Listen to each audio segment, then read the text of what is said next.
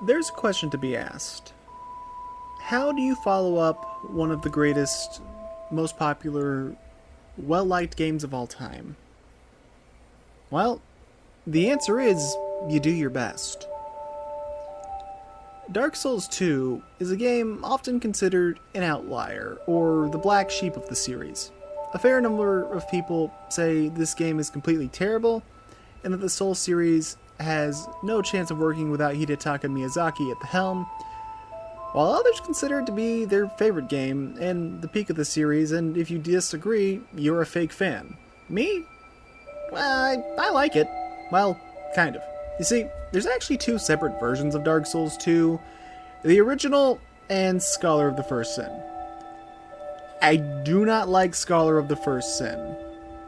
It definitely has more content, but I wouldn't call that content good. The DLCs are fine, but you can play them in Vanilla DS too. In fact, you can buy Vanilla Dark Souls 2 with all the DLCs for the exact same price as it would be to get Scholar. So, they're not included in this statement, but the design philosophy for Scholar of the First Sin seemed to be adding more content without truly caring if it was good or better or improved the game or not. Think something like, let's say, The Lost Sanctum from Chrono Trigger DS. Yeah, I don't really like it. So, I was actually very happy when searching Steam earlier this year to find out that the original Dark Souls 2 was available for purchase once again, and I quickly snatched it up, as this is going to be the version I play for this video. I don't have a major history section or lore dump to provide, cliff notes to the intro or anything like that. Basically, to summarize this intro real quick, we contract the curse known as the Hollowing. An old lady tells us to go to Drangleic, a land with a bunch of dragons that are actually wyverns, but you could always say wyverns or dragons, whatever. And then, after wandering through the woods for a while, we jump into a whirlpool. Anyways, everybody, I welcome you to this video of Dark Souls 2. Get comfy, it's gonna be a long one. The script ended up being 46 pages. Why do I do this to myself?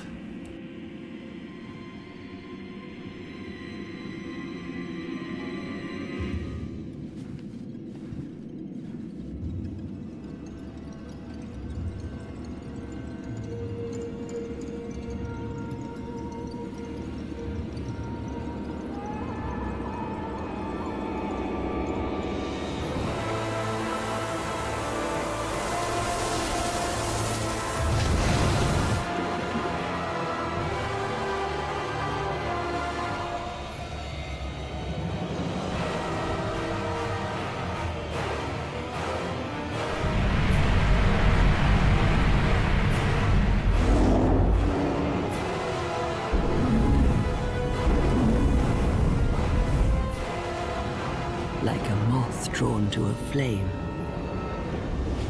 your wings will burn in anguish, time after time.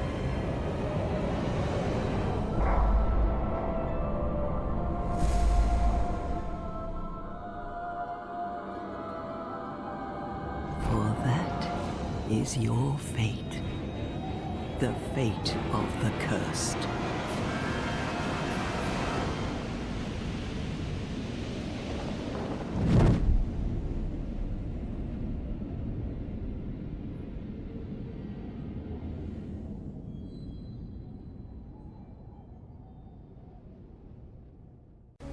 So, starting this game off, we don't actually get to make a character yet. Our body is covered, and if you were to take your equipment off and look underneath, you'd find it's just a rotting corpse with a few distinct features. Here, you have a chance to get acquainted with the controls, which function the same as the ones in Dark Souls 1, except now jump is going to be pressing down on your control stick instead of tapping B while sprinting. This is a nice change that makes jumping a lot more viable and useful as a move than it was in the first game, though still not as useful as it is in Elden Ring. Either way, you can feel free to explore around a bit. There's some footsteps that you could follow if you wanted to, but spoilers, that's going to just lead you to your death. So maybe don't go there quite yet. Where you actually want to go is to the big cabin in the woods, because, well, that's where progress is, and that's how you'll finally get on with character creation. Now, from here, we will meet some old ladies that are related to the lady from the intro, and they will give us some dialogue to let us know, ever so subtly, hey, you're gonna die a lot. They also give you an item known as the Human Effigy, which is similar to the Humanity from Dark Souls 1, where you can use that to restore yourself to your human state, though you don't have to be at a bonfire to use a Human Effigy. So they're a little bit more useful, I'd say. And also, hollowing is a little bit more severe of a punishment than it is in Dark Souls 1. Either way, after some dialogue, we are given the prompt telling us, hey, it's time to make our character, and come up with a name for your protagonist. Look, it was either this or call myself by my real name.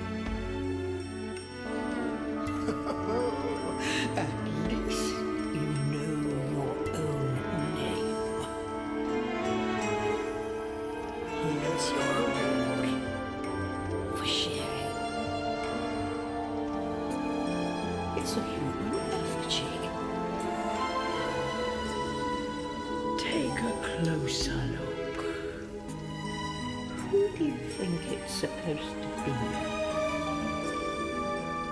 Think back, deep into your past. Yes, it's an effigy of you. I look amazing. Also, I'm going to be using some sorcery because it's the last time it's going to be good in a From Software game. Sorry, not sorry. I don't have very much to say about our tutorial level of the game. You see, Things Betwixt is 99% optional. You can skip through basically all of it, and while there is some good equipment here, it's mostly just stuff designed to help you get started, and one ring that I think is genuinely useful, but we probably need to be a little bit stronger before we can take out the mini-boss required to get that ring. There's not really much for me to say here. It really does just teach you the basics of, okay, here's how you run, here's how you attack. You can shank enemies by doing this, and it gives you a dagger for, I don't know, probably because weapon durability in this game is not very good. I honestly forgot that there was a suicide blade in this game, so seeing all these bloodstains here in the Things Betwixt was kind of terrifying. This next part, I honestly think speaks better for itself.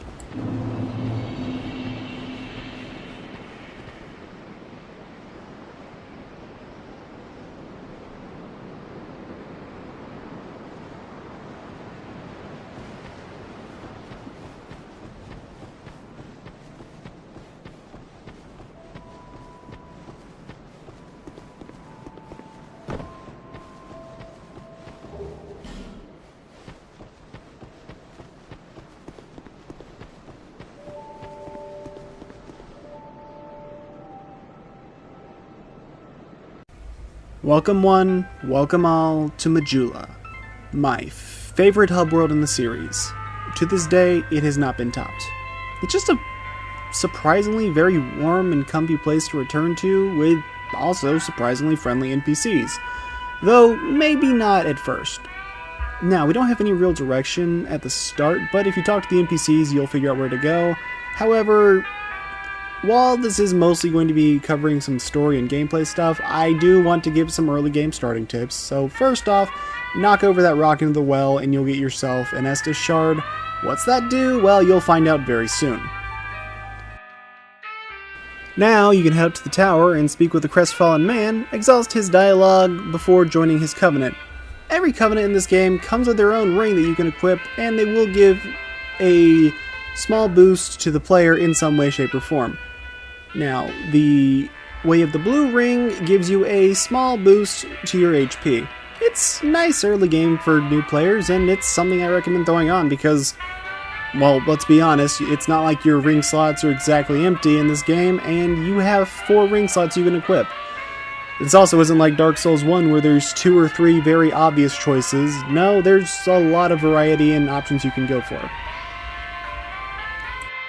Also, at some point, make sure you talk to the Green Lady. She is the Emerald Herald. I'm required to say, bear, seek, seek, lest. Her role is very important because you can give her your Estus shards to increase your Estus flask counts. Because she'll give you one to start out, but you only have 1 to work with. Otherwise, you're just kind of going to be on your own. Thankfully, you're not on your own because she will also act as a way of converting your souls to power, allowing you to level up. Why we have a lady that we use to level up and not just a bonfire? Well, Demon Souls already had a level up lady, and I believe Dark Souls 1 it was originally going to be Priscilla before that whole idea got cut, but it's not a big deal. Thankfully, this game we have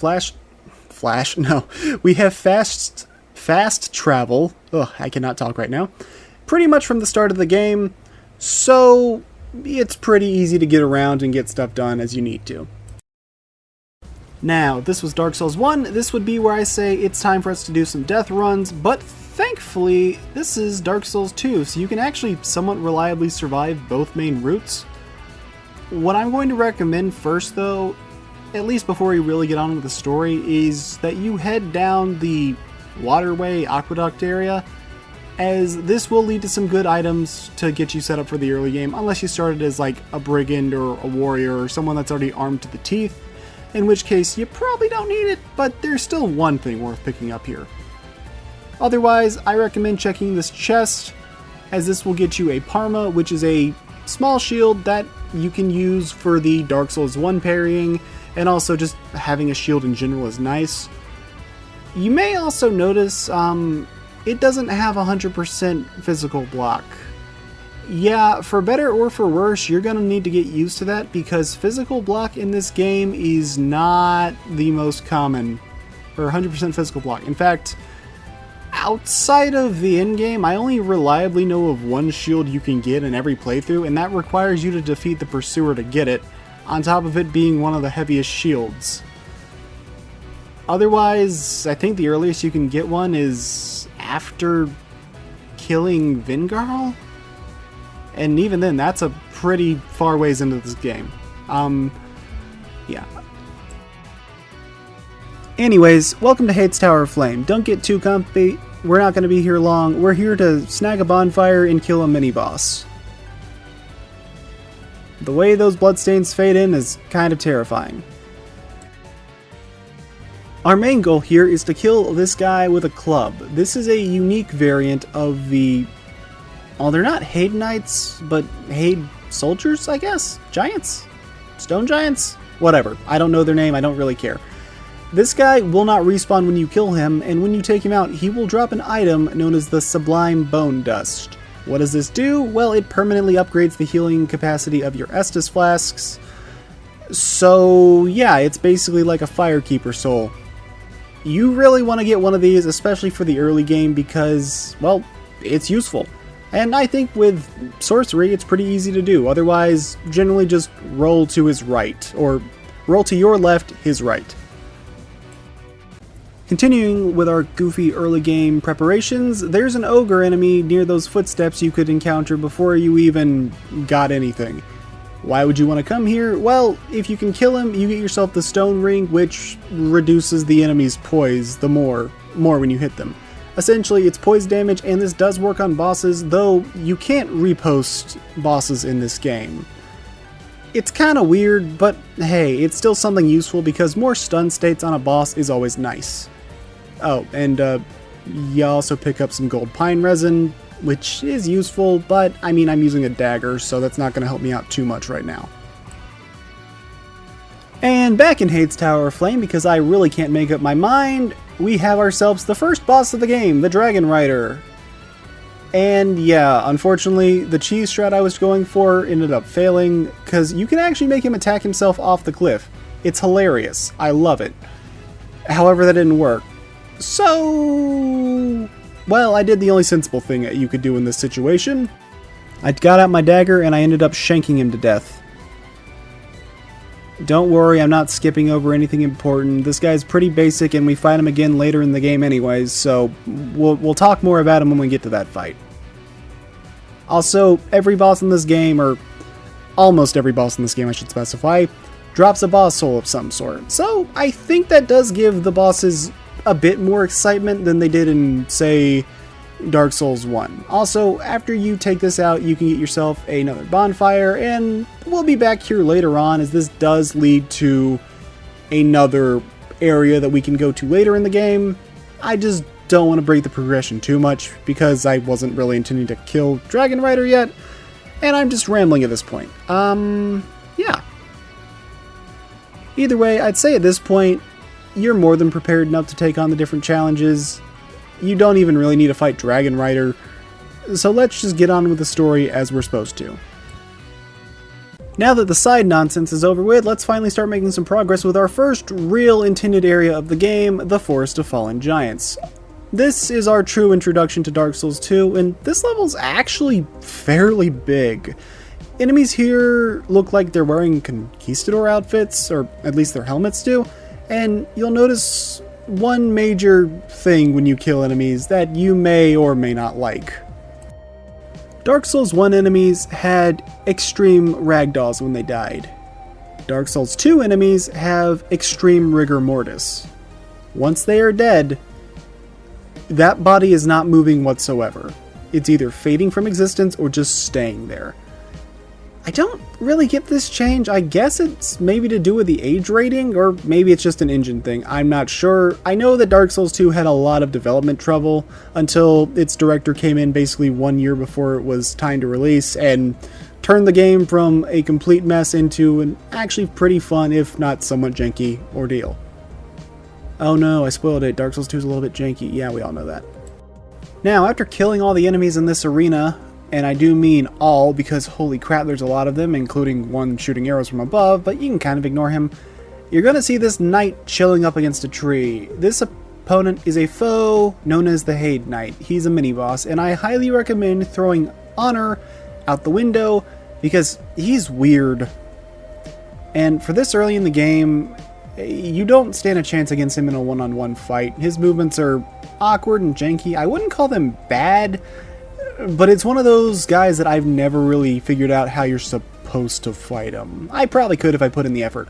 For taking him out, you're guaranteed to get the Haid Knight's sword, which is honestly one of the best swords in the game, and I pretty much use it throughout the entire journey. Well, it's one of the swords I use throughout the entire journey. I swap between multiple, but we'll get into that later.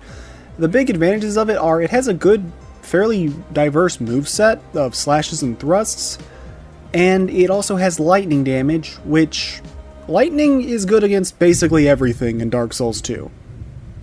So keep that in mind.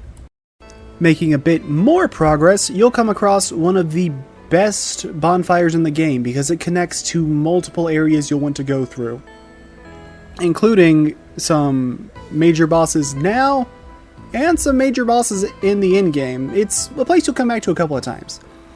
This is also where you'll find a NPC known as the Hag Merchant next to the bonfire. Despite the name, she's actually quite nice and sells a lot of good supplies such as life gems, human effigies, and the blacksmith key, which allows you to open up the blacksmith shop back in Majula. You really want to get this key.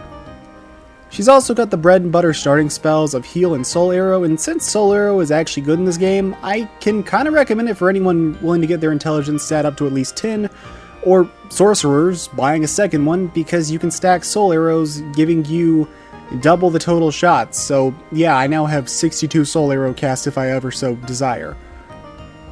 Otherwise, you can exhaust her dialogue, and after buying some supplies, she'll move back to Majula, and you really want to spend 10,000 souls worth of items, or spend 10,000 souls worth on her inventory, so you can later get the covetous Silver Serpent Ring +1. I did not grab it for a while. With the blacksmith key in hand, I highly recommend heading back to Majula because you can fast travel immediately there, and going and unlocking his workshop. Doing that, you'll be able to open the treasure chest in there, and then you can speak with the blacksmith. His name is Linagrast, and he'll set up shop next time you reload the area, which means rest at the bonfire. From there, well, you also get a short bow, which is nice because, honestly, bows are good in these games and nobody ever gives them enough credit. Come on. Long distance kiting is always helpful. But yeah, you can get the blacksmith right away and you can start upgrading weapons if you want to. I recommend either a rapier or the Hadenite sword. Unfortunately, when I went back to the Forest of Fallen Giants, I had my first death of the game.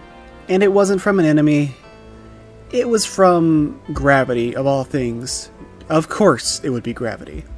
That also got me the achievement of Welcome to Dark Souls, which you get for dying. So, I guess now that I've died, I should talk about hollowing. Just like Dark Souls 1, you want to be human in order to have multiplayer interactions, and some NPCs will only tolerate you if you're in human form, and some things will require hollow form. And there's a bit of a balance to strike there. However, unlike Dark Souls 1, being in hollow form does not stop NPC invaders, and every time you die, you lose a small amount of your max HP as your body begins to look more and more ragged.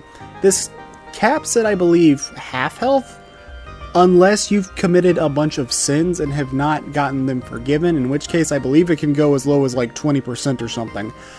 I do not have the balls to do that, and I also don't really know how you'd even commit that many sins without just straight up murdering every NPC in the game, which is just stupid. The only way to cleanse these are human effigies or a altar very, very late into the game that will return you to human. Luckily though, you can use human effigies whenever you wish and you're not limited to strictly using them at a bonfire. See these barrels? I'm sure nothing bad would happen if I were to throw an explosive at them. Hey, look at that. Back where the bonfire was. Now, while Dark Souls 1 has way more looping level design than Dark Souls 2 does, I still think the game does have some pretty good shortcuts when it tries, and Forest of Fallen Giants is one of the most interconnected areas in the game, and also one of my favorite areas in the game, I'd say. At least out of the base game. If we're counting DLC, then, well, Shulva takes the cake, and it's not even close. Shulva is one of the best designed levels in any FromSoft game. We have ourselves some NPCs we can interact with in the Forest of Fallen Giants. Paid is kind of a jerk, but his warnings are genuine about the gate locking behind you, and if you survive, he'll give you a white soapstone, meaning you can do some multiplayer shenanigans after that. And you can also summon Paid to help you with one of the boss fights if you so wish, but I'll cover that when we get to that boss. Meanwhile, we also have a man named Kale or Kale? I think it's Kale. And talking to him enough will have him finally move back to Majula. And while I didn't get footage of it, you'll be able to visit his house, which is the locked house in the village. And if you kill a skeleton in his basement, you'll get yourself another Estus shard, which is always nice. You know, if I'm being perfectly honest with y'all, I actually think I kind of prefer the Forest of Fallen Giants over the Undead Burg, as well as Ashina Outskirts. I'm not as sure if I prefer it over Highwall Lothric. It's been a minute since I've played Dark Souls 3. I'll have to play it again. Last time I played it was technically not even DS3, it was Archthrones. And, well, nothing beats out Stormvale Castle, I'm sorry. I should not have survived that. Oh man, that was funny. But yeah, it's a really good opening level. There's a lot of interconnectivity, different ways to go, and lots of things to explore. It's also, at least in my opinion, a much nicer looking area than the Undead Burg is. Some people may disagree. Graphically, it's roughly the same, but I think the use of color is nice. It does give the place a bit more identity than anywhere from Dark Souls 1 and especially Dark Souls 3. Regardless of whatever opinions you may have on the opening levels, we have a familiar looking fog gate before us here. Ladies and gentlemen, get ready for the boss.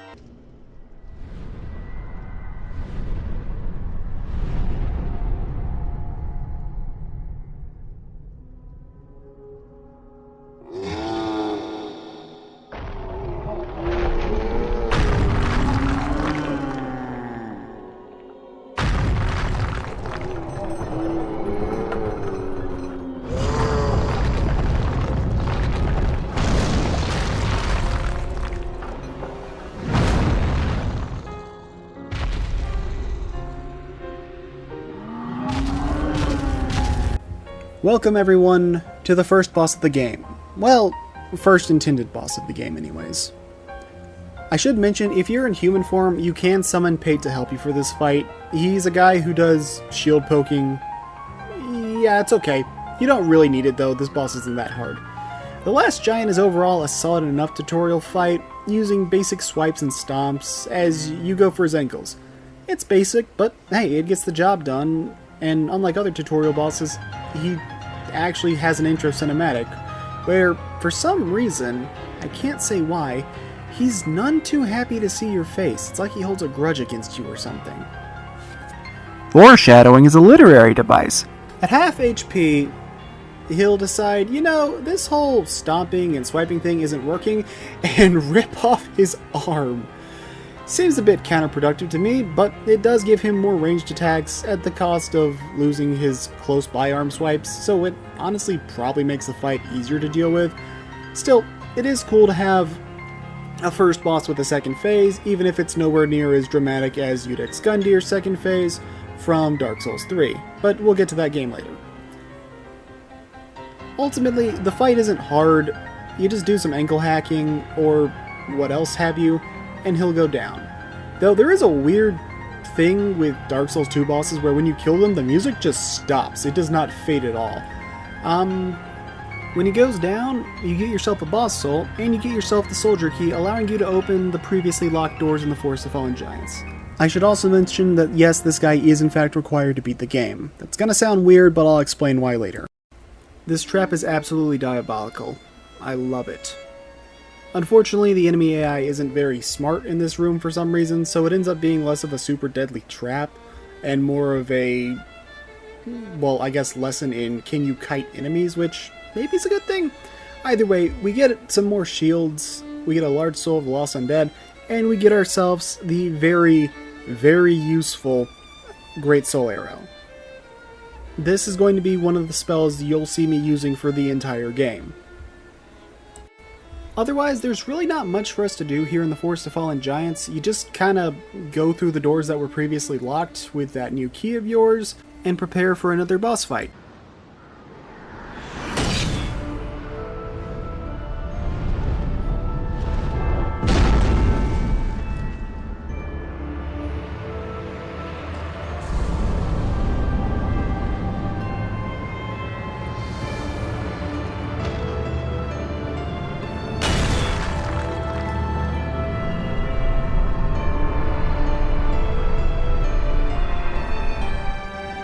This cool looking jerk is a guy known as the Pursuer, and the Pursuer is definitely a much tougher early game boss than the last giant or dragon rider. Where having a larger moveset involving use of both his greatsword and his shield to damage you, including a special stab attack that, if it lands, will inflict you with curse immediately, causing you to hollow, meaning your max HP is reduced, and he goes into an enraged state just to spite you, I guess.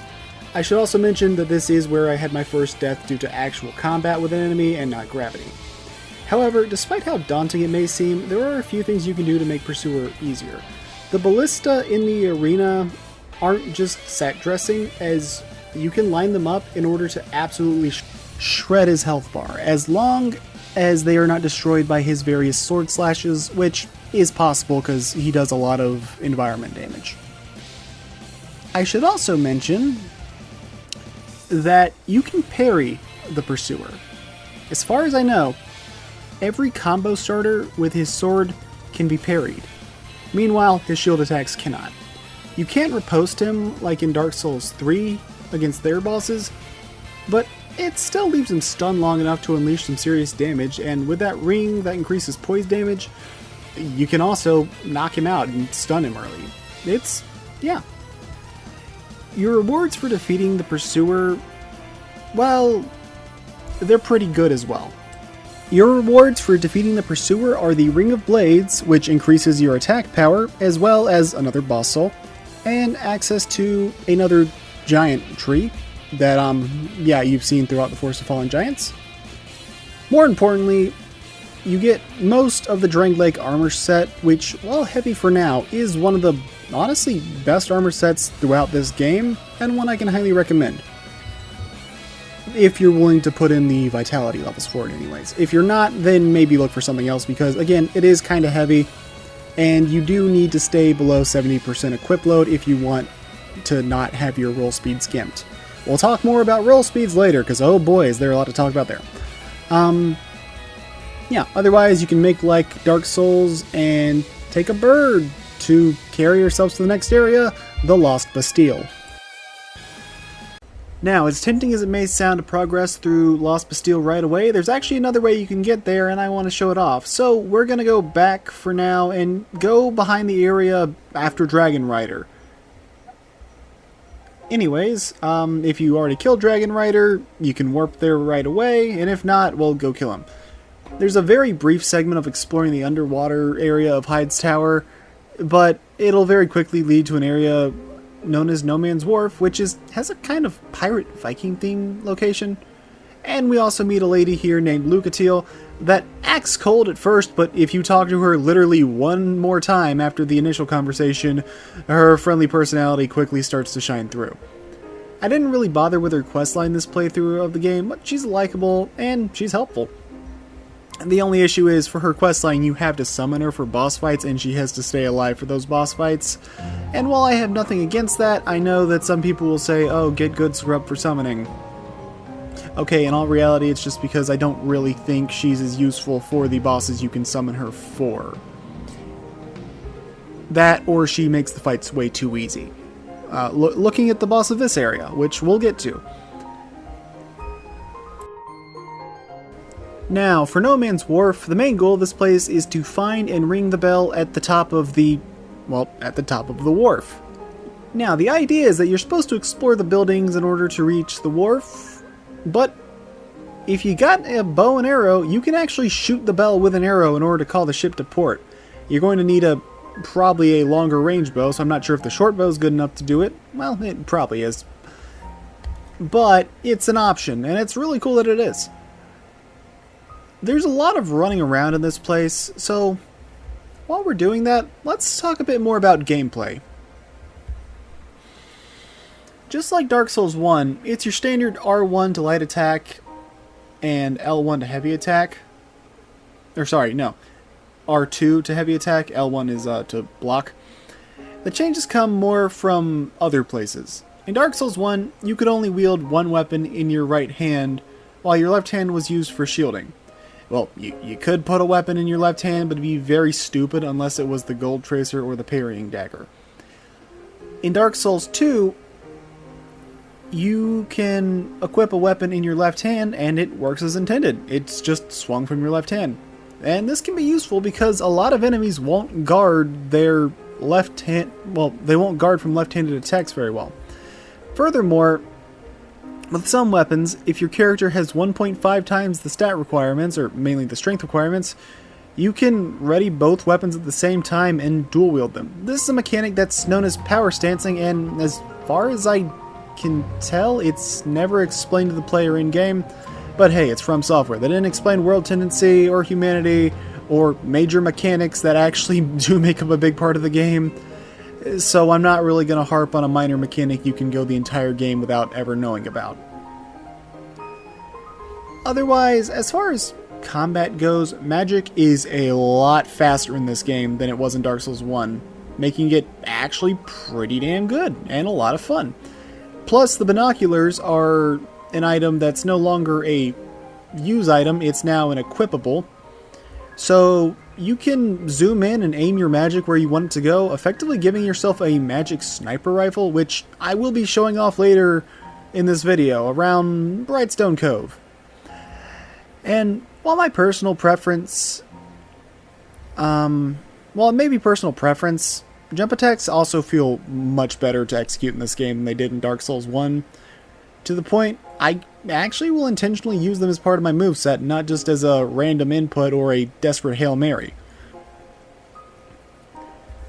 Lastly is the matter of controlling the character. And I'm going to be honest, while your character does seem to move a little bit slower than in Dark Souls 1, that could just be placebo effect, since most people will be rocking heavier armor sets than they did in DS1, since rolling requirements are tied to your stats. instead of being below specific equipment thresholds outside of 70% equipment. Regardless, your character control in DS2 feels a lot more responsive than it did in DS1, at least to me. And part of that is due to you now having free movement when locked onto enemies. You'll still strafe around them, but in Dark Souls 1, if you were locked onto an opponent and they were going for an attack, you could only reliably dodge forward, back, left, or right in relation to the opponent. While in Dark Souls 2, you have full omnidirectional rolling. Later games would improve on this further, but hey, it's a nice improvement, and this is the game that started it, so I wanted to give some mention to that. Another mechanic is the torches, which I think is important here for No Man's Wharf because, A, it gives you a way to help see better where you're going, and you can light up the torches throughout the place, but also there are these big lanky arm motherfuckers that are very, very powerful if you try to fight them head on. But if you have a torch, they'll cower away in fear, and there's a couple enemies in this game that can be pretty annoying without torches, but kind of cool with them. And yeah, I mean, you don't have a shield, but it's not that bad. It gives the levels a bit more variety, and I can say I like it. Part of me actually kind of wishes it was used more in later games, though at the same time, I get the lantern in Elden Ring more or less replaced the need for that.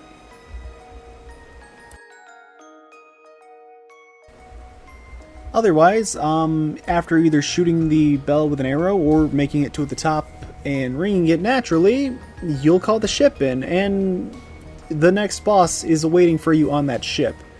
I should mention you can summon Lucatiel for the boss fight, but you have to get her across a bridge, and she has a very bad habit of just walking off to her death before you get to the boss arena.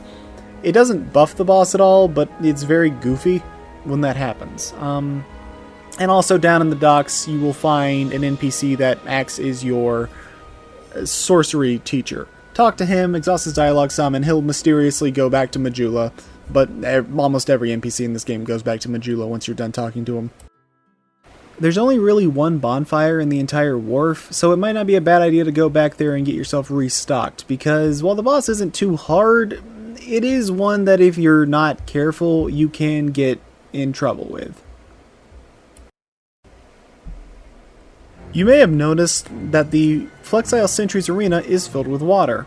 That's not just an effect. You are on a bit of a time limit here, as this boss arena will slowly become more and more flooded, and should you take too long, your movement speed will be hampered. I've also heard claims that taking too long would lead to your character drowning, but I've seen no evidence to support this. As for the fight itself, it's a case of really cool idea with somewhat meh execution. The Flexile Sentry are two conjoined lizard twins that use combos either with maces or swords. The idea is that you pick your poison of either higher damage or tougher combos. But let's be real, everyone's going to pick the mace side in single player. They do have a really cool attack where they do a Beyblade spin, but I've never seen them use it in this boss fight, rather in a rematch about halfway through the game. Spoilers, I guess. But the largest issue in this fight is that it's against a boss with a paper-thin health bar, even for potentially only the second boss in the game. So his cool mechanics rarely ever have to be engaged with unless you're doing like a level 1 run, and even then, that's only if you're gimping yourself.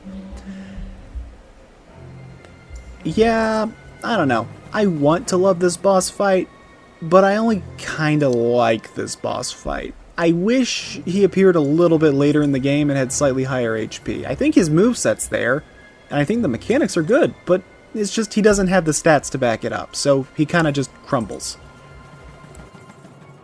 Attention all pyromancers, after the boss is dead, you can ride the ship to its destination, but first, you really want to open the treasure chest in order to obtain the pyromancy flame. If you haven't already, you can also go talk to the old man in the pier, and he's your early game sorcery teacher, and he also lets you upgrade your pyromancy flame.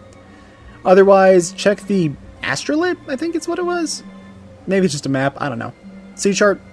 I don't know, I'm just talking at this point. Check that, and see where the destination takes you.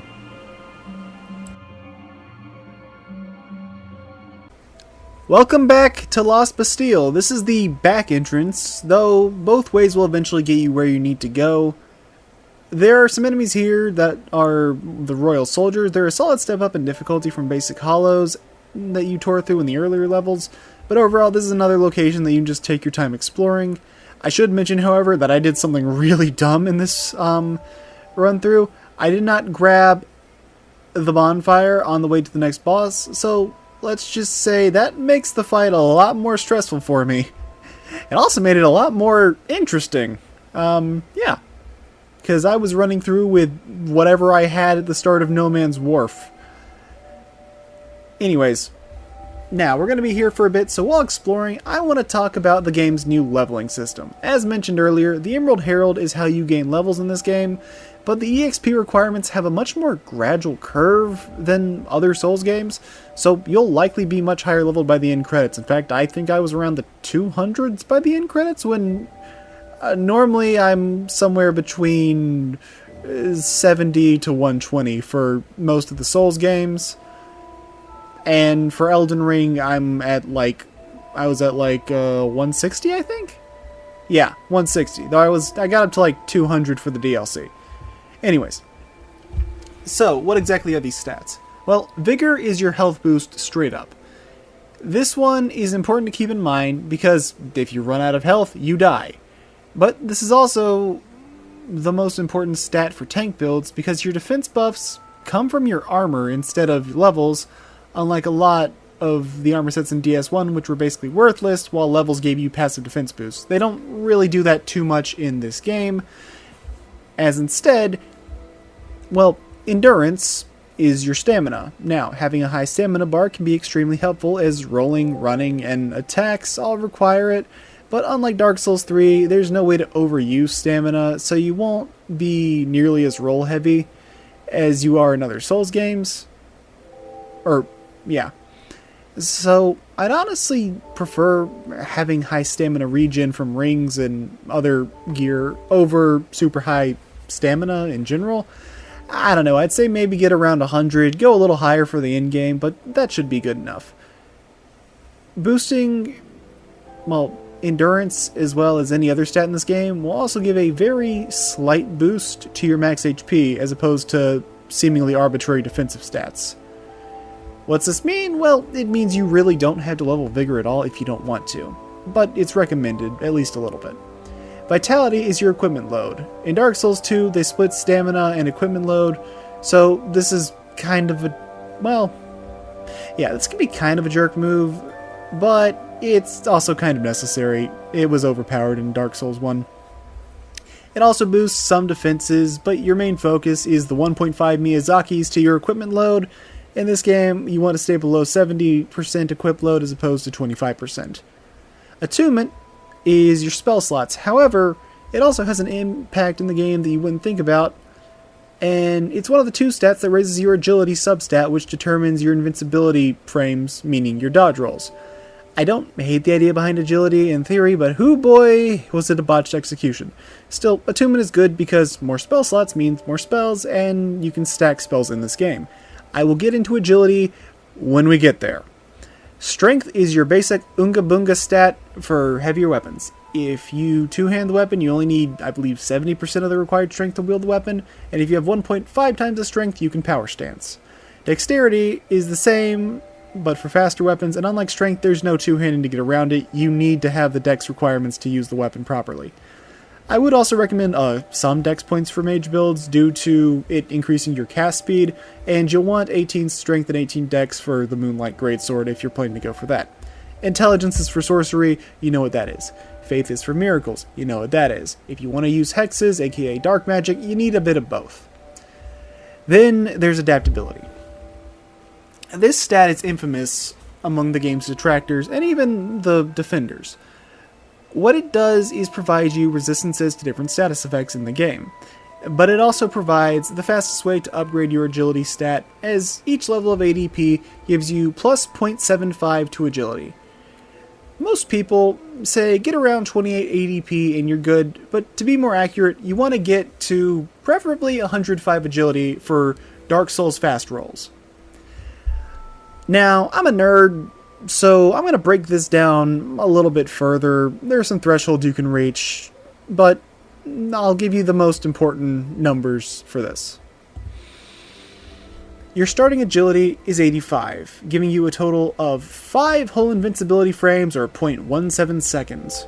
Regardless of what you do, you will always be locked to 80 agility as a stat, and then you will get 80 agility as a base, and then you'll have plus 5 from your stats. Even if you somehow get it lower, it hard locks to 85. It will not go below this.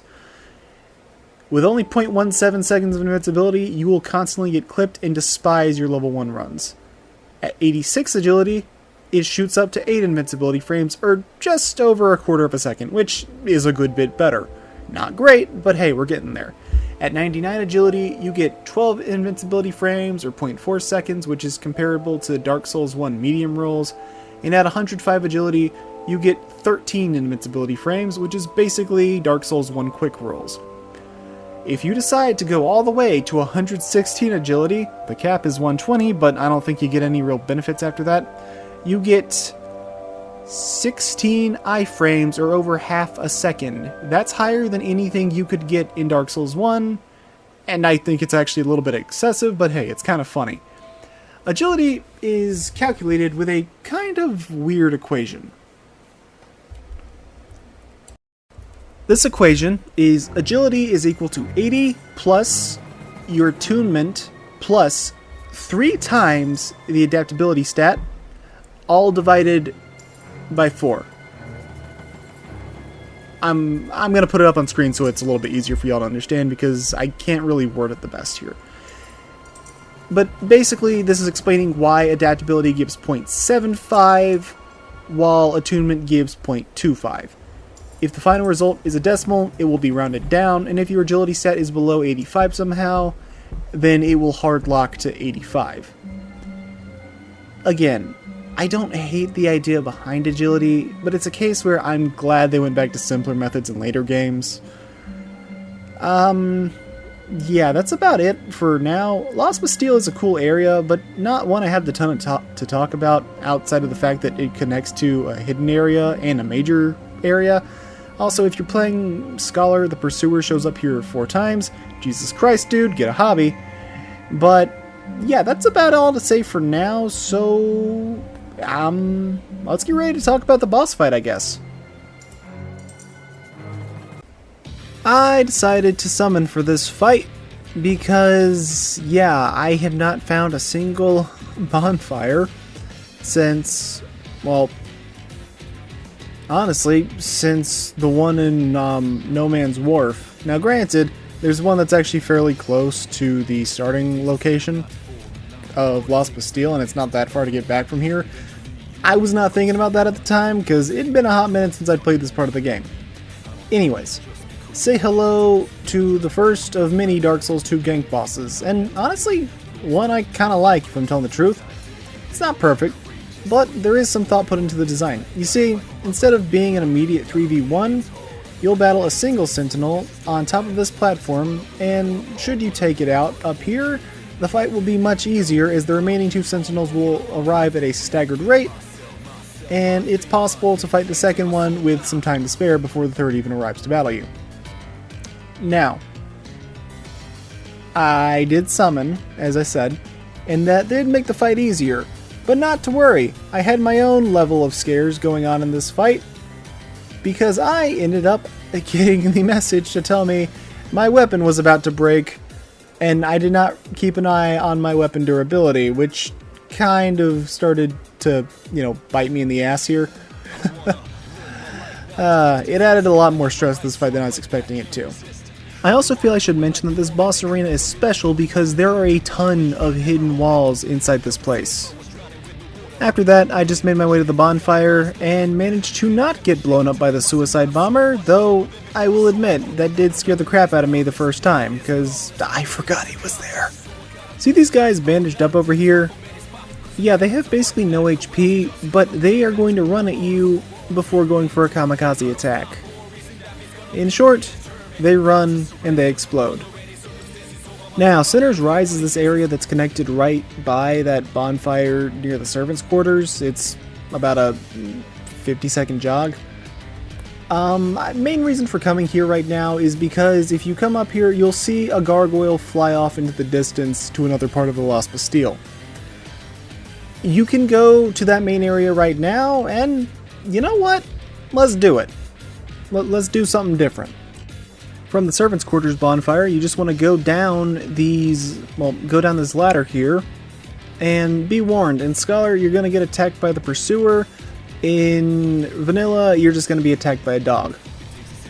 But you'll see that face in the wall. Well, that's a Pharaoh's Lock. So you need to put in a Pharaoh's Lock stone. You've probably gathered one or two throughout the game. Put it in the wall, and you'll see yourself another hidden path. The note is "Help me," and we reach the area known as Belfry Luna. This is a PvP-focused location, and honestly, I don't like it. Yeah, I didn't really type up anything for this place. It's just very annoying. And I mean, it's 2024 as a time of recording this. The only PvP you're going to get, especially in Vanilla Dark Souls 2, is going to be some griefer with extremely jacked up gear. There's nothing really to this place. It is certainly one of the areas of all time, so you know what? Let's just skip to the boss fight. You guys aren't missing anything here. You just go up a pair of stairs and ring a bell, and then the boss gate becomes available. Huh. Well, these guys seem familiar. Anyways, okay, I gotta be honest. I do not like this boss fight. At first, it may seem like a throwback to the Bell Gargoyles from Dark Souls 1, and visually it kind of is, but you'll quickly notice a few issues. Unlike Dark Souls 1, these gargoyles spawn on a timer instead of spawning at HP levels. Kind of like, I guess, Four Kings. The problem is, the timer is like 10 to 15 seconds instead of about a minute. On top of that, instead of having dynamic movesets and some cool halberd attacks, these guys just poke you with their spears and fly in the air to poke you with their spears, or breathe fire. Thankfully in Vanilla Dark Souls 2, the max number of gargoyles that can spawn at a time is 3, and they can't run at all. Well, okay, they can jog at you, but they are not fast, unlike the ones in Dark Souls 1. Yeah. They just kind of hobble over to you, so you can spam soul arrows at a distance and take them out. In Scholar, I would just say save these guys for in-game and curb stomp them, but in Vanilla, you can take them out here and now, and you kind of need to, because this is the only way to get the Bastille key, which you want to make the next major boss a fair bit easier. Yeah, this is one of my least favorite fights in the entire series. It's not fun, and it also just bastardizes a great boss from a previous game, with the only positive I really have being the music, and that's just ripped straight from Dark Souls 1. I don't like this fight. Moving on. Now after the gargoyles are dead, the game is nice enough to give you another bonfire, and you have an area with a bunch of dogs down below and a Black Phantom Invader. I could fight fairly, but he's too stupid to climb ladders, so we're just gonna cheese him with some magic. Now, if you take them out and come down here, you'll get both the Bastille Key and the Enchanted Falchion. I should note, if you're playing Scholar, the Bastille Key is like right outside the Ruined Sentinels arena instead of being hidden all the way over here. Yeah, that's one change I actually will give to Scholar doing better, because I really don't think this should have been hidden, considering how important it is for the next boss. Well, it's not required, but it makes things a lot easier. Now, as for the Enchanted Falchion, I don't know where that is in Scholar. You can just suffer. I mean, you're a Falchion user. You deserve it. Now, despite having a brand new name, Sinner's Rise is really just a fairly long elevator ride. Not the longest in the game. Not the longest in... well, not the longest in any Souls game. I don't think anything beats the elevator at the end of Code Vein. Anyways, yeah, it's really just an elevator ride and a hallway on the way to the boss fight. Think of it as the final stretch of Lost Bastille, and not so much as a brand new area. The upper level is just some royal soldiers, but you take them out like no one's issue and move on. The lower level, you can actually summon Lucatiel at the start of it, which is kind of interesting, at least from a level design standpoint, being able to use a phantom to help you out early on. I don't hate that idea.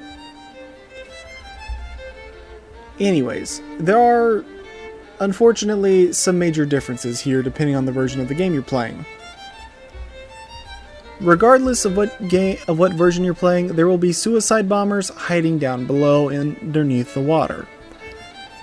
However, if you are playing vanilla Dark Souls 2, you're going to have these slow-moving hobbly guys that look menacing, but you can pretty easily cheese them out with arrows.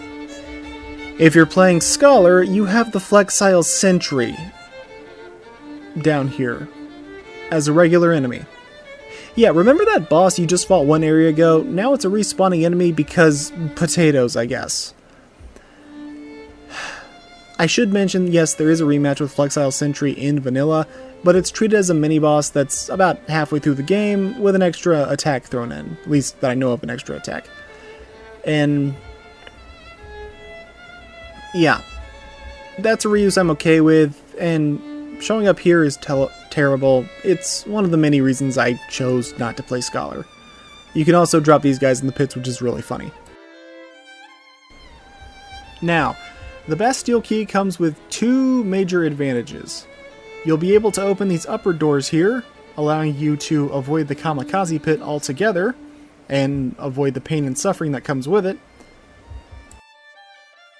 And you'll also be able to open these doors up near the top of the boss arena, allowing you to go and light the sconces, which will, well, make the boss arena lit properly, which will increase visibility, make the fight slightly less aggressive, though that might just be placebo, and it also boosts your lock-on range. Now, I should mention, it's not quite as necessary in vanilla Dark Souls 2, because it's really not that dark. But in Scholar, oh boy, you definitely want to do it. Though at the same time in Scholar, it's much easier to get the Bastille Key, as we've already talked about. Now, up to this point, a lot of our boss fights have been kind of small potatoes, so now it's time for us to say hello to the first Great Soul boss of the game, or one of the four, as Dark Souls games go.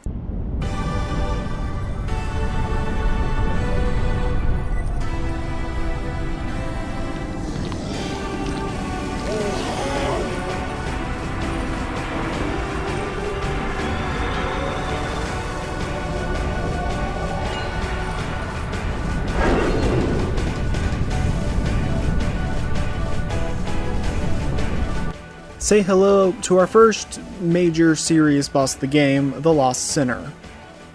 With the sconces lit, she's a little bit more passive, and more importantly, you'll have your full lock-on.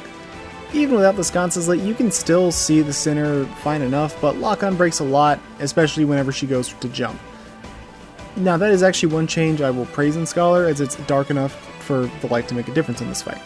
Otherwise, darkness aside, there's no real gimmicks here. It's just a straight-up duel against a mildly relentless foe, and I like it. It's a good boss overall, and I think it does well preparing you for some of the later game night fights. I will say, I think it's an odd choice to have the Honest Duel be the first of the Great Souls most players will have. When the other three are more gimmicky monster fights, but hey, whatever, it's fine. I think it's important to have a more traditional early game night fight to prep the players for the inevitable balls-to-the-wall duels that the end game is going to hold. I don't really have too much else to say about this fight, since there's no crazy gimmicks here. The most notable thing would probably be if you parry her, she's likely to jump away because she's agile, and she has connections to, well, the Bed of Chaos, as that bug was one of those spawns.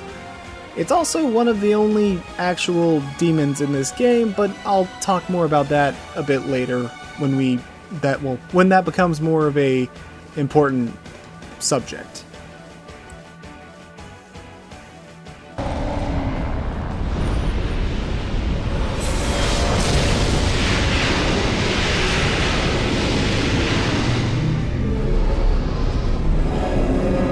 Ow, my ears. For defeating her, well, you get your first Great Soul, which is one of the keys you need to access Castle Drangleic. Well, not technically, but it's one of the ways you're supposed to do it. As well as you'll come across your first Fragrant Branch of Yore, which can be used to revive a petrified person. There are 2 petrified individuals at the moment you can realistically access. One of them is here in Lost Bastille, and he's a way to get boss weapons. But maybe don't waste it on him, as he's not essential to progress. The other is a petrified girl that's actually in Majula. Still, I'm going to point out whenever we have another Fragrant Branch come up, just because they're important.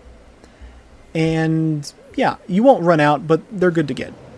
Final thing to note here is that there's the Primal Bonfire, which only serves 2 purposes. They act as a plot point, and they instantly warp you back to Majula for free. For now, nothing major will happen, but we'll want to light 4 Primal Bonfires for the true ending, which I will be going for in this playthrough. Now that we have our first Great Soul in hand, the next area I want to go to is known as the Huntsman's Copse.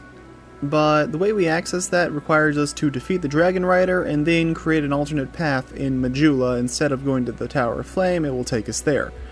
You see, the thing is though, to get there, we need to have some souls on hand, about, I believe, 2,000, and I'm a little bit tapped at the moment.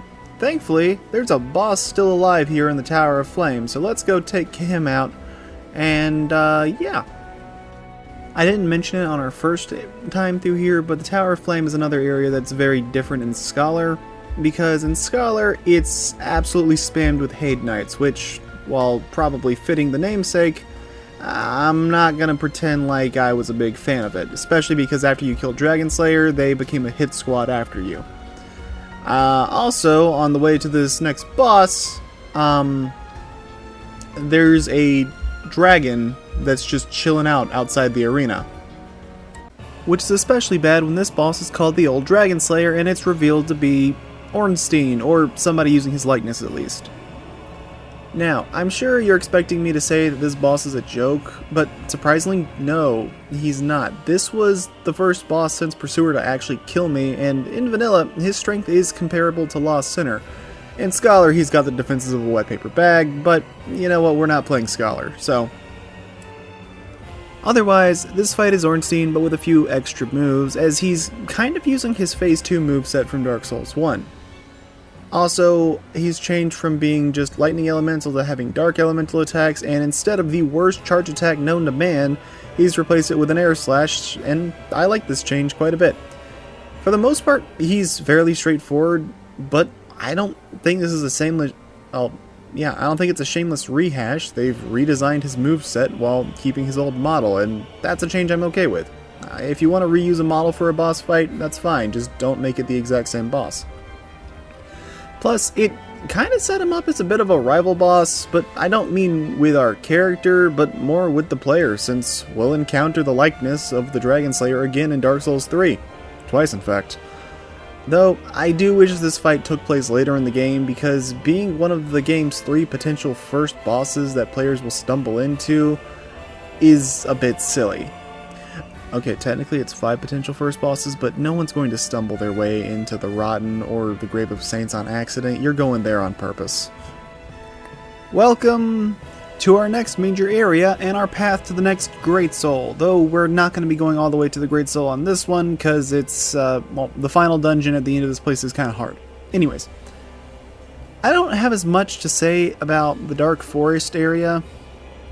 It's okay, it's got an optional boss that I forgot to tackle until later in the game, so, you know, I won't be showing it off till later in the video. And... I don't know. More notably here would be near the start, there's actually a guy that will teach you dark magic if you have high enough faith and intelligence. You can learn it right after defeating the Dragon Rider, if you so wish. Otherwise, he's kind of a jerkish NPC, not openly antagonistic, but, I mean, whatever. That's a lot of Dark Souls 2 NPCs, realistically. When exploring this area, you'll sometimes see poison dust raining from the sky, and that's due to these butterfly looking enemies in the trees. I'd recommend shooting them with arrows or just running past them. Yeah, they inflict it super fast though, so unless you've got some sort of poison defense, it's better to take them out ahead of time. Thankfully, they're pretty easy to see. The butterflies, weirdly enough, have an armor set, but it's not dropped by them. The way you get it is you have to use bonfire aesthetics in Majula to get that New Game Plus cycle up to New Game Plus 2. The big reason you'd want that is because if you have it equipped, then anything around you gets passively poisoned, but that also includes NPCs, so you need to be careful when using it, because otherwise you can very quickly aggro the NPCs and make yourself have a bad time.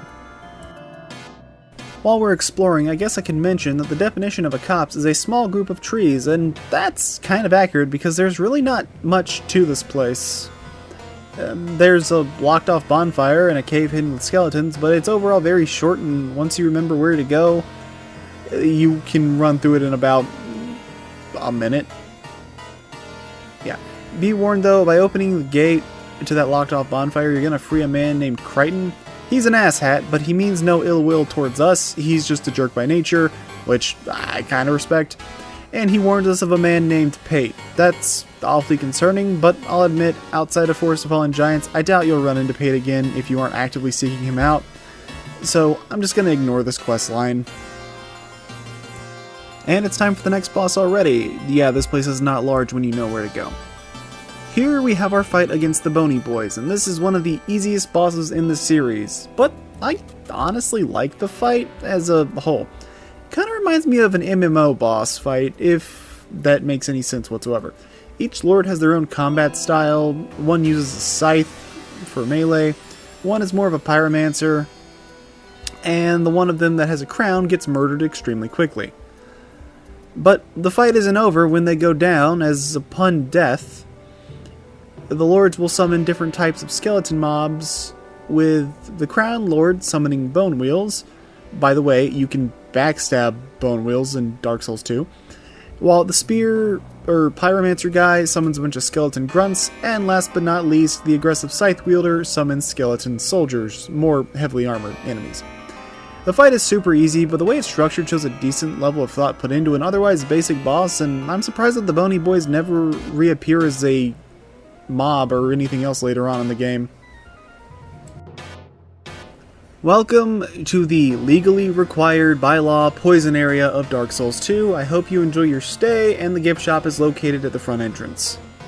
Also, say hello to Chloanne, another major NPC that you'll become fast friends with as she sells you Titanite and a bonfire aesthetic, an item that basically increases the new game cycle of an area, including respawning the boss for you to fight if you so wish. But the Titanite shards are important because those are your upgrade materials, so buy a couple, exhaust her dialogue, and she will move to Majula. Now, a lot of the enemies here are just your basic hollows, or maybe a dude wielding a hammer or something, but then there's these giant dudes, and I'm going to tell you, they are not to be trifled with. Yeah, they can shoot out dark orbs that were able to one-shot me, and I had 1,000 HP. Exploring around here, there are a few things that you really do want to grab. There's, things such as Titanite shards, an Estus shard that's down in a poison pool area near the end of the place, and what I think is one of the best, the altar for the Sunbro Covenant. Yeah, I gotta be honest, it's a little weird how the Altar of Sunlight's just kind of chilling out here in Earthen Peak of all places, but you will later learn that the area after this is connected to Gwyn, kind of. It's weird, it's complicated, I'll admit I don't fully understand this part of Dark Souls 2's story. I understand some of the other areas, and I'll try to explain them a bit better later, but yeah. Oh, there's also the Chameleon sorcery down here, which is funny, though it's not as overpowered as it is in, say, Dark Souls 3. You won't be Metal Gear Soliding your way past everything, though you can play the game, or turning it into prop hunt by moving at Mach speed, which is also still funny. Ah, that windmill looks important. They put a Pharos Lockstone area down here that guards the Poison Bite Ring, after you've already cleared a majority of the poison area. Jerk move, game, but Well, spoilers, there's like 2 other poison areas still in this game, so whatever. I guess it's kind of useful. Now, I would give a warning that we have another boss coming up in just a second, but... well, let's just say you're not going to need any help for this next boss fight. Say hello everyone to Jabba the Hutt. Often considered one of the easiest bosses in the entire series, and yeah, I'm inclined to agree. All he does is flop around and smack you with his most interesting mechanic being a move where he eats you, spits you out and de-equips all your stuff. But it's telegraphed a week in advance, so provided you aren't too busy not playing the game, you should dodge it. Now, by this point, you know the lore about how this dude simped hard for Mytha, engorged himself on food to make himself more appealing for her. It didn't work, and ultimately he turned into a demon. Well, kind of. You see, demons in Dark Souls 2 aren't really the same as demons from Dark Souls 1 or 3, because many of them are not products of the Chaos Flame, due to the actions of a man known as the Ivory King, who personally fought it off, preventing the Chaos Flame from overtaking Drangleic. In fact, there's only 2, maybe 3 demons in this entire game that could actually be associated with the Chaos Flame. Interestingly enough, the first one is that bug that crawled into the Lost Sinner's eye at the start of her boss fight, being a fragment of the Witch of Izalith. If you defeat the Sinner on New Game Plus, she also has Pyromancers, she would give you a boss soul belonging to the Witch of Izalith. Another example we've yet to see, but I'll mention it when we get there. And then the last one is a boss in the DLC. Yeah, there's really not much for me to say here. This fight isn't hard. I was just kind of seeing if I could drop the pots, but it wasn't working. I think I didn't have a strong enough bow. I'm not sure. It's an easy boss. Once you beat him, you'll be able to progress into the next area known as Earthen Peak, but before you make any real progress, I would recommend speaking to Lucatiel, because she will now give you the Ring of Steel Protection +1, which gives you a pretty nice boost to your physical defenses, and yeah, I kept it on for the rest of the game. It's a good ring. Keep it. Welcome to the obligatory poison area of the game. Wait, I already said that. Earthen Peak certainly is a place, and this isn't the nicest looking area in the game, that's for sure, but architecturally it's honestly not too bad. There are a few things you want to keep in mind, however. The poison pots are different from a lot of poison traps because these poison pots are liquid instead of gas, meaning that if they get on you, they will continue to have poison build up until it clears from your character model, which I believe you either have to wait for it to wear out over time, or you need to just keep on, or you need to find some water to clean it off. You might be able to just roll and get it off as well, but I don't know. What's interesting is most of the enemies here aren't immune to poison themselves, so you can actually turn the traps against them and have them die from it, which is kind of funny.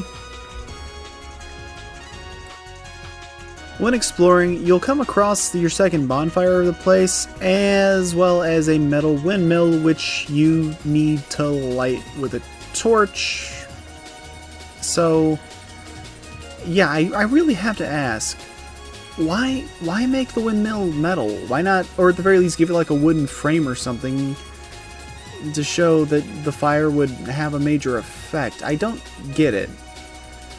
Either way, you want to do this to make the boss of the area much easier, otherwise, good luck. Yeah, that's one of those weird world design points that just doesn't make sense to me. Before you get to the boss arena, you'll encounter an enemy known as the Desert Sorceress, which certainly has a unique character design. Thankfully, their AI is really bad, and they will head right into poison pots, killing them very quickly. More importantly, upon death, they have a lot of drops. They can drop their equipment, they can drop dragon charms, which heal you and cure poison, they can drop herbs that greatly restore your magic use, or the lingering Dragon Crest Ring +1, which extends the length of your spells, meaning projectiles can travel further. I actually can kind of recommend farming them if you want to. Usually I'd say for the herbs, and maybe try to get the ring if you can. Now, you may think to head right for the boss, but I'd say don't do that, because there is a Black Phantom chilling out up here. It's not an invader, it's just a Black Phantom mini-boss. Yeah, Dark Souls 2 does that sometimes. Anyways, you want to take him out, and then you're going to want to check the walls up here because there's a secret bonfire right before the boss, and if you want to bonfire ascetic this boss, you're going to need to use this secret bonfire. It's time for our next battle, and this one is against Mytha the Baneful Queen. Mytha is a basic but kind of interesting boss fight, using a series of thrusts and swipes with her lance, but she can also use her severed head for magic, either blasting out soul spears, or throwing it and having it scream to explode like a grenade, which she'll die for afterwards. For the most part, her AI actually likes to hang back during the fight, and you may notice that there's a ring of poison around the arena. If you didn't burn the windmill, the poison would completely fill the arena, causing you to constantly be taking poison damage and causing her to regenerate her HP constantly. In fact, even with it drained, she does have points where she'll try to back off, usually healing herself from the poison a little bit. Yeah, it's one of those weird ones where it's like, it's a cool idea for an environmental puzzle, but it's not communicated well at all, and I can't say I'm a big fan of that. Nothing about this fight is super hard. If you drain the poison, you can deal with a mildly quick foe fairly easily, but it's still an okay fight. I just wish the windmill gimmick was communicated to you better. Now, after you kill Mytha, you can take an elevator which goes up, and after you head outside through this tunnel, you can proceed to ask yourself, what the heck is world design? Head over to the left and grab a bonfire. You're gonna need it. This area is known as the Iron Keep, and it's probably the hardest of the Great Soul dungeons, in my opinion, and it has the toughest bosses. We're gonna save it for last. Now, I recommend using a bonfire ascetic to respawn Mytha here, and then you can summon Jester Thomas if you want to help him. Is because, well, if you beat her on New Game Plus, you get the covetous Silver Serpent Ring +2, which boosts your experience. So, why exactly did we go all the way here if we're just gonna head back and save it for later? Well, because you get good upgrade materials, you get some new spells, you get the Warriors of Sunlight Covenant, you get the Silver Serpent Ring, you get the Steel Protection Ring, and you also get you get Cloanne, who joins Majula and is your upgrade materials merchant throughout the game. There's a lot of good things you can get that'll make your life easier, and yeah, it's intended to be the second Great Soul you go after, and I would if it wasn't for the boss at the end just being really hard. Well, not at the end, but about halfway through. There's also other things here, such as just, well, if you go a little bit into Iron Keep, you'll find a merchant that sells you different items, such as the Jester Gloves, which also boost your soul gain. And if you buy 10,000 souls worth of materials from him, he will give you the Gold Serpent Ring +1, which boosts your item discovery rate. There's just a lot of good things to get, and it's worth picking up. Also, by the way, you can cut off Mytha's tail. I don't know why. Even on New Game Plus Power, Jester Thomas makes Mytha a joke. Yeah. Overall, there's not really much to say here. I just kind of wanted to come here because I think it's a good way to get some upgrade materials. And while it does kind of make it a little bit of heading around, I mean, hey, that's what I do for every playthrough of Dark Souls. So, what else is new? Let's head back to Majula. It's time for our next location. Our next location on the list is the Pit. But before we go there, we're going to want to speak with Sweet Shalquar, the cat lady, and make sure that you've bought the silver cat ring to reduce falling damage. She also later sells a pair of pants that reduce falling damage as well, so maybe get that. And I would probably recommend picking up the Ring of Whispers at some point, because it'll help you with communicating with non-human NPCs later on. I should warn you though, with the Pit, even if you have the silver cat ring, if your HP isn't high enough, you're not going to survive the fall. And you've definitely noticed this thing chilling out in Majula, so there's two ways down. You can either use the silver cat ring and drop down, or you can wait until an NPC known as Laddersmith Gilligan shows up here, and you have to pay him a near extortionist amount of money, while I just recommend getting the silver cat ring. I don't like Gilligan. He's not a cool NPC at all. Now, when dropping down the pit, there are two areas you can go to. You can either head to the gutter, which is the required location, or you can take this little side path and drop down to a, I guess, secret area. Not really a secret, but it's kind of out of the way. area known as the Grave of Saints. Now, the Grave of Saints is a very small area designed for PvP with basically nothing in it, but it does have a boss fight, so yeah, let's just go take care of that. Praise the Rat King for his kind bonfire placements. I don't know why he has ones right next to his bosses. I am the Rat Smacker. They call me the Rat Smacker because I smack rats. Yeah, there's nothing really to this fight. It's just a rat with super high toxic infliction and a mohawk. Now that the sideshow's over, we're in this area known as the Gutter. You're going to quickly see that the gimmick of this level is darkness, ranging from enemies having dark elemental weapons to it just being straight up too dark to realistically see where you're going. Though you may be surprised to hear that despite the darkness, I genuinely like this level. It's not a Tomb of the Giants 2.0, that's for sure. And yeah, there's a bonfire that's pretty close to where you need to go, so it's useful. It's not perfect, but it's designed around you using the torch, and you're supposed to light up the other ones as you go to make your run through easier in the future if you die, or just to mark and show where you've been. Granted, normally I'd hate being forced to do platforming or anything here, but Dark Souls 2 platforming isn't terrible.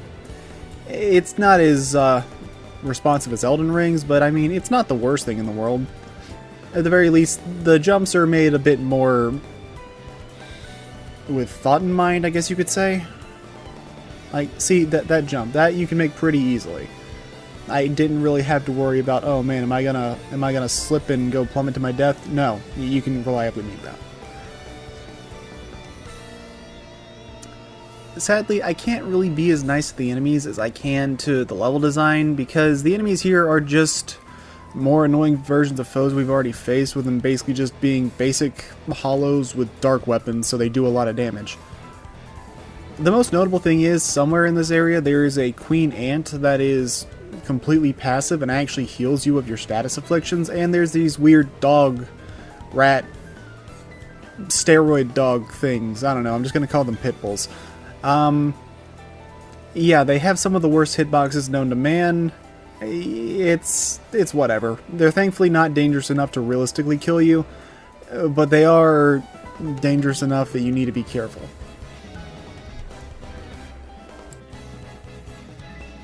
Unfortunately, like it or not, all decent things must come to an end, as we're going to be required to leave the Gutter and enter the next Great Soul dungeon of the game, Black Gulch. Head left for a bonfire. You're gonna need it. Welcome to the obligatory poison level of the... Jesus Christ, game. In all seriousness, there is one actually kind of cool thing about the Black Gulch, and that is these tar pits. You see, they're not poison, they're tar. If you light them on fire, they'll ignite.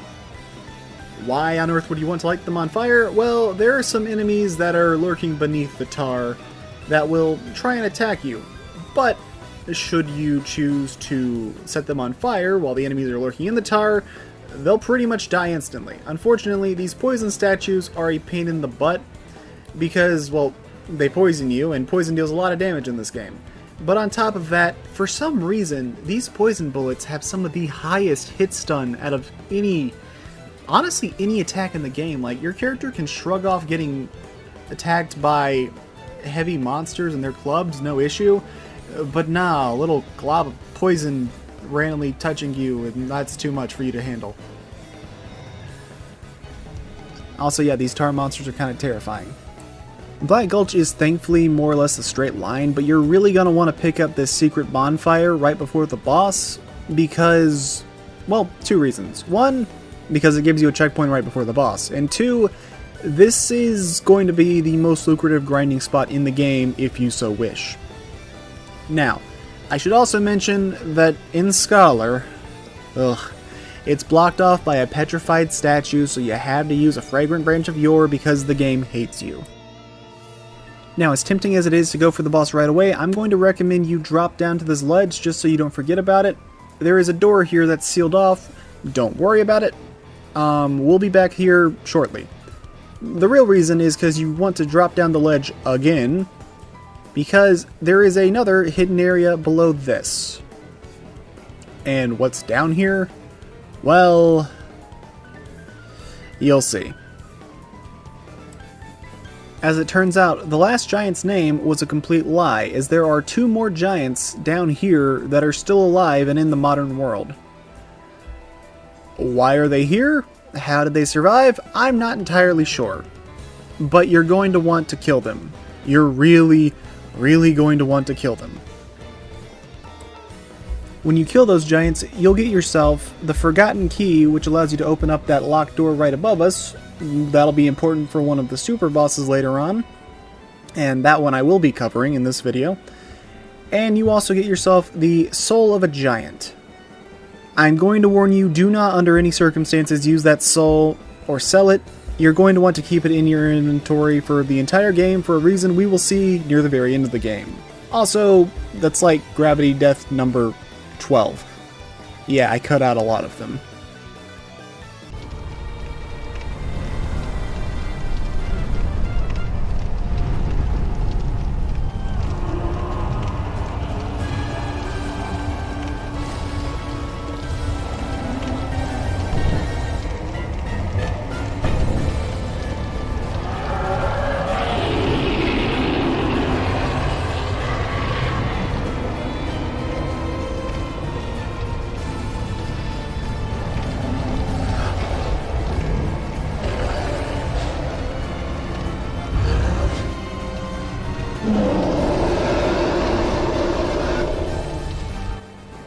Our next Lord Soul boss, and honest to goodness, one of my favorite fights in the game.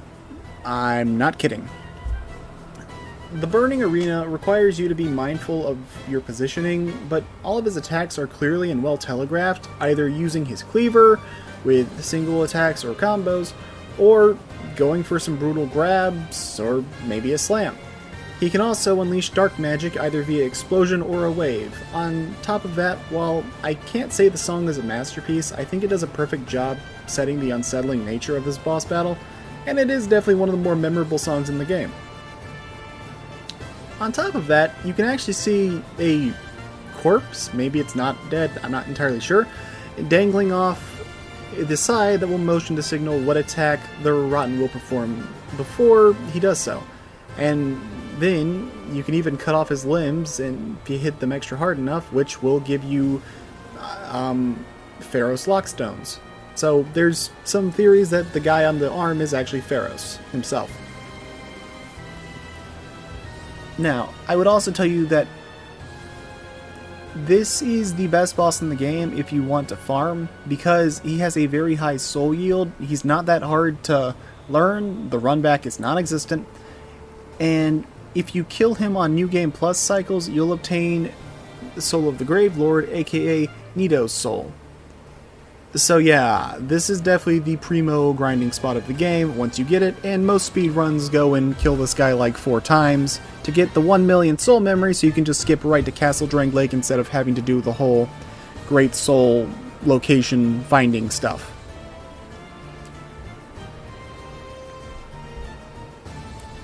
Of course, after the Rotten takes enough punishment, he will in fact go down just like any other foe, and he'll stay dead, you know, until you use a bonfire aesthetic to revive him.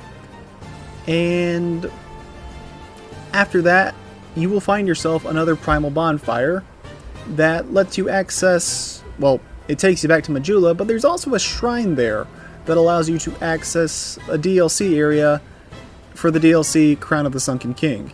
While I love that area, and I think it's one of the best in the entire series, we will not be tackling that today. I am nowhere near strong enough for that right now. Now, to reach the next Great Soul, and also required to progress through the game in general, we need to use a Fragrant Branch of Yore to free this girl named Rosabeth. I'm going to warn you right now, pay attention to those cages, well, above you and also this door. After you use the Fragrant Branch of Yore, I highly recommend you quit out. Because as soon as you pull that lever, a bunch of enemies are going to come flooding in and try and kill you. You do not want an NPC stuck in the middle of this firefight. Once you pull the lever, you're going to have these poison ball sack looking dudes coming back in, and slowly the door will open to reveal a basilisk. You know, everybody's favorite, like, enemy from the series. And for some reason, the only enemy that made it into all 3 Dark Souls 3 games and Elden Ring without any sort of change.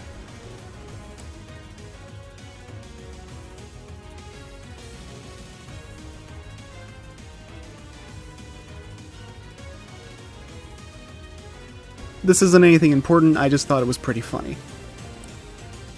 Now, into the Shaded Woods proper, we actually have a 3-way junction determining where we can go.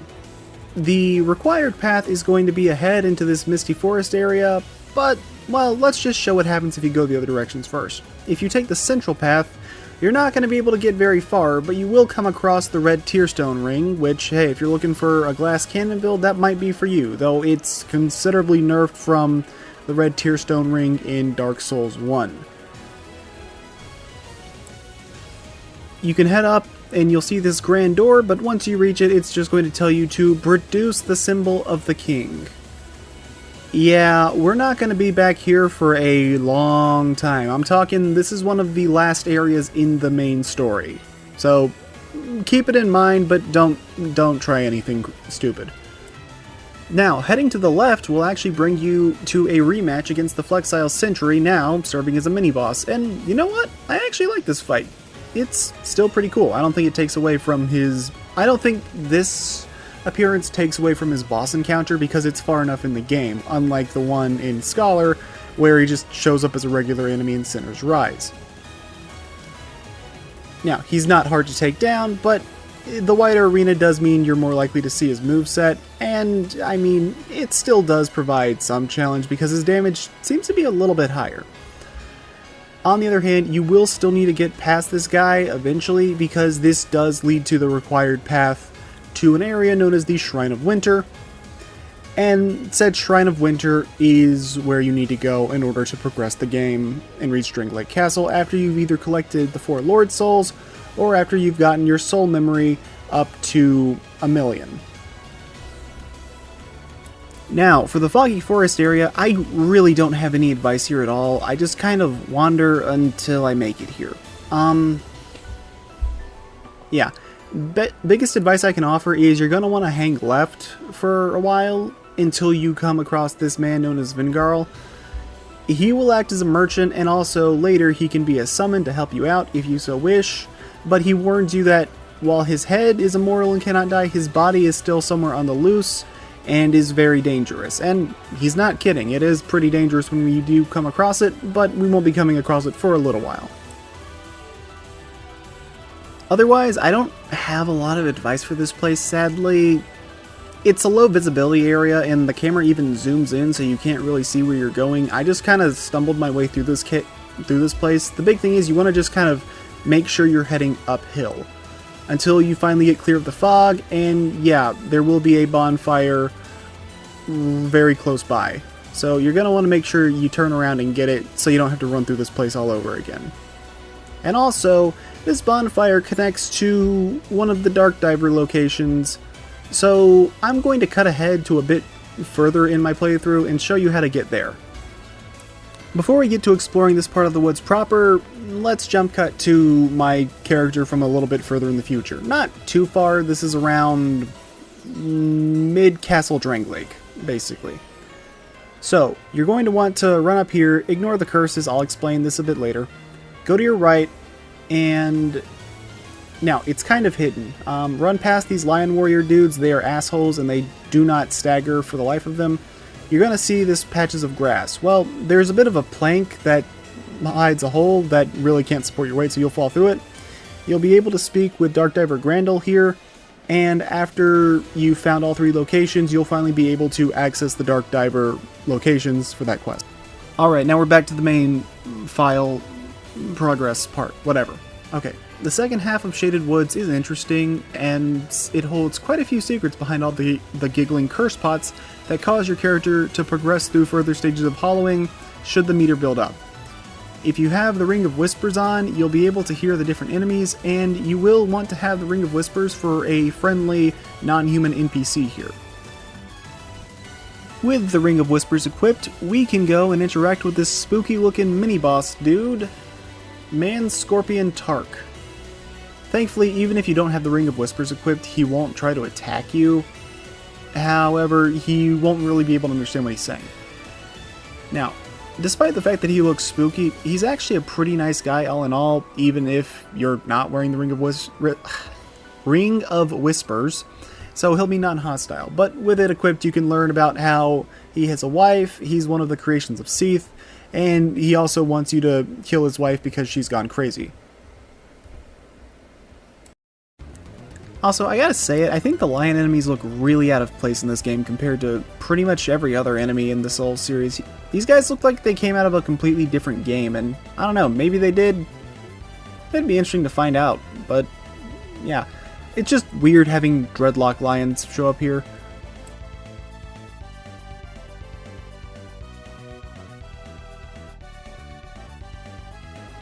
Keep it in your pants, dude. There's one lion statue in particular that you're really going to want to make note of, because if you use a fragrant branch of yore on him, he will come back to life and he'll be so glad at you saving him that he'll immediately try to kill you. So why on earth would we do this? Well, taking him out drops us the Fang Key, in which case we can now drop back into that acid pit area where we saw the Dark Diver location, and we can go and free a certain memorable character.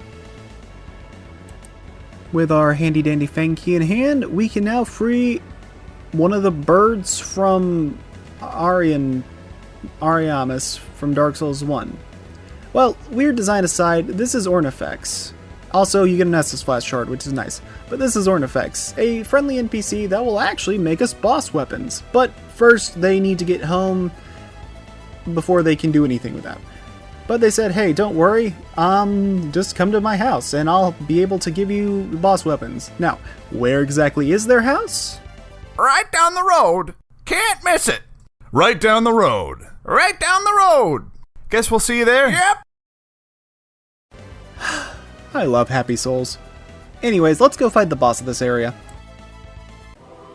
This next boss is super easy, so I honestly have no issue summoning Man Scorpion Tharr. Plus, it's cool having a non-human NPC that you can summon to help you in a boss fight. The only other times I can think that Souls games have really done that are Dark Souls 1, where you could summon Sif to help you against Manus, and Alexander in Elden Ring against, I believe, Radon and the Fire Giant?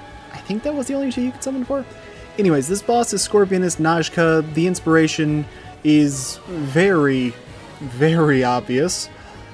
So, let's get to talking about it.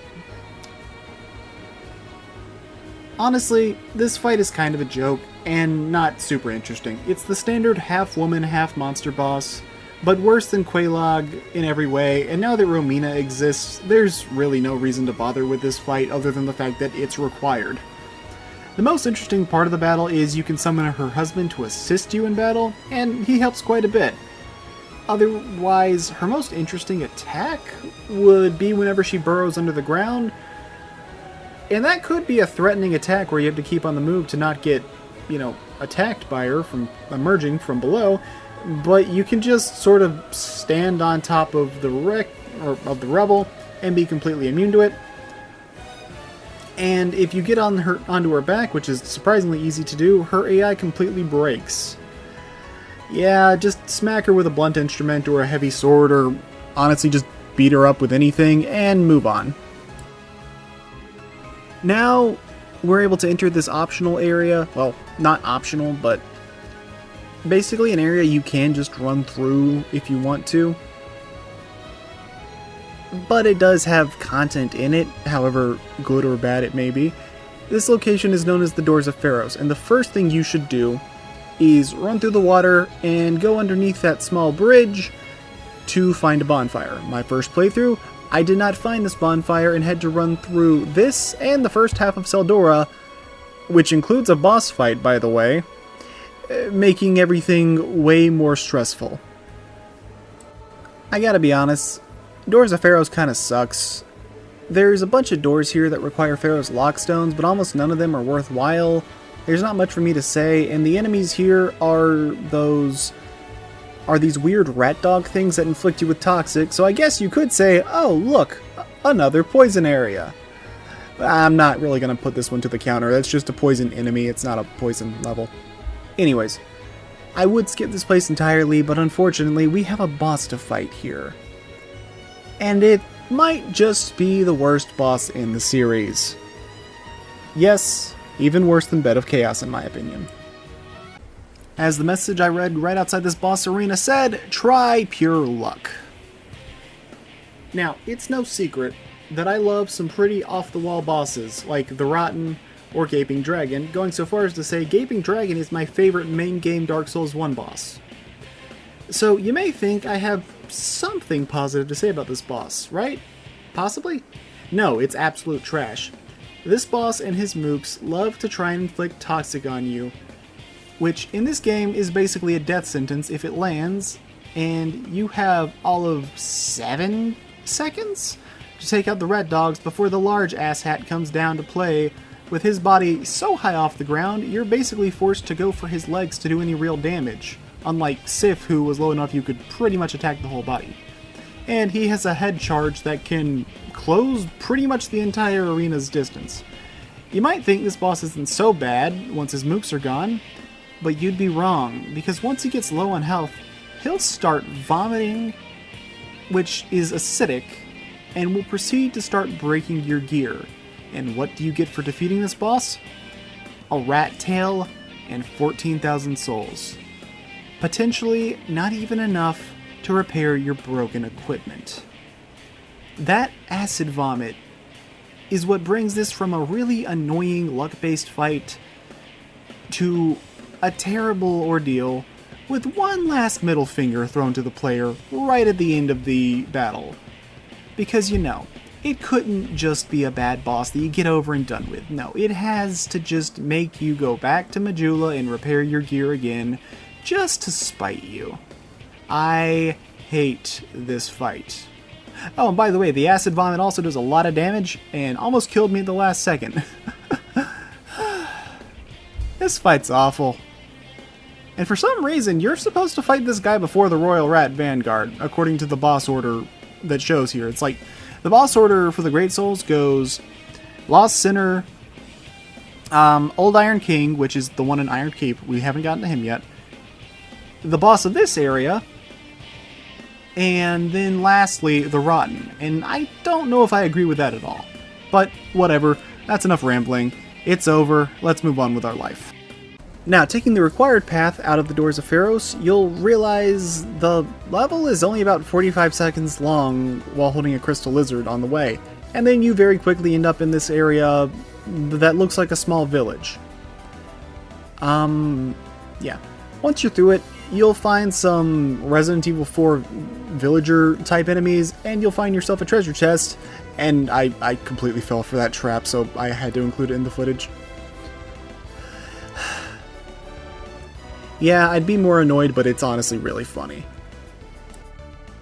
Running through it, the very first half of Seldora is actually super linear, but I have to say, I hope you don't have arachnophobia, because these spiders are everywhere, and they are not easy to bring down. Okay, well, they are easy to bring down, you can pretty much one-shot them with any moderately powerful attack, but they can do a lot of damage, and if they grab onto you, your character is as good as dead. Behold, we have a boss fight.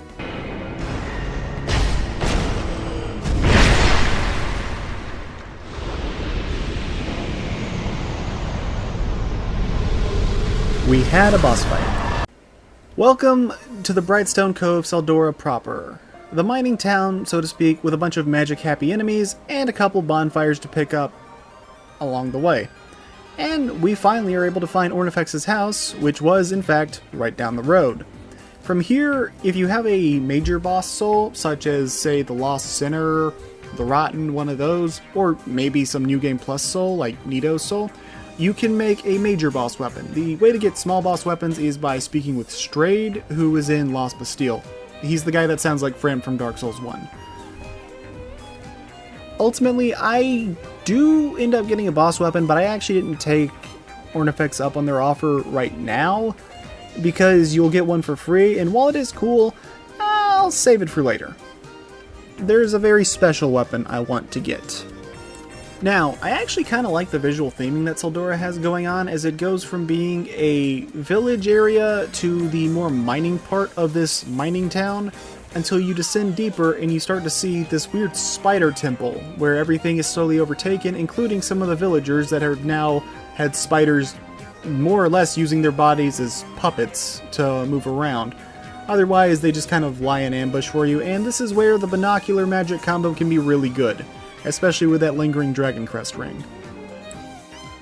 Now, the deeper you go in, you'll see that this temple has become completely overtaken by the spider webs, so there's not really any guess as to what the boss of this area is going to be. But yeah, I like the visual theming that goes on here and how it slowly becomes more and more overtaken, turning into a full-blown nest by the end. It's interesting. You can summon an NPC to help you for this next boss fight, and they are helpful, though I will not be using them for now.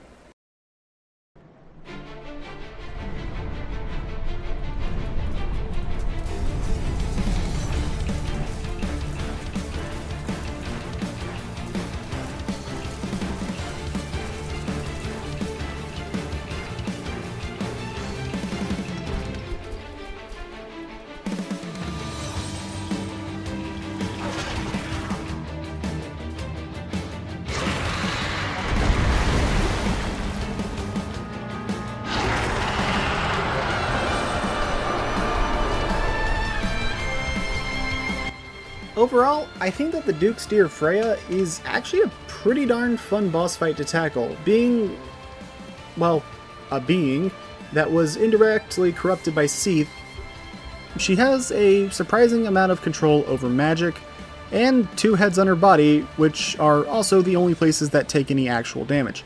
Not to mention, during this fight you have to deal with her infinitely respawning children, but there's a way to make things easier.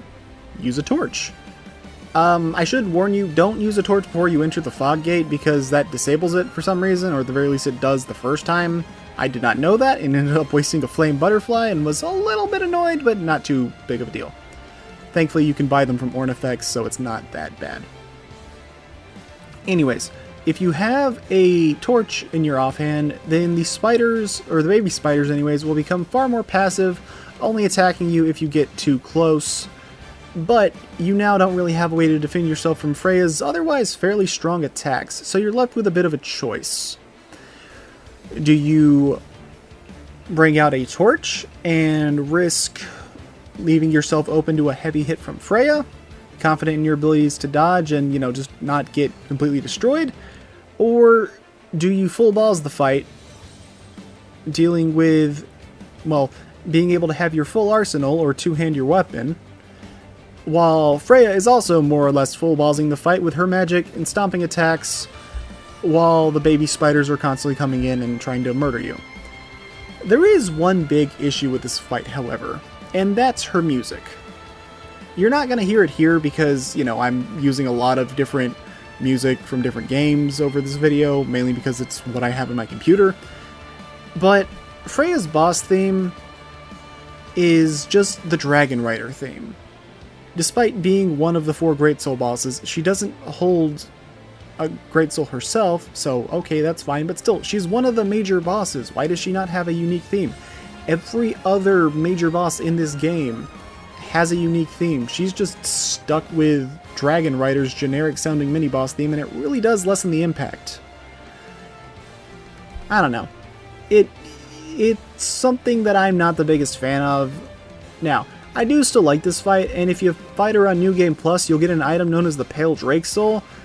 That is connected to Seath the Scaleless himself, and that's also why we see that dragon there, though I don't think that dragon is actually Seath. I think that's just an ancient dragon. Yeah. We'll be getting that Pale Drake Soul later in this playthrough because I want the weapon associated with it. I'm not going to spoil what it is, but I'm pretty sure you already know. Now, when Freya goes down, make sure to check the arena because, as it said, victory achieved, not Great Soul embraced. Freya herself, again, is not a holder of a Great Soul. She's just the Duke's pet. The Great Soul is dripping from that dragon's mouth, and you just interact with it by pressing A like any other item. It's a little weird, but it's not a big deal. Well, we were able to meet with the pet spider, but the Duke himself isn't much stronger, though I did almost get killed because I was being an idiot and tried to go for a parry. Don't do that. Just kill him, you get yourself the Brightstone Key, the Fragrant Branch of Yore, and a Dark Quartz Ring +1. That Branch of Yore is going to be useful, and that Dark Quartz Ring will be good, and there's also a tiny little spider cage in there so you can see where Freya was as a baby. If you look around the corner, though, you'll see the headless body of that Vingarl warned us about. And while he's not as deadly as another foe in FromSoft games that wields 2 colossal swords, he's honestly hard enough to be a boss on his own, if they chose to actually give him a boss health bar.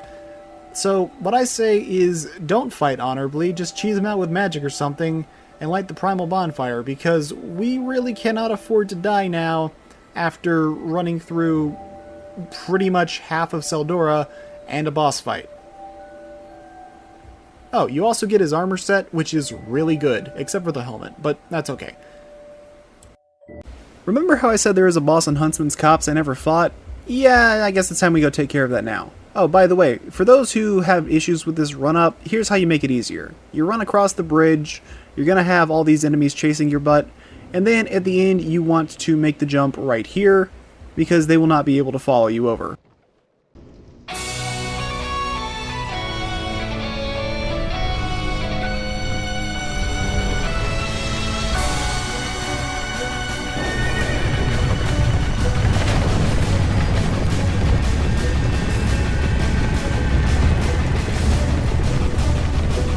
You know, oddly enough, the Executioner's Chariot is, as far as I remember, the only optional boss in Dark Souls 2 that has a cutscene. Kinda weird. I wonder why they gave this guy a cutscene when the others didn't, because all this boss has is, well, I mean, it has a covenant at the end of it, but there's no real reason to come here otherwise. Now, as for the fight itself, it can be frustrating, but I can appreciate the concept behind it. So, this boss is split into 2 distinct phases, with the first of them being a glorified level hazard, trying to take out the necromancers and skeletons while the chariot runs around dealing absurd damage to anything in its path. Until you get to the end. But before you get there, you've got a lot of enemies to deal with. I would recommend getting some alluring skulls, because that will make your time a lot easier. Though unfortunately, the necromancer keeps reviving the skeletons, and even after you kill them, the skeletons don't stay dead until after they're killed again. I really wish they stayed dead. That would have made the fight a lot better. However, once you get to the end of the hallway, you can pull a lever that will, well, basically complete phase 1 of the boss fight for you. Because then the chariot will crash into the gate, doing a bit of damage to it, and killing the rider. Of course, the fight's not over because you're not fighting the executioner, you're fighting the chariot itself. So, this is one of those bosses where I would say the Dark Quartz Ring is very good, and I would also recommend saving this guy for later because he hits like a freight train. Well, he hits like a horse anyways. Overall though, I don't really hate this fight. It's basic, but it's fairly... Well, Phase 2 anyways is a fairly well-designed beast boss that feels like a prototype for Bloodborne's many beastly bosses, and it's a unique battle. At least in Vanilla's Dark Souls 2. Yeah, in Scholar they went and they plopped this guy in Castle Drangleic for reasons I don't get. I'd say the most interesting thing about this fight, though, is again, the cutscene, mostly because it's the only optional boss in the entire game that has a cutscene. Not counting, you know, skipping the bosses because you have farmed 1,000,000 soul memory.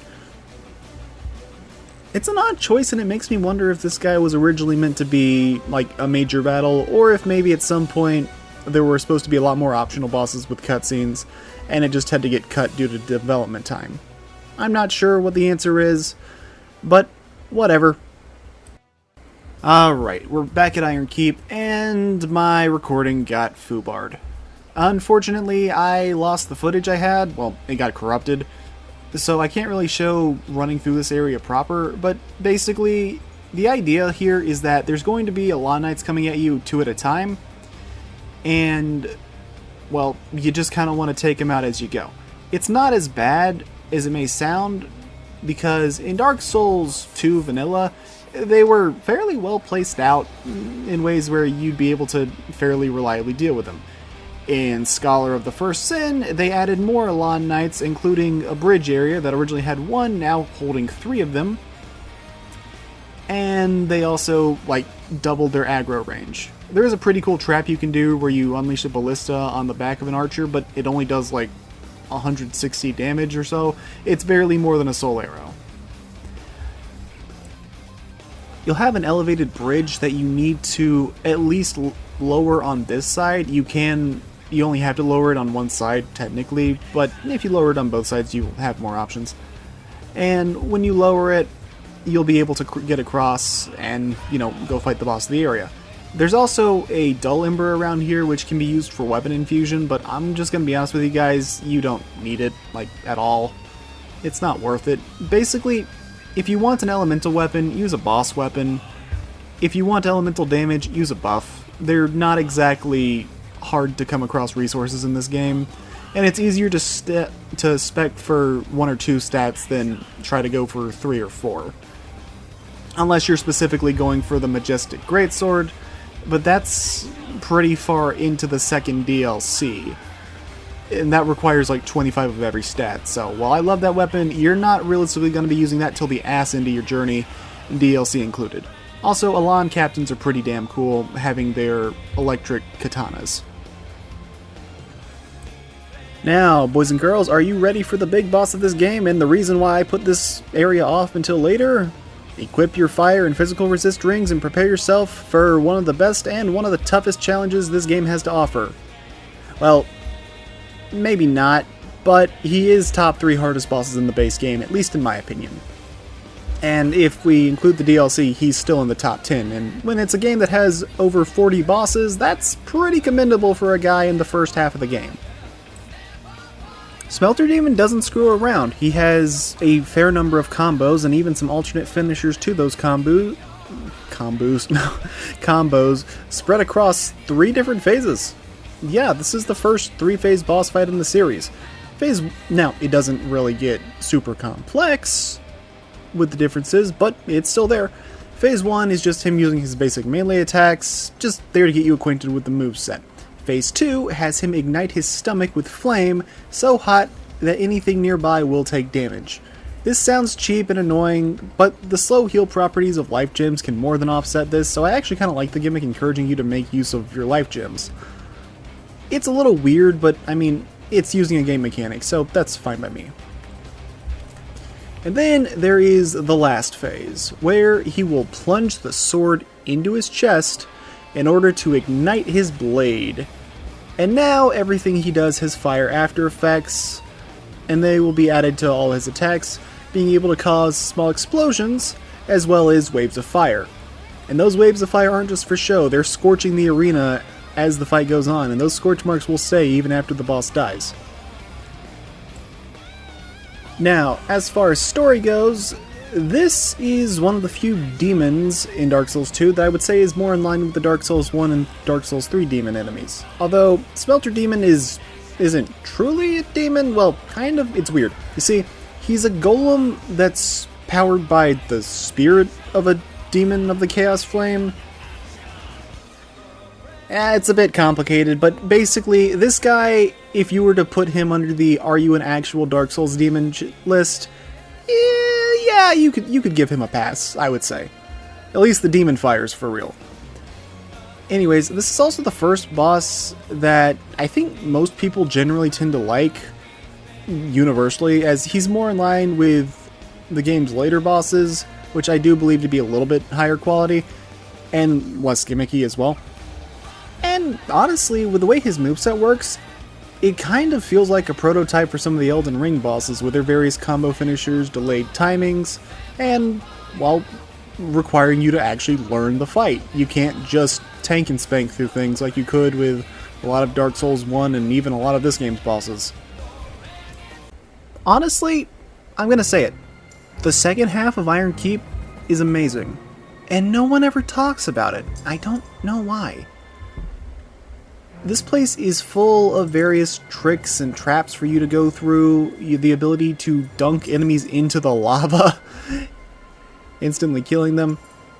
And there's just a bunch of different rewards if you're paying attention to the environment. You can just make the environment work. Like, watch this.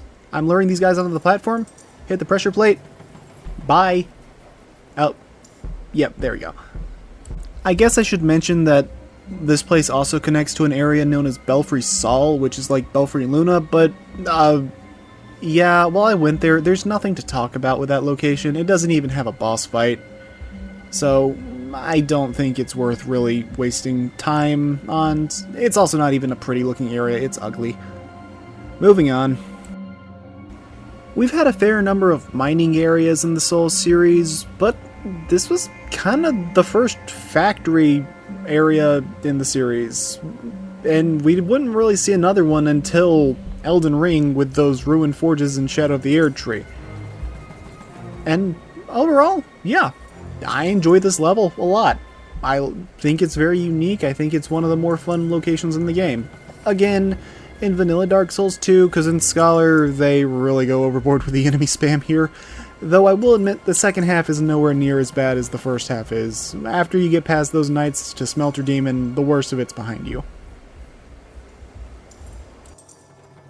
Also, near the end of this dungeon, you're really going to want to climb this ladder here so you can find a bonfire. That guy's an idiot, whatever. But yeah, at the top of this statue, you're inside the giant bullhead statue that you could see from the start of the level, by the way. Bit of cool level design. You'll be able to activate a bonfire, and you'll also be able to turn off the flame traps. You're really going to want that bonfire because while I wouldn't say the boss of this next boss is hard, it's one that it's pretty easy to die, if that makes any sense. Well, it'll make sense in a little bit.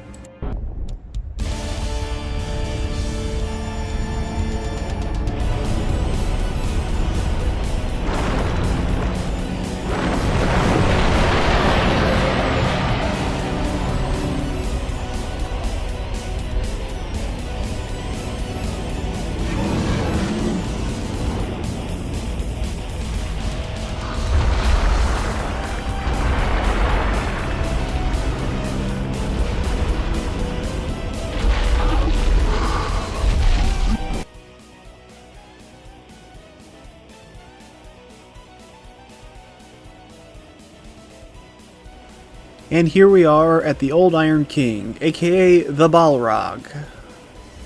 The final Great Soul boss of the game is okay. As far as I can tell, despite appearances, it's not a demon, but instead some monster, and it uses the fires of the First Flame instead of the Chaos Flame, because if you kill it on New Game Plus, you get Gwyn's Soul of all things. Odd, but kinda cool. Anyways, this is a very video gamey boss fight, with it essentially being a head with hands boss that you see in Nintendo games. Oh yeah, and there's a hole in here that I walked into like an idiot. But anyways, as I was saying, this fight feels very video gamey, and it is kind of cool how on your second attempt onward he actually has a different introduction where he'll come out of the lava instead of just walking over to you. And this boss has one of the largest movesets in the game. I think he has the better part of like a dozen attacks or something, which is kind of crazy considering this was Dark Souls 2 when most bosses had like 6. Anyways, I wouldn't say this boss is bad, not at all actually, but considering how solid the other Great Soul bosses were, he is probably the weakest of the bunch, at least in my opinion. With enough punishment, he'll go down just like every other foe in this game, and there's no second health bar to worry about here. But after we collect our 4th Great Soul, something special happens.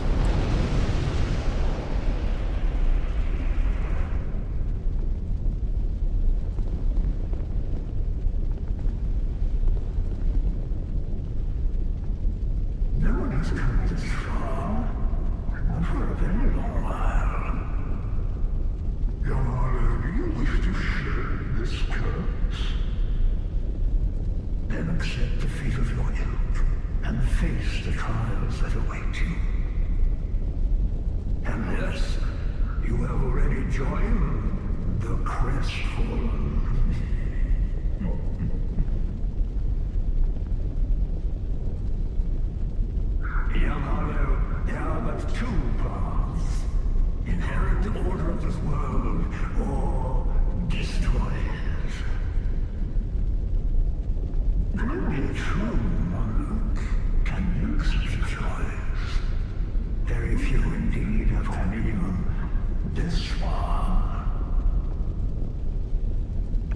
your journey is far from over.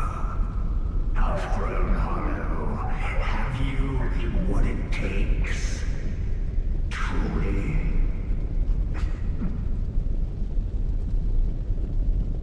Young hollow, seek after Vendrick.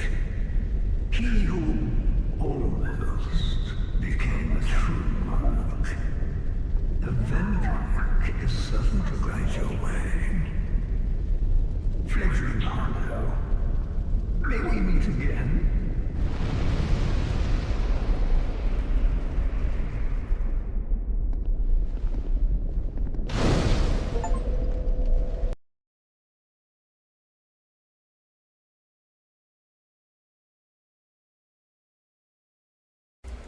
That man was Aldea, the scholar of the first sin.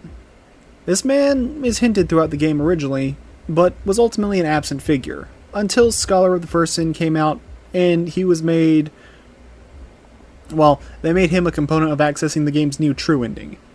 However, he wasn't just locked behind Scholar, he was added as a free update to Vanilla Dark Souls 2, so again, there's no reason for me to play through Scholar at all. After his speech, he'll tell us, hey, go head to Drangleic Castle now, before going away. And then you can speak with the Emerald Herald, and she'll tell you the same thing. Now, how do we get to Drangleic Castle? Remember the Shrine of Winter? Yeah, it's time for you to go back there. Also, after getting your 4th... Now, if you were to come to the Shrine of Winter without the 4 Great Souls in your inventory, it would tell you to seek mightier souls. Or, if you had 1,000,000 soul memory, your own soul would be mighty enough. Don't actually interact with the shrine, because that takes you to the DLC, which we don't stand a chance against. So yeah, we're not going to be here right now.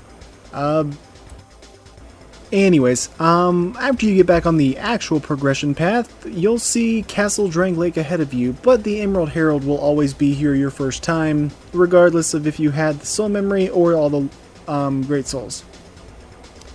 Now, she'll give us some lore about the King of Drangleic and our next objective, which is to seek the king. If you come here without all 4 Lord Souls, she'll basically tell you you're going to get your shit rocked and you don't stand a chance, and the game doesn't really hesitate to make its threats known, as you'll quickly be greeted by 2 Mastodon Knights that are even larger than the normal ones, and they're going to come charging right for you. Except, I have magic on me, so they're basically just free souls. You'll get to the main door of Castle Drangleic and quickly be stopped because, well, it's locked. What do you need to do to open the place? Well, the answer is you need to kill enemies that are going to infinitely respawn, and they need to die next to these golems in order to activate the golems, so they will open the door for you. It's kind of an interesting gimmick. I don't know if it's necessarily the best execution, but hey, it's something. Thankfully, even though the enemies can infinitely respawn, they don't really chase you inside the castle, which is a piece of nice game design. Now, I know it may be tempting to explore the place, but the first thing you're going to want to do is hang right when you enter Castle Drangleic and go to the bonfire as soon as you can. Thankfully, it's actually pretty close, and this bonfire is important. In fact, I would go so far as to say that this is the most important bonfire in the game other than the one in Majula, and I'm not kidding, because this area connects to one of the Dark Diver locations, as well as the path to, well, the progression, and it connects to the final area of the game, and this is the closest bonfire to the final boss fights. So you'll be coming back to this one quite a bit. Okay, now that we have a bonfire, I'd say you're safe to head back up to the top of Castle Drangleic and speak to the Invisible Man, which I believe is Captain Drummond, but that's not important. What you'll want to do is, he has 9 different dialogue prompts that we need to exhaust. FromSoft, you are not BioWare. Chill. Anyways, talking to him does give some cool lore though, including the history of the golems, which also includes the Smelter Demon. He tells you about the king and queen of the nation, King Vendrick and Queen Nashandra, the war with the giants, and more. We know from him that the queen is still alive and here within the castle, while the king has been absent for an extremely long time. After you exhaust his dialogue, he will finally sell items to you, and this is where you can get helpful things such as lightning and magic arrows if you so wish. We can also enter the throne room, but unless you come here on New Game Plus, there's nothing here for you. And I wouldn't recommend using a bonfire aesthetic either, because that's going to make the run up to the next boss harder, as well as making the final bosses stronger. So just hold off for now, preferably. Now, back at the bonfire, there are 6 different doors that you can open up. Which, well, you have to kill an enemy to open up. I'm going to warn you though.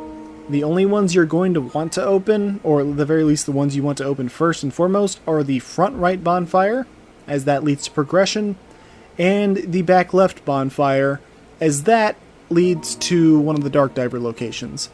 All of the others just have treasure and a Ruin Sentinel behind them, and those Ruin Sentinels will respawn. And when the door open, they will come after you as well, and it just makes everything harder, so don't do it. It's not worth it.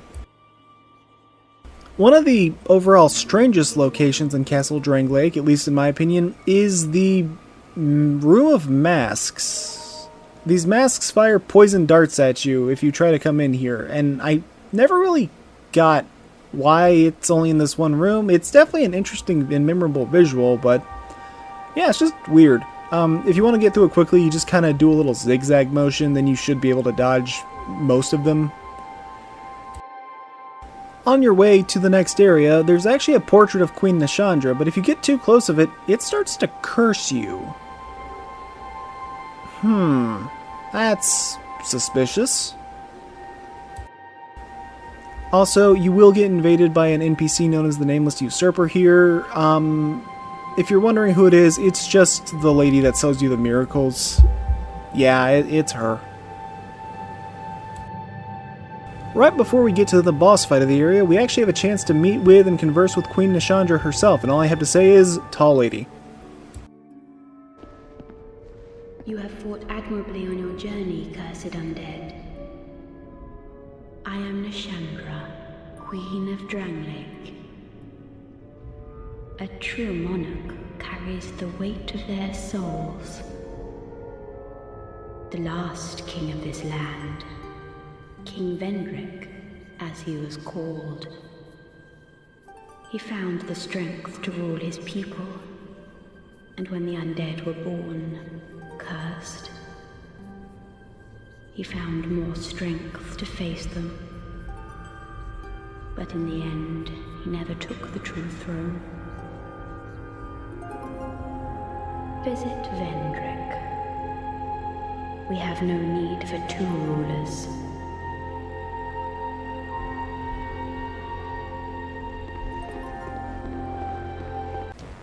Now, the Twin Dragon Riders are a lot like the original Dragon Rider, except there's an archer that's going to be at the top firing arrows at you. Well, kind of. You see, this boss technically has 2 phases. The way it works is that when the Red Dragon Rider is above half HP, the black one will just fire arrows down on you, so you need to be on the move. However, once his HP drops below half, the Black Dragon Rider will come down to join you. Alternatively, you can bait the Red Dragon Rider into destroying the platform that the Black Dragon Rider is on, and that way you could just attack both of them. It's not too bad, and honestly, the Black Dragon Rider has no defense, so you can tear through him in, like, I'm not even kidding, probably about 4 to 5 hits. It's not a terrible idea for a rematch, but it's not exactly hard either. There will be a bonfire immediately after you take out Twin Dragon Riders, so now that we have a safe spot we can continue from, here's how you get to the last Dark Diver location in Castle Drangleic. You just run through the back left, there's a bonfire here, and then the Dark Diver Grandal will be in the other room. Be a bit careful though, because a Ruin Sentinel will follow you down here, so you'll probably need to take it out. So I think now's a good time for me to tackle the first 2 of the Dark Chasms. First up, we'll tackle the one in Shaded Woods, so I can explain how these work. the way Dark Chasms work are you're going to have one enemy spirit monster dude, and otherwise you'll mostly be dealing with... bit my tongue. You'll mostly be dealing with NPCs that you need to take out. The way it works is you need to kill all the NPCs in the area in order for the actual way forward to open. Usually there's only 3, but in one of the locations there are 4 NPCs you have to kill. And also part of the Dark Diver Covenant, you're going to want to light the torches. There's 1 in each chasm. It's not that hard, just make sure you carry some flame butterflies and the torches will stay lit permanently. I have a plus 10 greatsword, so I can kind of just pancake the enemies, and that's what I did. You'll know you've reached the end of the Dark Diver location whenever, well, the gate that's blocking your exit has gone down, and more importantly, you'll see a hole that has a like foggy sheen over it that you can fall into. That's where you want to go to exit the Dark Diver location. Now, I will warn you, you may want to save the one in Shaded Woods for last. I'm saving the one in Drangleic Castle for last because it's right next to a bonfire, but you want to make sure that whichever one you do last is one you can manage. I would recommend make sure that Black Gulch is gotten out of the way as soon as you can, because it's probably the hardest of them. And it's also the most annoying to get to because you have to take a dangerous drop through poison statues, and yeah, just get Black Gulch out of the way. But of course, what makes Black Gulch so bad, so dangerous? Well, it's the enemies. While they're still NPCs, Black Gulch is always going to have the dual Great Club wielding Unga Bunga guy with a turtle shield or turtle shell armor, meaning he can't be backstabbed, and a Xanthus crown wearing Pyromancer, making for a very deadly combination. If you can split them up, you're golden, but if not, you're going to be in for a rough time. And yeah, all I can say is may God have mercy on your soul, because these asshats sure won't. Now, the boss of the end of Drangleic Castle is actually pretty close to the bonfire, but we can't get there yet. So, we have to run the gauntlet, right? Well, not quite. You see, the second half of Drangleic Castle is kind of a lie, at least the required content is. All you're going to need to do is kill an enemy next to the golem. Be warned though, when you drop down, there is no way to get back out unless you run the full gauntlet, or you homeward bone. But honestly, you can just take a look here. I kill this enemy. His soul gets absorbed by the golem, as we can see by the blue flash. And it's going to take a second, but... oh wow, I did not realize these spear guys have such intricate combos. That's kind of cool, actually.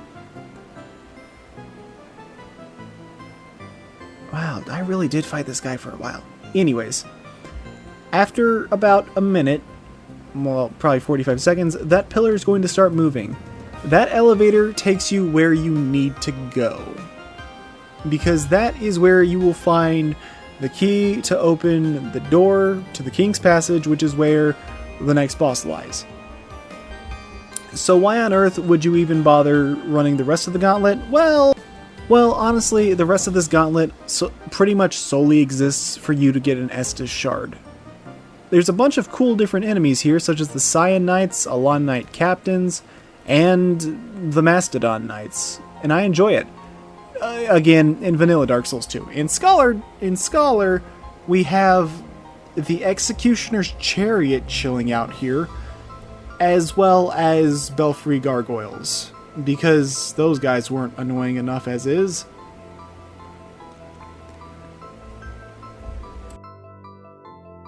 Now, for those of you who are wondering, hey, what happens if we ascend the lift all the way to the top? Well, you need to in order to progress the game. But you will see some interesting sights up here. Well, two things, I guess. The first of those things you'll see is a dude in a gimp suit.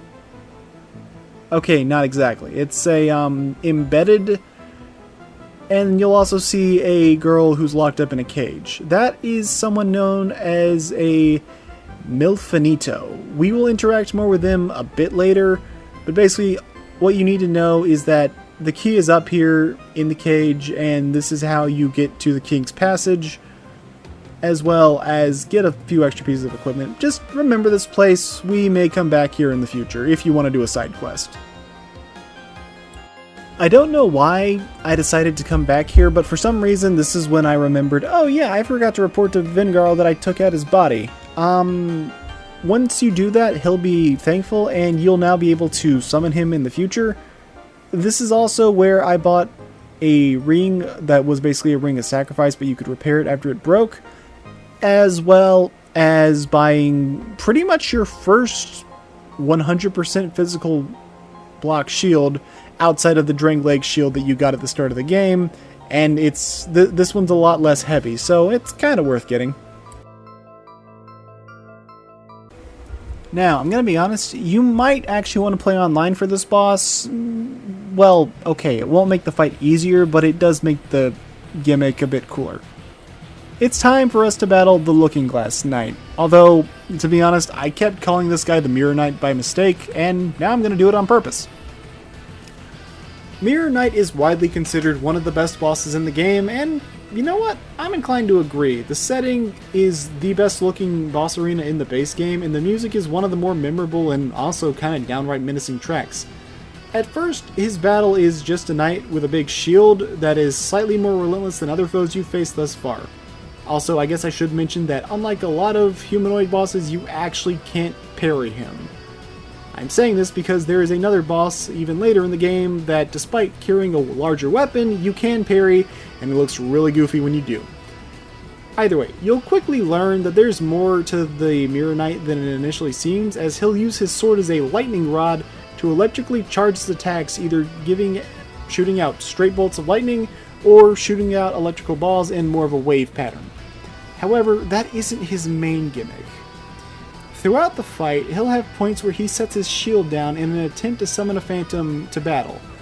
What's very interesting about this is that these phantoms aren't always NPCs. In fact, they actually have a chance of being a player character that left their summon sign within the King's Passage. I believe it has to be in the King's Passage, hopefully not the entirety of Castle Drangleic, or that'd be terrifying. But unfortunately, this gameplay was recorded in 2024 on the original Dark Souls 2. Barely anyone is even playing Scholar right now. I'm willing to bet most people don't even know Vanilla DS2 is available on Steam again for purchase. Welcome everyone to the Shrine of Amana, a fairly linear level that once again got ruined by Scholar with some insane enemy spam. Yeah, there's not as much for me to say about this place. It's one of the more straightforward places. However, you will find a character here, a Milfinito, that you can talk to, and she'll ask you to find your sisters and save them if you can. And she also explains that she's the one singing. So, what I want to talk about while going through this area is the soundtrack of Dark Souls 2. As you know, the Souls games, and a lot of From Software games honestly, typically don't have level music, or it's very sparsely used. It's mostly reserved for boss fights and maybe hub worlds. Shrine of Amana is a large exception to that rule, but what about the game's OST as a whole? Well, I think it's in a bit of a weird position. I'm not going to go into music theory or anything on that, because quite frankly, I'm not some big music theorist. I know how to play the piano, I know how to play the trombone, I'm a musician, but I'm not going into all the pretentious terminology of it. So I'll just keep it where, how can I describe this?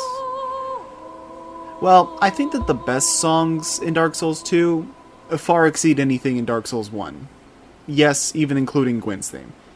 And it definitely blows Demon Souls out of the water, because that game's soundtrack, outside of like Astraea's theme and Adjudicator's theme, is pretty bad.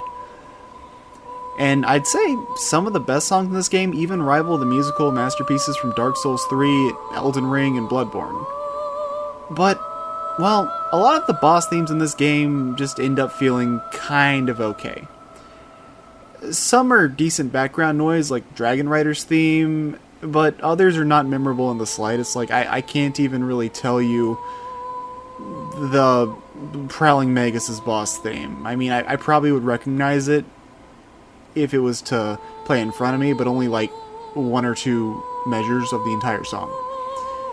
And one of the reasons why is it lacks a lot of that heavy distinction that Dark Souls 1 soundtrack had.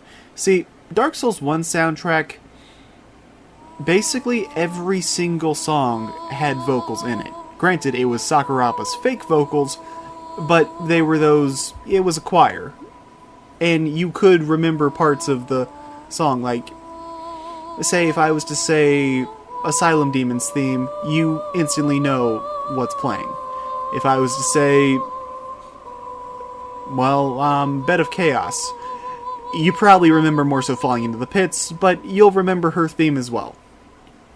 For better or for worse. And the only song in the game, or at the very least the only boss theme that didn't have vocals, was Gwyn's theme, and that's one of the reasons why it was more impactful. It was quiet. This game doesn't really follow that. You have a lot of just pure instrumental themes, but they're not exactly good. They're just kind of noise. Now, I will say, out of the base game boss themes, Smelter Demon's boss theme is fantastic. And there's a reason why it's the only song to get reused in the DLC, across the DLCs. It's, in my opinion, the best of the boss themes in the game, at least of the normal ones. The final bosses also have some fantastic battle themes, but where the game truly shines is the more quiet, atmospheric tracks. Out of those different themes, we have Majula's hub world. It's quiet, but it's very comfy, and it's a place where you feel safe. You have King Vendrick's theme, which just sounds extremely off and ominous. We'll get to that when we get to him. Aldia's Keep. I'm not sure if it even counts as music, but it sounds like some sort of ambient noise droning, slowly boring its way into your head. And my favorite of the non-boss tracks, Shrine of Amana, which, assuming I don't fuck up in the editing, you'll be hearing throughout this segment. It's a beautiful theme that fits the area, but it doesn't feel quite right. And, well, there's some genuine merit to that feeling, because, in a way, it's actually a diegetic song, kind of. The song itself is being performed by the Milfinito. That's why this area has music, and that's why, well, if you were to play, say, Dark Souls Archthrones, and you recognize the cathedral has music there, that's because it's those fake Winter Lanterns singing it.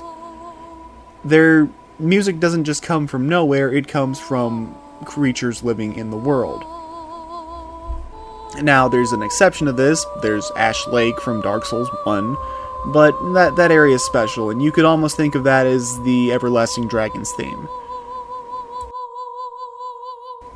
I will say, your concerns hold some merit, because when you get to the end of the Shrine of Amana, you'll see the Milfinito here is injured. You try and interact with her, and she'll just fade away. Is she dead? I don't know. I don't think so? I think they can just kind of teleport. Regardless, she's not the one singing the song, and the music gets louder as we approach the fog gate where the boss lies. So, yeah, essentially, the music here has been, at the very least for the second half of the Shrine of Amana, has been building up the boss. And I think that's really cool. Now, I'm not going to say that every single level in the series needs music, but I do appreciate that Elden Ring gave its Legacy Dungeons music. It makes them stand out more, even if they are mostly quiet tracks. Well, I guess the only way to truly cap off an area that had an emphasis on the music would be a boss fight against the Demon of Song, which, once again, not a demon, not the Chaos Flame, more of a flesh-eating monster. And yes, this was the thing singing for the second half of the shrine. Now, let's get a couple of things established. This boss is overall pretty easy, having not very much health, but it's offset by only taking damage on the exposed face. It should also be mentioned that, once again, this is not a demon, it has no connection to the Chaos Flame, as far as I can tell. This is a flesh-eating monster that the residents used to worship and make offerings to as part of a cult sacrifice to sate its taste for humans. However, when the residents either left or died off, it learned the Song of the Milfanito in order to lure new prey to its lair. I actually kind of like this boss. It has some long-ranged attacks and it does make actual use of the large boss arena, even if this fight isn't anything too special, and it really misses the mark in something that could have made this fight otherwise legendary. For all the big music that played throughout Shrine of Amana, I have to ask, why not incorporate the Shrine of Amana theme into the boss music? That would have been amazing. Unfortunately, it doesn't, so we just end up with a kind of okay boss fight against a frog monster. Actually, you know what? On that note, go play Frog Monster. That game's pretty fun.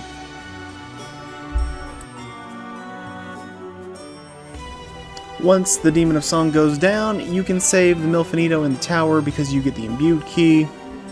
But we're just going to progress on to the next area, the Undead Crypt. Of course, this isn't before Aldia shows his face once again, and while he has some interesting dialogue, I gotta admit, this particular showing doesn't really amount to much other than, hey idiot, go meet Vendrick, he's further on in this place. So now it's time for the Undead Crypt. This is one of those areas I'm not sure if people like it or despise it. It seems to be kind of a 50-50. I think it's got some cool ideas with okay execution, but it's also got a pretty bad segment near the end. The hallway at the end with all the enemies is kind of ridiculous, even more so in Scholar of the First Sin, where they decided to throw in a dragon rider for shits and giggles, I guess. But I'm getting ahead of myself because when you get here, there's actually going to be some unique enemies. Not just hollows, but there will also be dark witches that are capable of casting hexes, sorceries, pyromancy, and miracles. They really are running the full gambit here. And hey, if you get their staff, you can cast hexes, miracles, and sorceries all in one, which is really cool. As you approach a very large room inside the crypt, you'll be warned by a man named Agdane to put the light away, if you have it, and I would say follow his advice. Despite coming off as a bit of a jerk, Agdane is being genuine here. He's also giving you a fair warning as of, yeah, just don't use a torch here, just walk. If you actually walk up to him, you can have a casual conversation with him. He'll give you a bit of history, the purpose of the crypt, where Vendrick is laying, as well as being an extremely useful merchant because he sells you a bunch of human effigies and dark elemental arrows, as well as a bunch of hexes, and also some advanced sorceries and miracles. He's just cool overall, and you can summon him for one of the in-game bosses if you so wish. Otherwise, the rest of the crypt is sadly a bit less interesting. It's more of graveyard segments, where the one thing that stands out would probably be the phantom enemies that respawn infinitely from the sound of a bell or your meddling, but if you smash their gravestones, they'll stay dead even if you die and come back later. That's pretty cool, and that's a good way to remove obstacles in future runs if you're having trouble. There's not too much else I can say here. The walls try to kill you, Nameless Usurper arrives, yet again, and there are two enemies that are basically giant doors. Well, they're shield-using enemies, but they act like giant doors, and it's pretty funny. After you get through the graveyard segment, you'll be able to create a bridge that gives you a quick shot from the bonfire to the end of the crypt. And yeah, that's actually a really cool shortcut that I like. Thankfully, there's no mimic here. I always think it is, but no, it's not. It's also Dark Souls 2. There's only like four mimics in the entire game, and I only think I encountered 2 of them. This, however, final hallway is where it loses me a bit. So you're going to want to go underneath the stairwell and kill this guy, preferably without ringing that bell, because that will summon in a bunch of those Phantom Knight dudes. If that bell rings, they come in, and you can't actually destroy these statues, unfortunately. However, I have to be honest, this part loses me some because it's lousy with Cyan Knights guarding the tomb. And again, it's even more ridiculous in Scholar because there's even more knights and a Dragon Rider thrown in for fun. Although, I guess the Dragon Rider does make narrative sense since they are supposed to be Vendrick's warriors, so it's not completely stupid to have one guarding the tomb, but I don't know. I think I would have preferred if it was just a Dragon Rider and maybe 1 or 2 Cyan Knights as opposed to, like, 7. Anyways, I'm done rambling. You can summon Agdane if you want help either with the boss or with the Cyan Knights more realistically. And let's get to talking about the boss fight.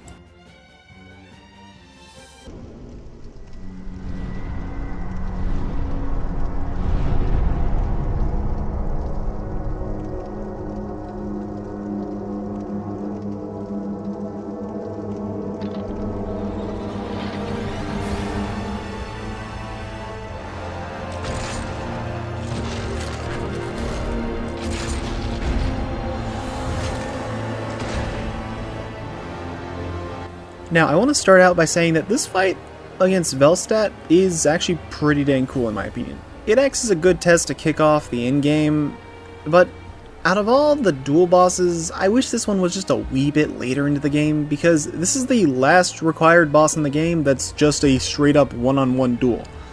All the other bosses that are left have either some gimmick or they're a monster boss. He most stands out for fighting with his giant hammer that's a portable bell, and it does in fact ring whenever he either channels his dark powers or slams it into the ground. It's really goofy but kind of cool, even if you can parry the giant hammer, but you couldn't parry Looking Glass Knight. How does that make any sense? Anyways, he does have a phase 2, but you're not going to see a ton of it, because unfortunately he takes a while to buff, and that just makes an easy time to smack him. The most notable changes in Phase 2 is that, well, he gets that Dark Aura, and he can sit on the ground to start channeling powerful hexes. If he unleashes his strongest hex, it does have the capability of one-shotting you no matter what level you are, if you get hit by all the projectiles. Overall, I do think it's a good boss, and it's a case where I think the game prepared you well for it, although his second phase, while it can get intense, he'll fall to enough punishment like most other foes, and he does leave himself wide open, usually not breaking out his more interesting moves until he has very little HP left. But his challenge does put him above most of the straight up duels in this game, and, well, when he goes down, we get some answers about what happened to Vendrick. I think this is overall a good fight. It's not perfect, but it's fun. I like it. You see, when we get here, Vendrick has long since gone hollow. He's not aggressive at this point. He doesn't even acknowledge or notice your presence. But we still need to come down here. I don't recommend attacking him yet. It's not gonna go well for you. You will want to examine the corpse, however, because this gets you the old King's Ring. This will allow you to open those doors that require you to produce the symbol of a king. We've seen 2 of them recently, so let's go see the one in Drangleic Castle first. Once you get done here, the Emerald Herald will show up and she'll tell you where to go next. This ring is the symbol of the king. Use it to gain passage through the king's gate and venture to the far east, bearer of the curse. If you are to be the next monarch, then one day you will walk those grounds without really knowing why. Spooky. Well, now that we have the King's Ring in hand, we can go open those doors that require us to produce the symbol of a king. However, the one in Forest of Fallen Giants we can't do anything with yet, but we can take care of the one in Drangleic Castle, as well as that one in the Shaded Woods. You're not supposed to do this one first, but I kind of wanted to, just to show that, yeah, you can actually come here now and not at the very end of the game. Is there any reason to come here? Well, yeah, it lets you get one of the boss fights out of the way earlier, and I think it's worth it. For this boss, you can summon both Binhart and Vengarl if you so wish, well, assuming that you've killed Vengarl's body and reported it back to him, anyways. And for this fight, I decided to do so. I think they're helpful enough, and hey, let the boys get in on at least one fight, right? Our boss fight is against Throne Watcher and Defender. I really don't have much to say about this fight. The Throne asshats are not a very well-designed duo boss, because their AI doesn't really keep them separated like the twin demons from Dark Souls 3, and the arena gets used for other bosses later in the game, so it's just a flat piece of land, unlike Ornstein and Smo in Dark Souls 1. On top of that, these two don't have a second phase where one goes down and the other will power up. Instead, they just infuse their swords with elements, basically, and when one goes down, the other will go to revive them to full health after a while. At least, I believe it's full health. I've never really checked to see. If you're fighting them solo, the best way to tackle this boss is probably to kill the Watcher repeatedly and chip away at the Defender. I will give at least one piece of praise. I think the armor looks really cool, and it's kind of neat that you can access the final area to take out these bosses really early. And, well, although I'm not exactly the biggest fan of their music, I will say it's one of the more memorable tracks in the base game. That introduction, it is pretty cool. Now, as for actual progression, you want to head to Shaded Woods and take the middle path. With the King's Ring in hand, we can finally access the Aldius Keep, and this area is kind of weird.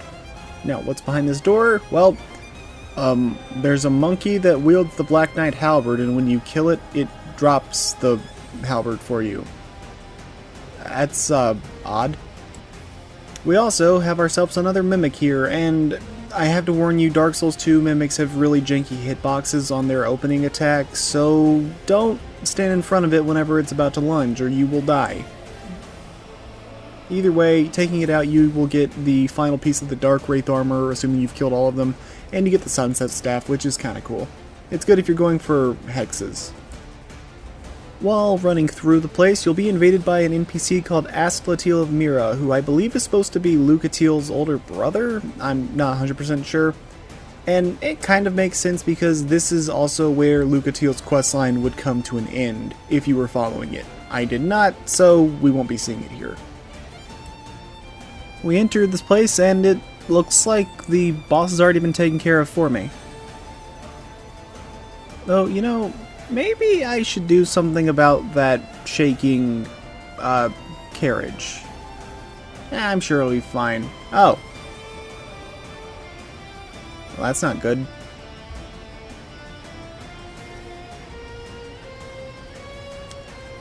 Yeah, one of the things I never fully got was, in Dark Souls 2 Vanilla, that, the giant skeleton will actually come out and attack you on his own. But for some reason, in Scholar of the First Sin, it only activates after you've lit all the torches in the area. Which, I'm not gonna crap on Scholar for that one, but that's a change I genuinely don't get. Otherwise, you have a bunch of these signs on the ground here that will tell you, don't you dare, don't you dare. And you notice you can't rate them. These are NPCs. Or, not NPCs, these are developer messages. Do not, under any circumstances, pull that lever, or you're going to be freeing a serial killer that will try to make your life hell for the rest of the game. Unless you want to, but I'm not doing that. You know, considering that this place is called Aldius Keep, I'm actually surprised we don't encounter him here. I guess, spoilers, but yeah, he never shows up here.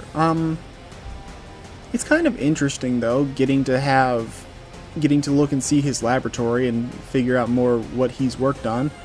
You see a bunch of different enemies from throughout the game, such as those beasts at the bottom of Sinner's Rise, the ogres from the start of the game, these weird spaceman looking dudes. I think it's just scientist outfits. It's interesting. The lab has a lot of just variations of stuff. Speaking of ogres, what happens when we try to go through that door? Yeah, the guy bursts through like Kool-Aid Man. Okay, so there's 3 ogre ambushes in the Aldius Keep. I remembered the first 2. I genuinely forgot about the last one, so it did startle me whenever I was playing. Kinda wish I had the mic recording for that part. At the end, we actually see a giant cage and a kind of nice scenic vista. It's not perfect, I mean if you were to zoom in you'd see it's a lower texture, but it's cool. Say hello to the Guardian Dragon, our dragon boss of the game. And it's okay. Yeah, this is probably the most it's okay boss in the entire game. He'll stomp around, he'll breathe fire, he'll fly, and that's about it. It's not a terrible boss fight, and I do like that he'll latch onto the cage to perform some attacks, but he's probably the most forgettable boss in the game, and if you were to list out all 41 bosses and you were forgetting one, it'd probably be this guy.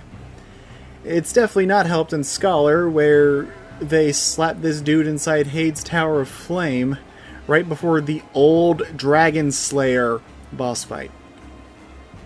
But at the very least here, this is your first time encountering a dragon, even if it's a wyvern, but whatever. So it has a bit more impact, and it does make the next area a bit more interesting. I don't really have much else to say about this fight, though. It's just okay. When Guardian Dragon goes down, you get to ascend one of the longest elevator rides known to man, and Souls-like's only beaten out by the one at the end of Code Vein. Seriously, that one goes on for over a full minute. And we'll be able to speak with the Emerald Herald, where she'll tell us to go to the Dragon Shrine, as if we had anywhere else to go. But thankfully she also says, hey, you're doing a pretty good job, and she gives you her feather, which is an infinite use homeward bone, so that's pretty nice. I wish I had something to really say about the Dragonary. It's a very cool looking level, but there's not much going on here. You just run through the level, do battle with the occasional Guardian Dragons and those Kamikaze guys, or you can completely skip them. There are a fair number of Crystal Lizards here if you want to get some Titanite, which is really nice. I don't hate it, and I don't think it's a level that should have been left on the cutting room floor, but I do wish it was a bit shorter, because really you're just kind of running through this place for 10 minutes in relative emptiness while building up to the Dragon Shrine. And hey, you know what? It's kind of okay to have a quiet build up to what's essentially the final level of the game. I just wish it was maybe a little bit more condensed.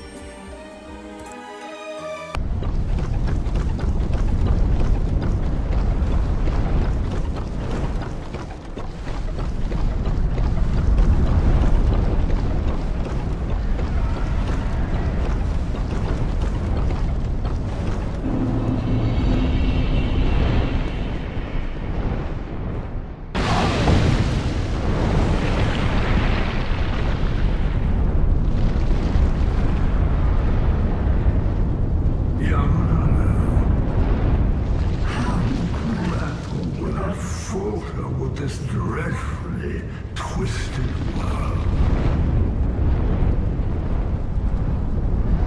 Peace grows in the illusion. Shackled by fools whose they yearn for love, unaware of his grand illusion. Until a curse touches the flesh, we are bound by this yoke, as truth deserves the child within men. All men entrust fully the illusion of life. A construction facade, and yet a world full of wounds or scandals. No hollow, language should shatter the yoke, spoil this wonderful fool's game. I am old. I sought to share the yoke of fate, but failed. Now, I only wait an answer. Seek the truth. Seek light, dark, and what lies beyond. He's so tiny. I don't know, that part always made me laugh. The Dragon Shrine is more or less the final level of the game, and it's very straightforward, but I wouldn't call it bad. Enemies come in 3 flavors throughout here. You have the priests that cast magic spells from up top, but they're very few in number. In fact, there's only like 2 in the entire area, and they go down very easily. You have the, I want to say Drake Knights? They're kind of the supercharged version of those giant, or I believe they're actually called Old Knights from the Tower of Flame.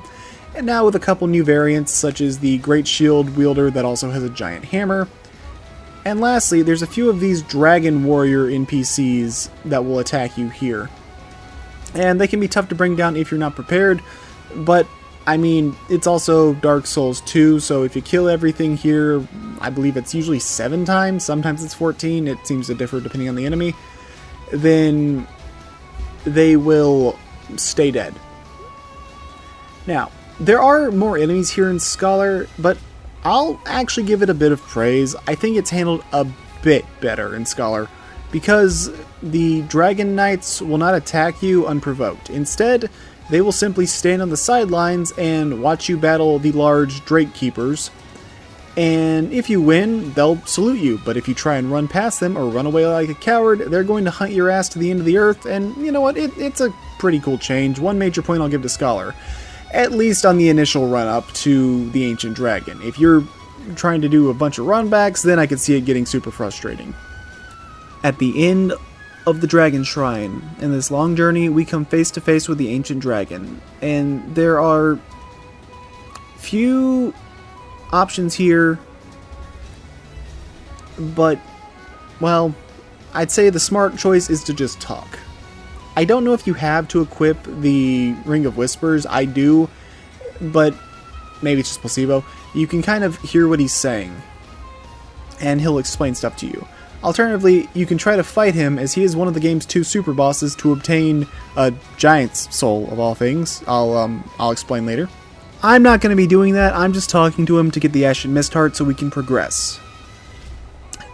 The Ancient Dragon is the strongest boss in the game, bar none, having over 19,000 HP. The only boss in the Dark Souls trilogy with more health than Ancient Dragon is Yorm the Giant. And Yorm the Giant is a gimmick boss where you're hitting him for thousands of damage at a time. Do not fight him, it's not worth it. You don't get anything worthwhile out of it. And definitely don't fight him before getting the Ashen Mist Heart, or you're basically just going to make your life hell.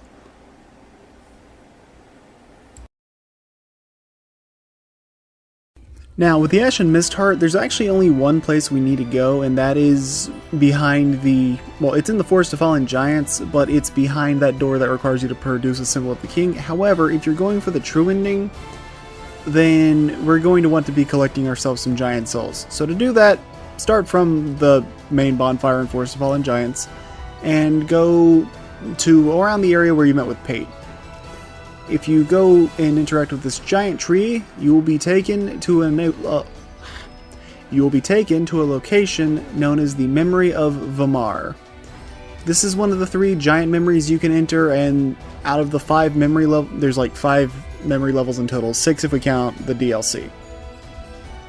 I recommend starting with the Memory of Vamar because there's an NPC here named Captain Drummond, which after you exhaust his dialogue, his soldiers are supposed to no longer attack you, at least in theory. It didn't exactly work out that way, but oh, okay, whatever, oh well. There's really not much to say about the giant memory levels. These guys are, well, these locations are basically war zones with a couple variations of the giant enemies that you really only saw 2 of in Black Gulch. And you have roughly 5 minutes to get through the area. Your main goal is to find the dead giant corpse and get the giant soul and get out. The general rule is you'll know you're going in the right direction when you see a giant that's dual wielding those clubs, because that's where you want to go.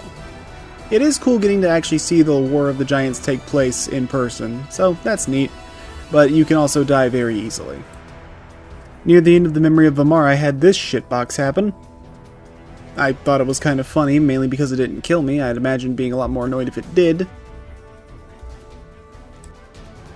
What you're looking for is these giants that look like this. These ones are dead, and they are the ones that will give you a giant soul. Second on the list is the Memory of Oro, which takes place where, well, right after the place where you fought the Pursuer. By the way, Benhart is here, and you can speak to him if you want, and he'll talk about his family sword. Yeah, it looks kind of familiar, but he said no one's been able to draw it out. Don't worry, I'll show you how to get your own version of that sword soon enough. And by soon enough, I mean in about 3 minutes. Out of all the giant memories, I'd say the memory of Oro is probably the most dynamic of them. It genuinely feels like you got dropped into a war zone, and it is very dangerous here. Also, for some reason, you can interact with Benhart here. I'm not sure if he was here in the past, or if he's also got an Ashen Mist Heart of his own. I don't know. He seems to be going on his own journey and good enough to reach the Throne of Want, so I guess he's maybe got more to him than he may seem at first. I don't trust the Hollows, or the soldiers here though, because they were trying to kill me earlier. I'll just leave them be for now. On my way to the dead giant, I had this funny bit happen where the smaller giant fell on top of me. And finally I reached the corpse and Soul of the Giant obtained. That puts us at 3. So, for the next memory, we're actually going to put the world into a bit of a New Game Plus cycle, or at the very least the end of Seldora, and we're going to fight Freya again. Big things to note is that she's definitely tougher because of the bonfire aesthetic buffing her to New Game Plus. However, there is something you can do. Well, you can summon the Ashen Knight to help you for this battle, and he actually does a great job taking out the mobs. And I guess one change is that the small spiders don't seem to be affected by the torch, or at the very least nowhere near as much on New Game Plus. I will also warn you, do not use the Pyromancy Warmth anywhere around her, because if you do, you risk healing her, and the only way to damage Freya is to attack her heads. Okay, what's the issue? Well, after the heads take enough damage, they fall off. If both of her heads fall off and she still has HP, you've soft-locked yourself. Yeah, so be a bit careful. Once she goes down, you'll be able to interact with the dragon, and you'll also get the Pale Drake's Soul. The Pale Drake's Soul is connected to Seath the Scaleless, so I think you know what weapon we can form, but let's see that dragon. The dragon memory is visually a pretty nice place. This is Ash Lake, I believe. Well, the remnants of Ash Lake. It's all dried up and destroyed at this point, and it's kind of just corpses. I'm not sure if this is supposed to be the Everlasting Dragon from Dark Souls 1 or not. I don't think it is. So, it's a very cool visual. There's nothing here, though, outside of the Soul of the Ancient Dragon. Now, you may be wondering, but wait a second, the Ancient Dragon's alive, right? Well, no. The Ancient Dragon was a recreation made by Aldea using the soul of a giant. That's why if you were to kill Ancient Dragon, you would get a giant soul, and the true dragon soul is here. Either way, that's enough history lessons. It's time for our boss weapon, so you know where we're going first. Right down the road! Right down the road. Right down the road. Right down, bye-bye! I now have the Moonlight Greatsword. Unfortunately, there's not much game left to use it on. And now, it's time for the only actual memory you have to go to see a game's ending. You'll need the old King's Ring, well, actually just the King's Ring, to open the door, but there will be a bonfire immediately after it, so don't worry about keeping it on hand. I'd recommend replacing it with something like a Bracing Knuckle Ring or what have you. Because the only thing here, other than the bonfire, is the final giant tree that we can interact with. Well, there is another one in the Forest of Fallen Giants, but it gives you, instead of a memory, it gives you a Seat of the Giants, which is used for multiplayer mostly, and if you try to interact with it, it'll just tell you the giant is resting in peace. I don't know if that's meant to say that it just didn't, that these memories are lingering regrets, or if it was just a piece of cut content, or what have you. I'm not sure, and I don't know if we'll ever find out.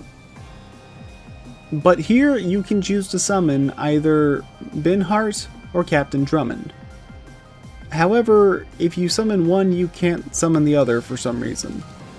Odd. Yeah, this area is just a boss fight.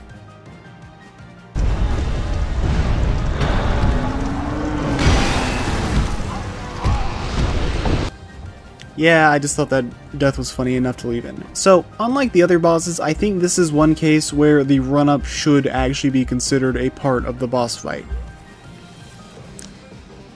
Here, you need to be mindful of the giant statue or you will get killed, and also watch out for the explosions, because it's time to fight, technically, the original penultimate boss of the game, the Giant Lord. And this guy is none other than the last giant in his prime. This arena, it does allow for a more unique fight if you were to go in the upper level, but it doesn't really change much because you can't hit him too well. And the sword does provide some new attacks, but for the most part you'll only really see his sword in use as his very first attack, and, well, otherwise it's mostly just stomps. Though this fight does explain why the last giant went from being resigned to his fate to being downright pissed and willing to rip off his own arm to kill you when he saw you at the start of the game. He recognized you as the human that struck him down and ultimately led to the giants being wiped out without a leader. He hates you personally, and the fact that you still live all these years later infuriates him. The fight itself isn't anything too crazy, it's your obligatory ankle hacking boss fight, but I mean, it's fun enough. It's kind of just one of those one last fights for the road sort of deals, and you know what? I kind of prefer this guy as the penultimate boss over the Throne Watcher and Throne Defender, so I like to do them first and then save this guy. This is also the only giant memory you have to do, but because it's locked behind one of those iron keys, you need to kill the Giant Lord in order to actually beat the game. Even if you get the 1 million soul memory. At this point, we've seen all we need to see in order to finish the game, but if you're going for the true ending, we do have one more boss we need to take down. None other than the Hollow King Vendrick himself.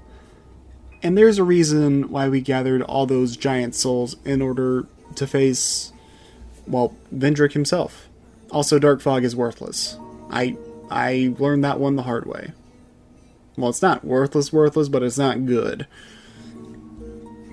So, it's time, everyone, to fight King Vendrick. Sit down and get comfortable, because this one's going to take a while. The way this boss fight works, as far as moves go, Vendrick will almost exclusively swing his sword at you in fairly predictable movements, either horizontally or maybe going for verticals, but if you try to get away, he'll charge at you at a speed just fast enough to throw you off and catch you if you're lacking. When he goes below half health, you'll see him start going from, well, just basic swipes to now trying to throw in a few jumping slashes to show he's becoming a bit more serious with whatever remnants of senses he has left. And on top of that, he has a very rare attack I've only ever seen him use one time.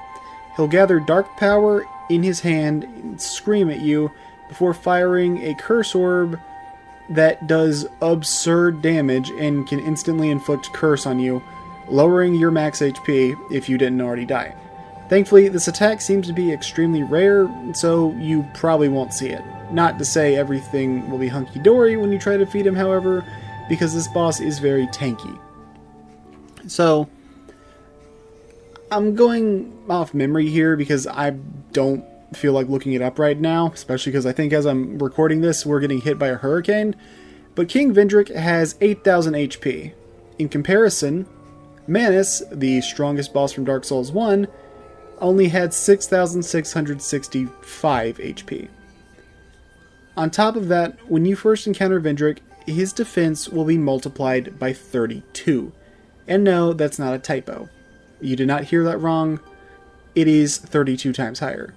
You see, the only way, or the way you lower Vendrick's defenses is by having giant souls in your inventory. And please note, they need to be in your inventory and not consumed, because if you consume them, then they will no longer lower his defense, and that also means you're at like, what is it? Yeah, that means you get like 10,000 souls from it. It's not worth it. These giant souls are located in Black Gulch, the memory of Vamar, the memory of Oro, and the memory of Jay, which requires us to defeat the Giant Lord. But of course, that only gives you 4 giant souls. As the 5th one, you have to go out of your way to be an asshat and kill the Ancient Dragon, in order to get the final of the Giant Souls, and he's a super boss, so I didn't really bother with it. The thing is, the Ancient Dragon can one-shot you, or two-shot you even with level 300 builds that have killed everything else, including the DLC, or just, yeah, even on a regular New Game cycle. And if you thought Vendrick had a lot of HP, the Ancient Dragon has 19,480 HP on New Game. That's over double any other boss we've seen, and that's the most out of any boss in this game. In fact, out of the entire Dark Souls trilogy, the only boss with more health is Yorm the Giant from Dark Souls 3, and he's a gimmick boss where you're hitting him for almost 5,000 damage each hit. Do not fight Ancient Dragon, it's not worth it. Just deal with Vendrick being a bit bulkier. Now, I guess a couple of other fun facts. In terms of story, Vendrick is pretty interesting. He was given a choice similar to Gwyn, where he could link the fire or choose to go hollow in order to try and save Drangleic. However, Lord Dran hasn't exactly fared the best since the end of Dark Souls 1. So instead of forcing Drangleic to be dragged into this vengeful cycle, he decided it would probably be better to just go hollow and die. Well, or I guess live forever as a husk of himself. Now, one last fun fact, I guess. This isn't really story, this is a gameplay thing. If you were to summon an NPC for the Velstadt fight, and they had 5 Giant Souls in their inventory, after you killed Velstadt, Vendrick's defense multiplier would go to 1. So, should you choose to fight him immediately after Velstadt, he would have his base defense. But if he killed you, it would go back to only looking at your Giant Souls, and if you didn't pick up the old King's Ring, you'd now have a super bulky Vendrick in the way. And yes, this fight is still going as of me recording it. This battle lasts the better part of 7 to 9 minutes with him at double defense. I can't even imagine fighting him at times 32 defense. It's been 9 minutes. Oh, thank God. He's finally dead. Yeah, that fight takes forever. Once you're done, we can actually meet with Vendrick in his memory and speak with him. It's pretty interesting dialogue. Seeker of fire, coveter of the throne. I am Vendrick, ruler of Drangleic. As flame rises, so does it fade. Such is the way of things. Do you intend to link the fire? Then you must first take the throne. Prove your worth. Find the ancient crowns. Seek adversity, and they will be yours. And your wishes granted. Fun fact, he also voices Osiris in Dark Souls 3.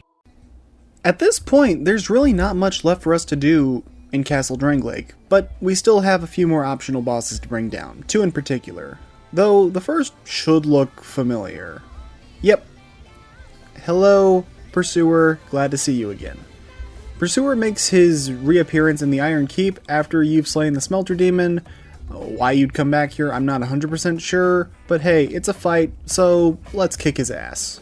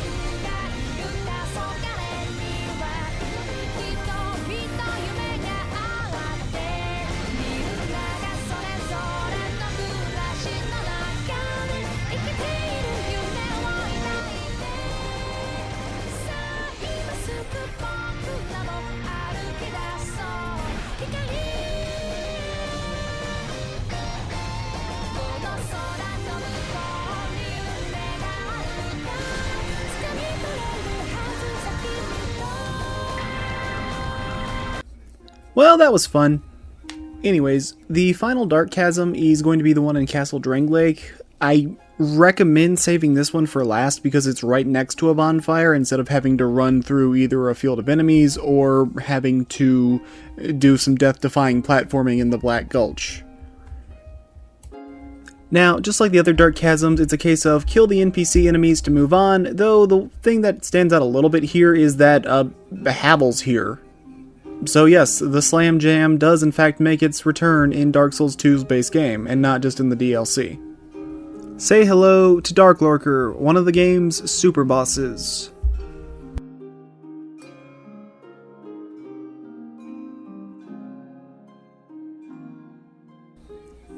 Well, that's unfortunate. Also, every time you die you have to run your last Dark Chasm again, so that's why I saved this one for last.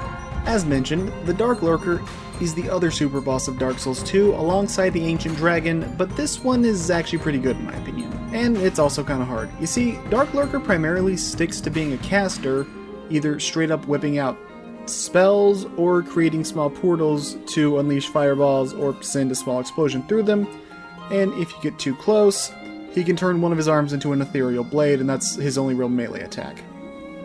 He has a second phase, which to my knowledge doesn't add a single new attack, but instead he'll multiply, creating a second Dark Lurker with its own AI, in which most duo bosses would really suck, but thankfully Dark Lurker only has, again, one melee attack, and, well, they share a health bar, so you're not having to juggle two super annoying AI, you just got a few extra projectiles to be mindful of. I'm not saying it isn't hard, it's probably the toughest boss in the base game, and as I showed earlier, I got him to 1% HP and died before on my first attempt though, so that was a little bit demotivating. It would have been so cool to kill the super boss first try. In my opinion, there's no crazy BS in this fight that will make you want to throw your controller or rage quit. Plus, it's completely optional and fairly hidden away. In fact, I wish it was behind a slightly less annoying questline because the Dark Chasms aren't too bad if you can do them in one go. But, you know, if you die, then they suck, and if you save Black Gulch for last, may God have mercy on your soul. Because Dark Lurker sure won't. Okay, we've tackled everything I want to tackle for now, so let's finish this game. Go back to the Throne of Want, which means get your King Ring out, go to Drangleic Castle, you know, do everything like that. After the door opens, we'll get to see the Emerald Herald for one last time, and she'll finally tell us her real name.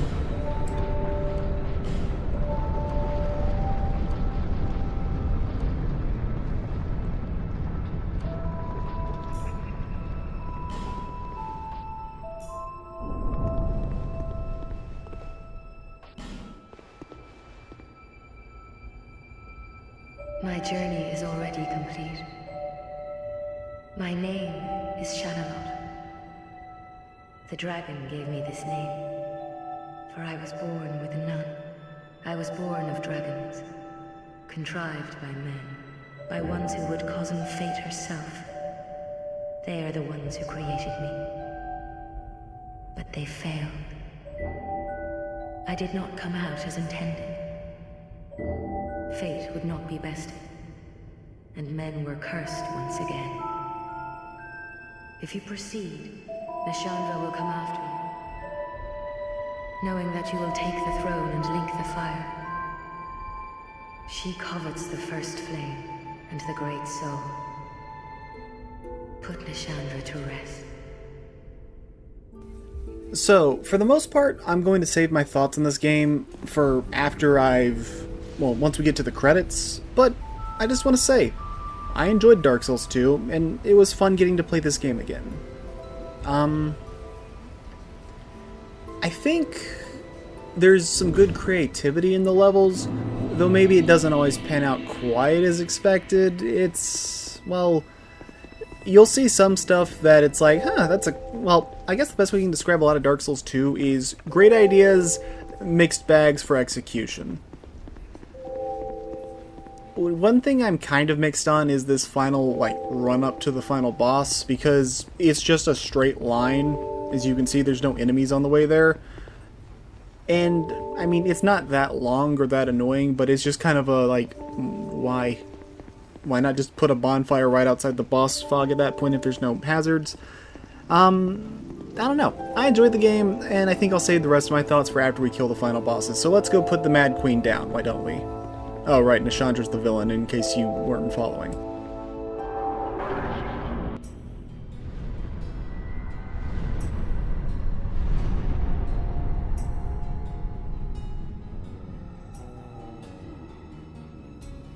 Brave undead.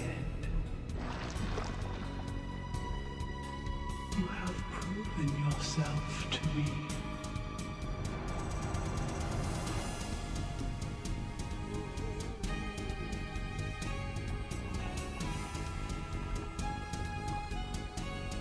Now, be one with the dawn.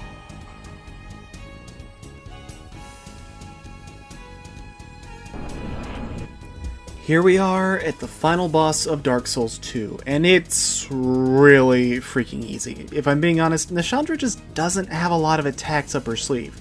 She has a couple of swipes with her scythe, she has an overhead slam slash you could do that does a lot of damage, but that's it for her melee options. As for magic, she's also fairly limited in that, only really having a dark-powered laser beam that is easy to avoid, and yeah, if you're up next to her, it's never going to hit you. And the ability to spawn 4 orbs in the arena. These orbs are going to start inflicting curse on you if you're too close to them, but you can always whack them to get rid of their effects. And thankfully, they don't really do a ton of damage on their own. It's like chip damage, basically. Yeah, so, you know, be a little bit careful of positioning or take some time to go and take them out and just mind her laser beam.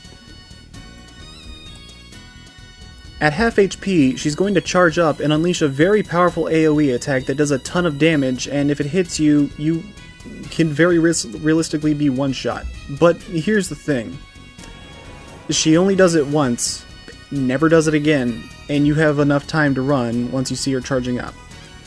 I don't want to make it sound like I think this is a bad final boss, because it's not bad, but it's one of the easiest final bosses in From Software history, and I've never really died to her outside of New Game Plus battles. Though, to be fair, you are intended to fight her immediately after the Throne Duo, and she even has her own unique cutscene for her entering the boss arena after you do, so they probably didn't want to make the fight too difficult for those doing the bosses back to back. Which I respect, but here's the thing. You kill the Throne Duo, they stay dead. And honestly, I kinda wish that mindset would have continued on into Elden Ring, because oh boy, does that not continue for Elden Ring's final boss. Oh. Thankfully, the Elden Ring final boss is nowhere near as bad as it used to be. But yeah, Nishandra goes down without much fight or even a proper second phase.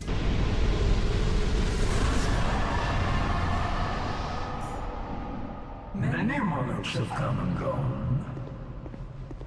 One drowned in poison, another succumbed to flame. Still another slumbers in the realm of earth. Not one of them stood here as you do now. You, conqueror of adversities. Give us your answer.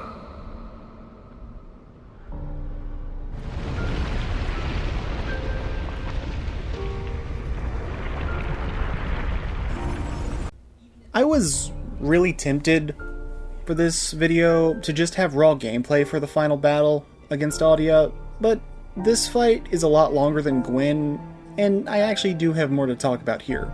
So, I'm gonna be honest, I actually like this fight against Audia. It's fun in my opinion. It's not amazing or even super complex. It's mostly a massive greed check, with most of his attacks being harmless if you're paying attention, but if you get careless, you're gonna get hit in the face with fire. His speech gives you time to change your equipment as well, though you might not get that on your first playthrough, but at the same time, you could probably guess, oh, he's talking, we're probably about to fight him. So, you know, maybe swap to a flame quartz ring. Anyways, Audia's design is weird, but I think it's cool. He's almost formless in appearance, though for better or worse, he just teleports around the arena instead of scurrying around. Honestly, probably for better because that would look super goofy. As for moves, Aldia has a couple up his sleeve, ranging from small homing fireballs that require you to stay on the move, a big explosion that he uses whenever he's about to teleport, and the same thing he used whenever you would meet him throughout the story, except now that explosion does damage, a massive nuclear bomb that he'll launch at you, but it also leaves him vulnerable while he's charging. He can send his tendrils into the ground that will shoot out a bunch of tendril spikes in the direction he's stabbed, or he can shoot multiple tendrils into the ground to erupt pillars of fire, and that's also one of the times when he's vulnerable. You may have noticed the fire surrounding him acts as a sort of shield, reducing the damage he takes by a decent amount, but in Phase 1, after his attacks, he has to drop the shield to damage you, so it's not hard to do, and honestly, the defensive buff it provides is minimal. That being said, that's only Phase 1. Phase 2 doesn't add any new attacks, but it can be seen as a major escalation of tension, as now he just increases the intensity of everything he's doing, such as doubling the homing fireballs, raising the power of his flame shield, so now it will reduce the damage he received by 90%, and it can burn you to death extremely quickly, so do not get greedy. On top of that, he's no longer going to pause for long periods of time with his shield down, so now the fire is only really going to be down and it'd be safe to melee him, either right after he teleports to a new area, or when he's readying one of his big attacks like a nuke or flame tendrils. While I consider it one of the weaker final bosses in the From Software catalog, it's not bad by any means, and I honestly prefer this over the Moon Presence, which may be a hot take, but that's just what I feel. As for the story, Aldia is really cool. He's the scholar of the First Sin. He knows of the First Flame, and the War of the Chaos Flame, the Rise of the Demons, and the actions of the Ivory King, as well as the other kings as well, but no one cares about them. He knows of Gwyn's actions to link the fire, and he despises him for it, as that's what slowly but surely has begun dragging this world into an endless cycle. While the Chaos Flame was able to be kept at bay by the Ivory King and Queen Alsana, the Abyss still made its way to Drangleic and did unfathomable damage. He wants this cycle to cease, so he's posing you a question. Would you like to become a king like Vendrick or the other three he speaks of, or would you choose something different? Ultimately, this choice is yours to make, but he's still hoping that you make what he considers anyways to be the right choice. This final battle isn't some intense duel to the death, it's him asking you a question, and you're providing your own answer. That being said, I do wish his HP was a little bit lower because, yeah, this fight can drag on for a bit if you're not careful. But it's okay. I still like this fight, and I still do enjoy it, plus the music that accompanies it is one of the best songs in the series, in my opinion anyways.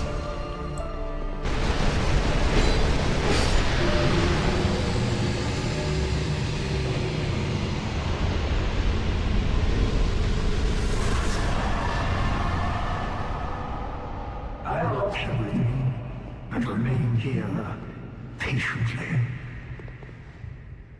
The throne will certainly receive you, but the question remains: would you tell me? Light, dark, or something else entirely?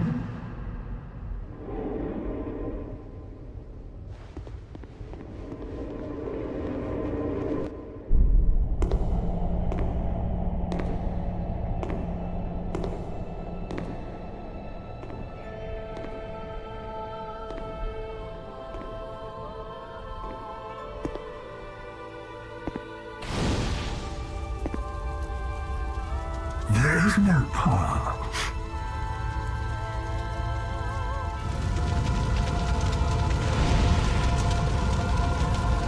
Beyond the scheme of life, beyond the reach of dark.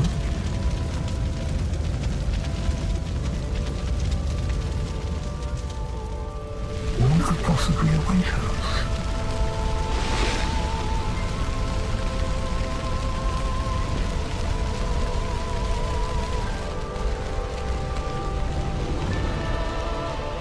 And yet we seek it insatiably. Such is our fate.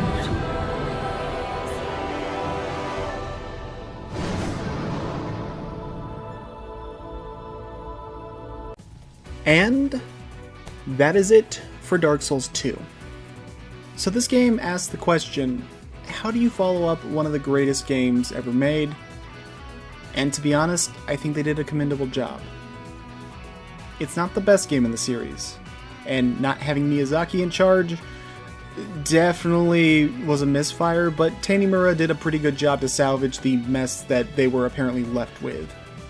And I think the final product ultimately turned out well. I'm glad I got to play this game again because I actually do have very fond memories of it, and was worried it wouldn't live up to how I remembered it being since I last played it. After all, the last time I had played Dark Souls 2 technically was Scholar of the First Sin, and I do not like Scholar of the First Sin, like, at all. But coming back to vanilla Dark Souls 2, it was better than I remembered, even if the visuals didn't hold up quite as well. But, I mean, that's most old games, if you think about it. And while it wasn't without some quirks, looking at you, ADP, it was fun. I hope y'all enjoyed. I actually had a really good time making this video. It was surprisingly fun editing it, and I think I got it a bit more structured than some of my other videos have been, so I'm hoping it turns out well. If you watched this far, thanks. That means you're either one of my friends who's watching it to be nice, or that means you really need some background noise and for some reason you don't find my voice annoying, which, hey, I'll take it. But I have to warn you, because you watched this far, prepare to see my videos spammed in your recommended box for the next week. For that, I apologize, but only kind of. If you haven't played this game, I'd highly recommend giving it a try, but I must specify, please play the vanilla version of the game and not Scholar of the First Sin. For some reason, you can actually get the vanilla Dark Souls 2 on Steam, and it's $40 just to buy the game. But you could also get Dark Souls 2 vanilla with DLC all added, also for $40. So I'm stuck wondering what was going on there. I don't fully get it, but okay, sure, whatever. Anyways, I'm out of stuff to talk about, so I thank you very much for watching, and I hope you take care. Have a good day.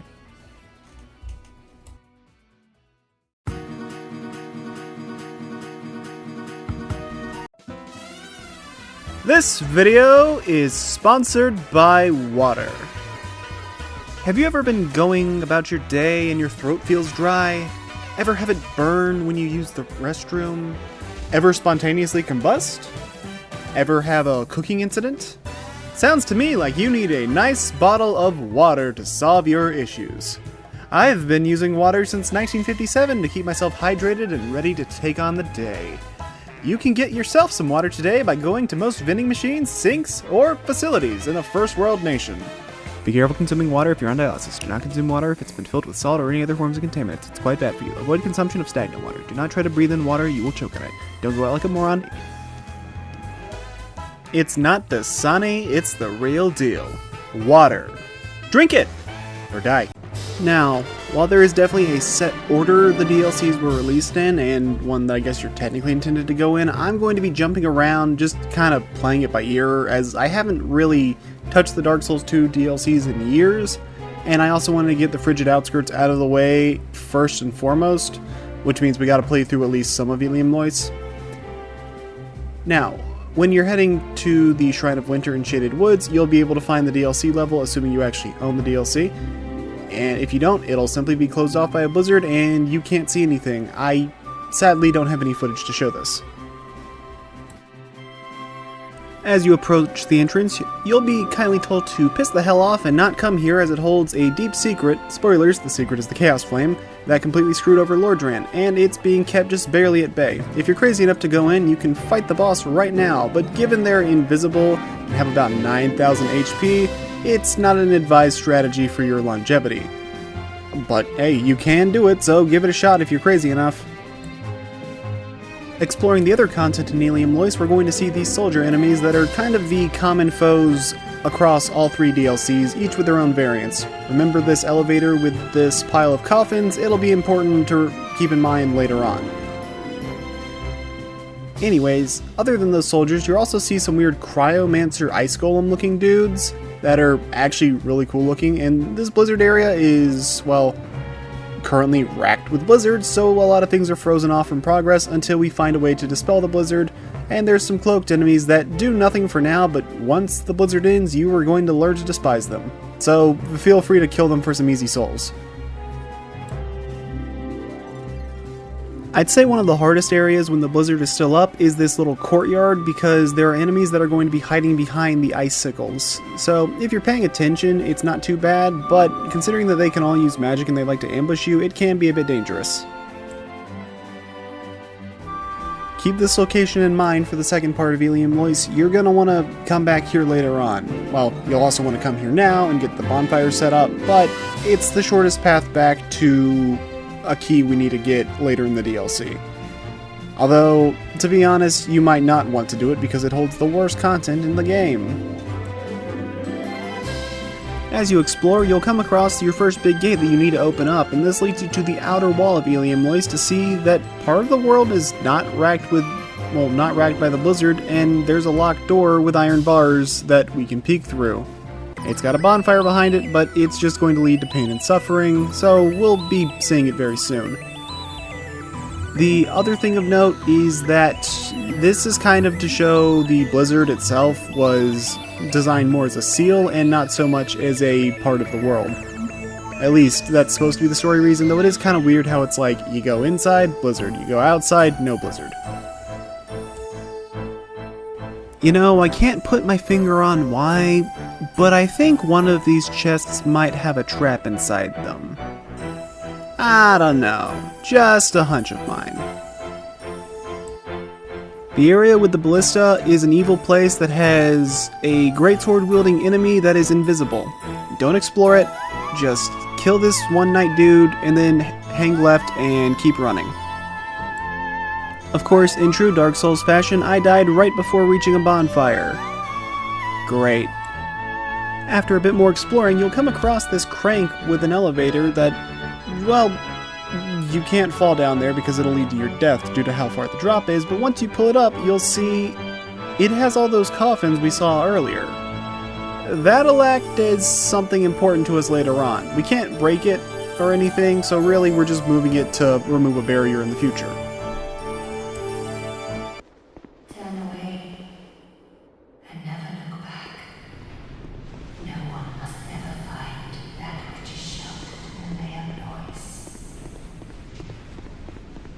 Near the end of our trip through the blizzard-racked Eleum Loyce, you'll see the ominous glowing thing up top. Well, that ominous tower contains an item known as the Eye of the Priestess, which will allow us to see that which was unseen before, including the invisible greatsword-wielding enemies, but also it's more useful because, what major invisible thing have we seen already? Maybe a giant boss-like monster? Yeah, we need this to see the boss. That being said, enemies that were once invisible are now going to become a lot more aggressive, but hey, we can go fight the boss now, so that's good. Let's go fight that boss, by the way. This dead city has nothing to offer. Go back. Do not seek the old chaos, nor its twisted flame. And our first boss of this DLC is Abba the King's Pet, a vicious snow tiger that is kind of a mess to fight. It's got some of your standard beast boss attacks such as claw swipes, pounces, and bites, along with a nice version of homing soul mass, although it's less so homing and it's more delayed, so it just kind of waits and then targets you. It's overall a fine enough boss with some excellent music, but one of the more unremarkable DLC bosses despite being one of the only monster bosses in all 3 DLCs. It's not a bad fight, and hey, it's not like you're having to fight 2 of them at the same time with a buff that increases their stats and regenerates their health at the end of the worst level in the game, while also having worse boss music and no run back. But yeah, overall Ava's fine. I definitely get caught by the bite attack more than I like to admit, but that's mostly a skill issue thing. And my one big issue is this kind of feels like one of the few fights where Dark Souls 2 shitboxes are really on display, at least for me, because I don't really have issues with a lot of the other melee attacks. With Ava down, we can now enter the room that, well, the Snow Cat was guarding, and that room happens to be the throne room of the Ivory King. A lot of stuff is still frozen over, however, but once we open the door, we'll be able to meet and speak with Queen Alsana, and I'll just let the dialogue play out from this point. To think Ava could be bested. Who are you? This land is barren, cursed by the old chaos. It gave birth to atrocities, and the people fled in fear until our Lord, the Ivory King, came. My dear Lord, a most true king. It was with his magnificent soul that he built Eleum Loyce and contained the spread of chaos. But the chaos would not be sated, and the king gave his own soul.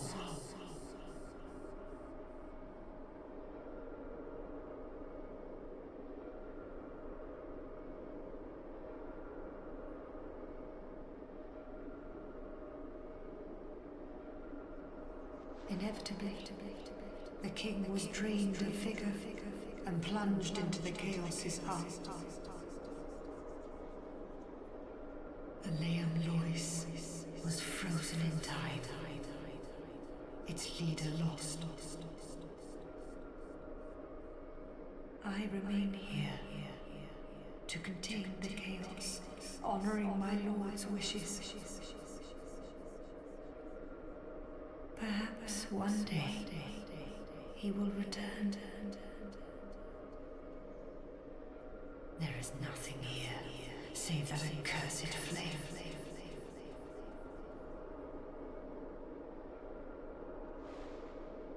I have but one wish, that my dear Lord might be freed from that unspeakable chaos.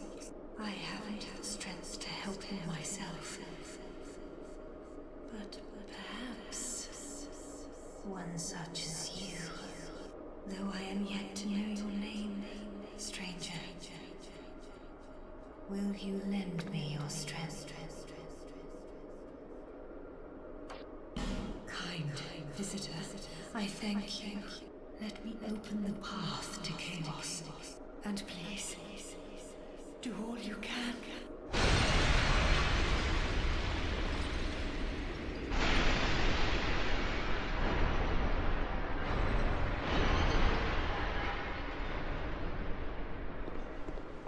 Queen Alsana will be impressed by your ability to defeat Ava, and she'll both accept your request to explore the place and ask for your help to lay her husband to rest, and to assist you, she will thaw Eleum Loyce out for you.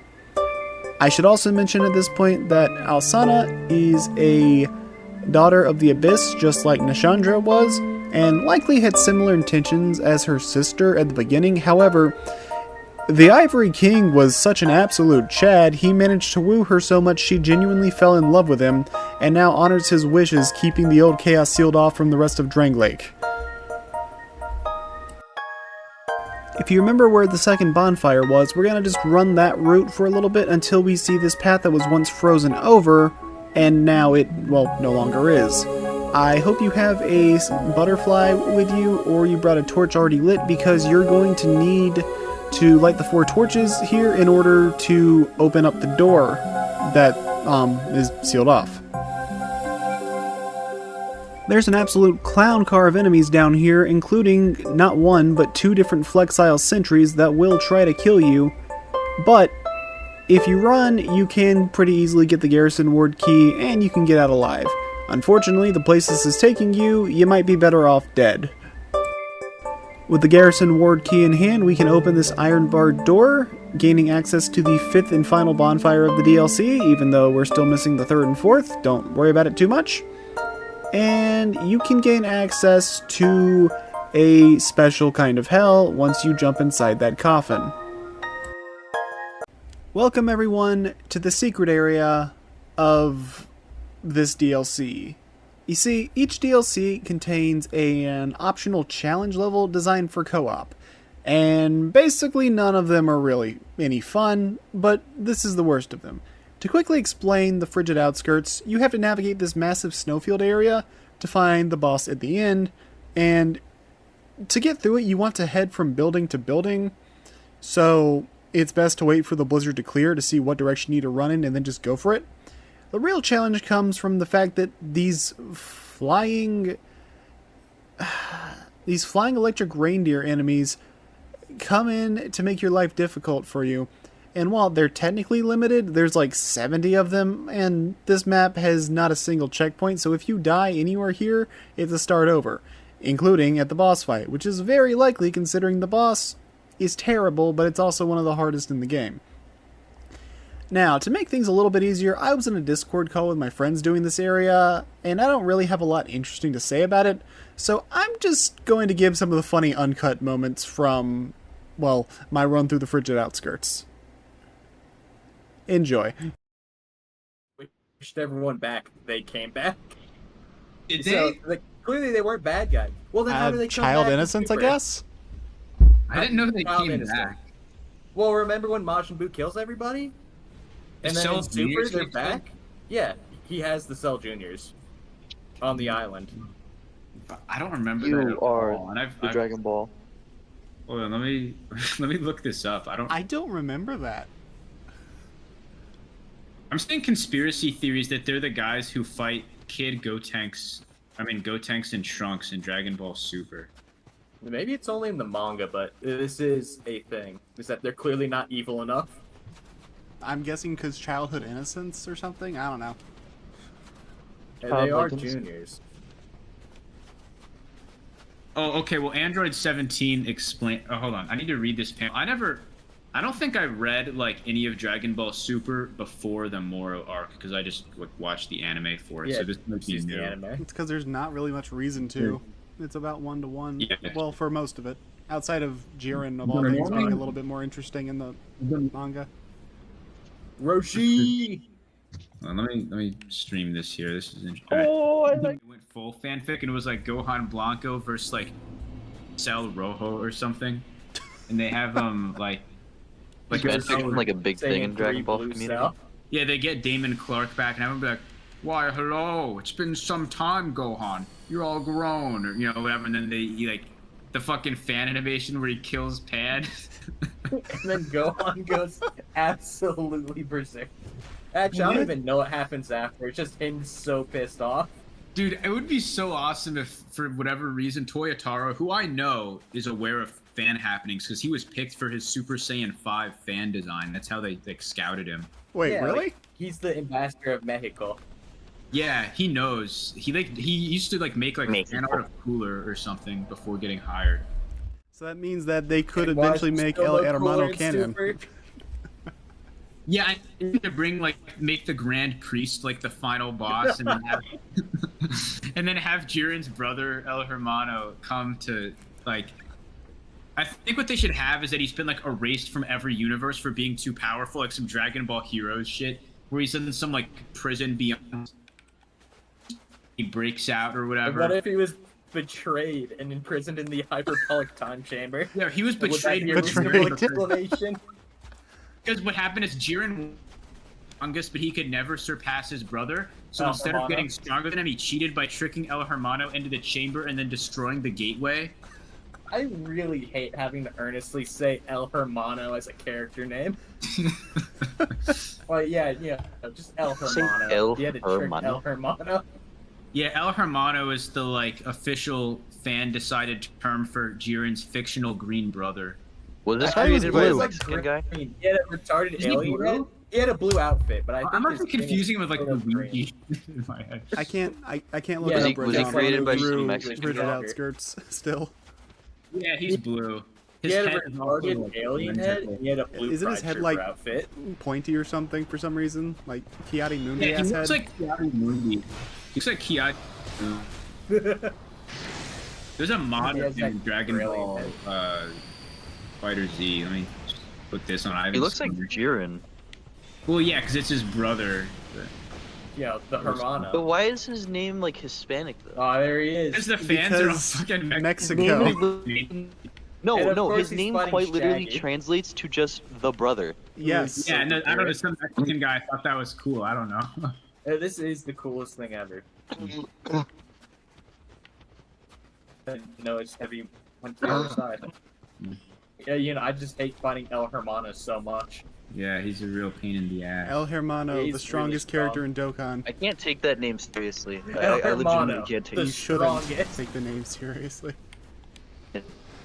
Like the white man version of those fan fictions is just Tien should be the strongest character. Yeah, or the art of Goku impregnating Vados. What? That's. Okay. Well, let's I see. feel like What that Lee was his old specifically. top 10 thing was a clip from Final Fantasy. Oh, the Shadow of the Colossus Oh, music. I right, remember this. forgot about Yeah. that.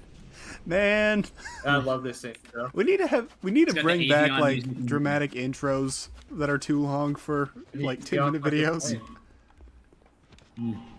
I have fury. Oh yeah, Contra 4. Oh, this is so nostalgic seeing Yeah, this. it's just random.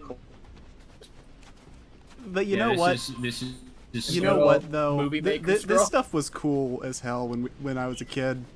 I'm not gonna pretend like it No, wasn't. yeah, dude, these guys are my role model. Yeah, they These were- guys are why I make videos. This guy, or let me pull up the video. It was a surprising sampling of games. Like, there's always such a wide variety. And you watch, he's like, I've never seen that before. Dude, by the way, I have more views now than Speedy Man or something, which is really weird to me. Oh no, man, I don't. Speeds. Yeah, I remember the this Speedster. video is- Didn't he rank This all video the... was my first ranking video I ever saw, and I thought it was cool as fuck. It aged pretty badly. The audio mixing is horrible, ironically foreshadowing my Metroid Prime 1 video, which had the same problem for some reason. But I mean, it's because it was an early video. I They remember- always had bad audio mixing. You should... God, I think my worst one is my Sonic Generations video. Like, I'm leaving it up, but oh my god, it is terrible. Alex, Like, can you a explain? collage of random junk. Like, he references the Terminator. Alex, can you explain her Duke Nukem Forever diss with Jean? I did not pick up on that. she says, "You don't want it to become no more heroes forever, do you?" Oh, Because yeah. That's like, because if- the game was still in development hell at that point, and it was also still relevant at that Yeah. point. That's awesome. Yeah, and if the reason that she was saying that is because she actually does have a fully explained backstory for Travis, but you have to slow the game down or something to hear it. Yeah, if you actually, I remember, I think Rapid Luigi actually showed the full thing in one of his old videos. He's like, okay, no, we're not doing Yeah, this. Here's the it's like- speech. It's like their parents molested her or some shit, so she killed them, or something that was pretty dark and would have got them an X rating, so they just sped it up. Travis' remember. dad, her mom abused her mom and molested her, so she killed Travis's dad and mom in front of him. Yeah. Pretty And then fucking he, badass if I do say so myself, although her actual character is kind of just stupid.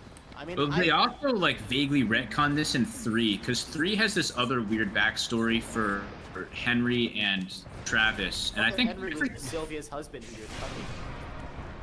I don't like that they Yeah, they Travis- axed Quentin Flynn in 3. Like, the other guy doesn't Yeah, that even was try to bullshit. sound like Quentin. That's so dumb.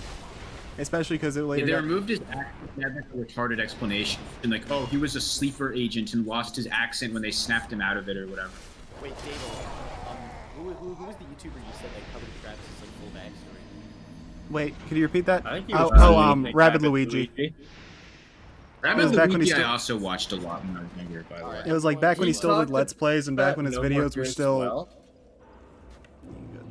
They're like the old style countdowns still. He still makes videos. I haven't watched them in a while, but he's like around. He still makes countdowns, but they're a little different. I like that Rabbid Luigi was an English gentleman, so he had a very like large affinity for Henry. Yeah, that's true. And like, he was just I remember the way he wrapped all the videos. He'd be like, "It's been Rabbid Luigi." Like he had like a really fast. He doesn't do that delivery, anymore. slowed Like down. I've seen some of his newer videos. He doesn't do that anymore. It's so lame. He was at one point like ranking every Sith ever from weakest to strongest, and he had a list of like 300 of them. Oh, Jesus Christ. You do realize that's like a massive can of worms, right? No, Jack. Hold on. Jack genuinely has encyclopedic Star Wars knowledge. Like he's not okay, like a okay. Do you realize that Hey, that I say alone is do going it to cause because guess what? outrage? That'll be a lot of easy interaction for your channel. That'll be a lot That of is easy true, interaction. but let's just say that he, like, from his knowledge, he says something I that have like watch history on. Now, like a thinking, big quarter what of the videos am Star I Wars not fans watch would be so I like, can be the true actually. side and not professional. I mean, Star Wars fans always get angry. They're like one of the most consistently hostile. So I'm just gonna say this right now. As soon as that video drops in some capacity, just so in like a much, matter of like a like, week or maybe contrast even a between the few 3 years hours, of Star Wars people. Jack's gonna be messaging you like, dude, what are with these comments? Yeah, there's Star Why are Wars they factions, what are they you gotta talking be about? careful. You will get at least one death threat if you do that. I guarantee you. You'll get more than All one. good. Oh, I know. I get angry comments. Do you know what? On like a few times out of curiosity. I'm just thinking of Woody like being repossessed by like a nerd guy, but worse than that collector dude in 2. Oh. And then he just like jumps onto his desk and sees 4chan. It's like, I don't know, like doll gooning thread. It just sounds horrible, like the jar thread. It's like wide-eyed, like what is going to happen to him. Honestly, one of the more entertaining parts of the game is how there's just an option to play with your cat. I thought that was so fucking cool. So why does your cat talk in No More Heroes 3? Wait, what? No, Oh. yeah, Gene the cat talks, and he's like this like Super you know, deep he has, like, voice. this tough voice. Fucks me up. Oh, well, I mean, of course he's gonna have a super... There's no explanation, like on purpose. Suda basically just like felt like it and just like made that Because it'd be funny. I'll be right back. The only reason why autism stock is going up is because everyone wants to everyone needs commissions for fucking like furry Steven Universe porn. Jesus so Christ. in that way, Oh god. I wish the snow didn't go up for like a whole minute at a time because it just makes running through annoying because you're like, I could go this way, but I don't want to spawn extra reindeer. Of course, as soon as I say it. I think Stalin comes down at like a certain health value. No. My last attempt, he came down when Lud was was at 90% health. Oh, So, maybe. I've never seen that before. It was terrifying. Then I'm kind of nowadays you surprised got... how Lab can make a big game. Like, just size-based. Forgotten Land is not short. That game is actually surprisingly long. Especially for Kirby's. It's like 25, 26 hours or something like that, I've heard. If you're going for 100%, then yeah, you're probably looking at around 24 hours or so. 100% is fun though. It isn't too bad. It's actually a ton of fun, and it's because the extra mode is part of the main story. It's not like, well, it's part of the story. It's not just a separate menu you toggle into. Yeah, it's different.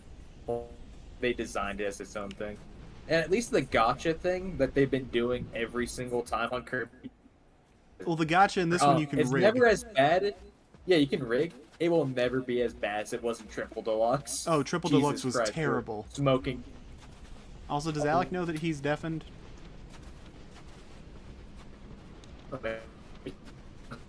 Issues with when I first got Honestly, it. the Switch ports for No More Heroes 1 and 2 are some of the best like HD remasters I've seen, just ever. Yeah, they were good. Maybe I should go modern.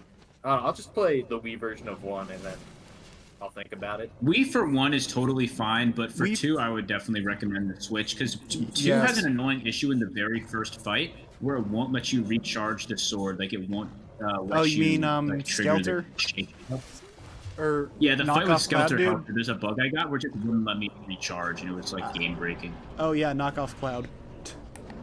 All right, Yeah. Luden's on attempt number 9, I think. I don't know. I'm not counting anymore. It finds Final Fantasy and meant somebody kind of like a babe. He's a major dig at the Advent Children design for Cloud that was like an anorexic emo dude. This is so annoying. At least I've got Vengarl here to help. You know what? How are they Orb. holding that fight for a while, dude? It's Are because they, I like, have to keep alive doing the still? run back. Oh yeah. That's the problem. It's like it's not that long of a fight. It's probably only 4 minutes tops when you beat them, but it's like a 8-minute run back. I mean, it could be shorter if I knew the exact route, but I had to wait for it to stop so I can see where I'm going. Yeah, I know the exact route, and it's like still pretty long. It still takes a bit. The absolute shortest I've been able to get it to, considering I never stopped running, so I know the exact path is like probably like 4 minutes or something. The biggest thing I learned is I could apparently check my there's a healing fountain halfway, which is like weird, but it's like, well, What? dang, I didn't know this- that either. Yeah, you use a Ferris Lockstone, but it's like, neat. If this wasn't such a horrible Oh, okay, area, I I'd guess I actually didn't kind of know like it. Goku either. I do have Cell and Beerus. I have The Cell and Beerus. Kamehameha? Yeah, everyone has Beerus. Beerus is cool. I think Beerus and Cell. I don't It remember. seems which you're one my friend. I'm using, but Beerus was like the one I had for the longest that I used. I think. Yeah, I saw everyone had Beerus, and that was before like Raging Please? Beerus came out. That's a friend, Baker. Okay, good. Love Blood that is name. dead. If I had to Blood rate, is dead. like, I'm just gonna no honor the shit out of this. kick his Dark Orb. ass. Dark Orb. Didn't they add like Orange Pickle at a Fortnite and he looks like balls? That I have no clue. I'm still Wait, remembering. isn't I'm still stuck on the Solid whole Snake buff is in Peter Fortnite, thing. right? Yeah. Yeah. Oh, he has a bite attack. I Last forgot time I about that. played, he was being added.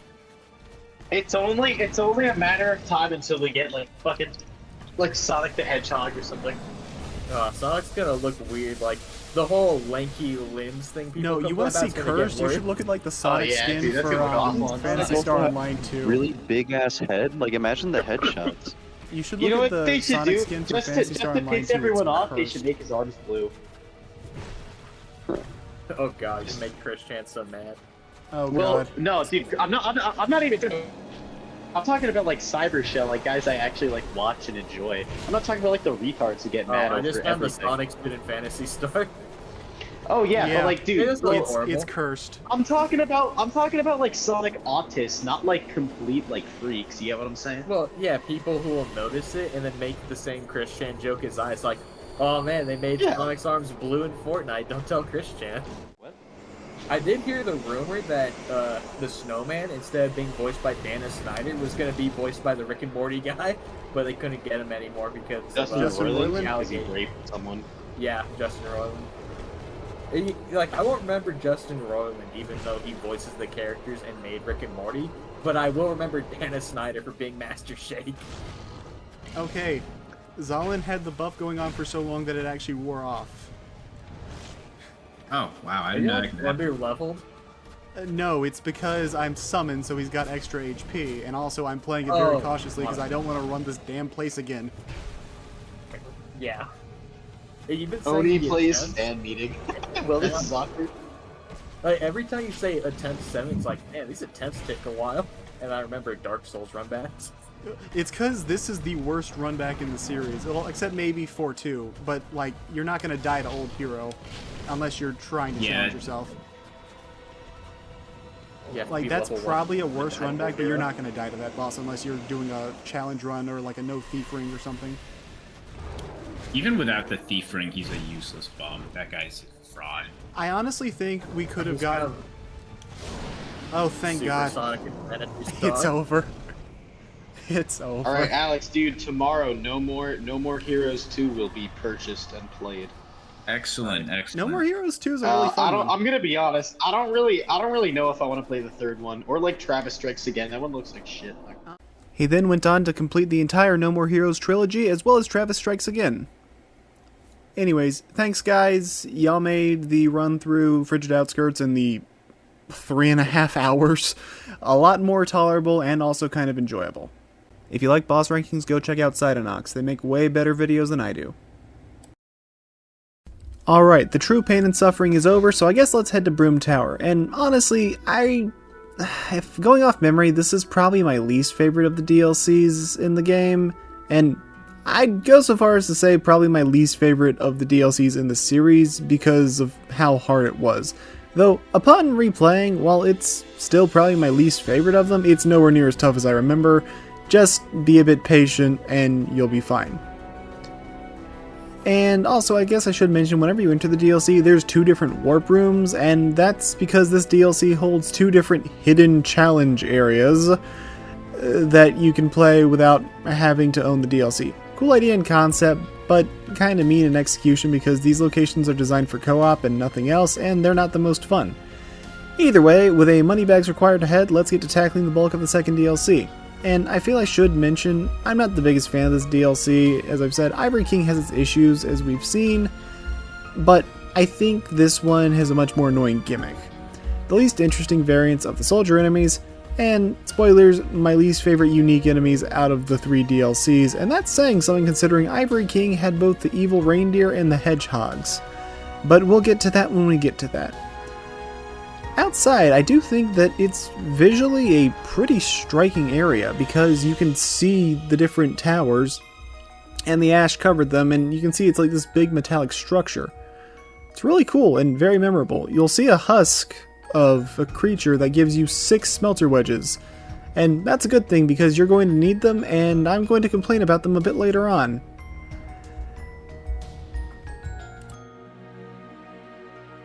The game is quick to show you why you want smelter wedges because you're going to be attacked by an aspect of Nadalia that shows up with a dark firestorm ready to scare the life out of you, which, hey, it is pretty cool, and honestly, this is a good tutorial and a relatively safe way to introduce the player to the Nadalia idols.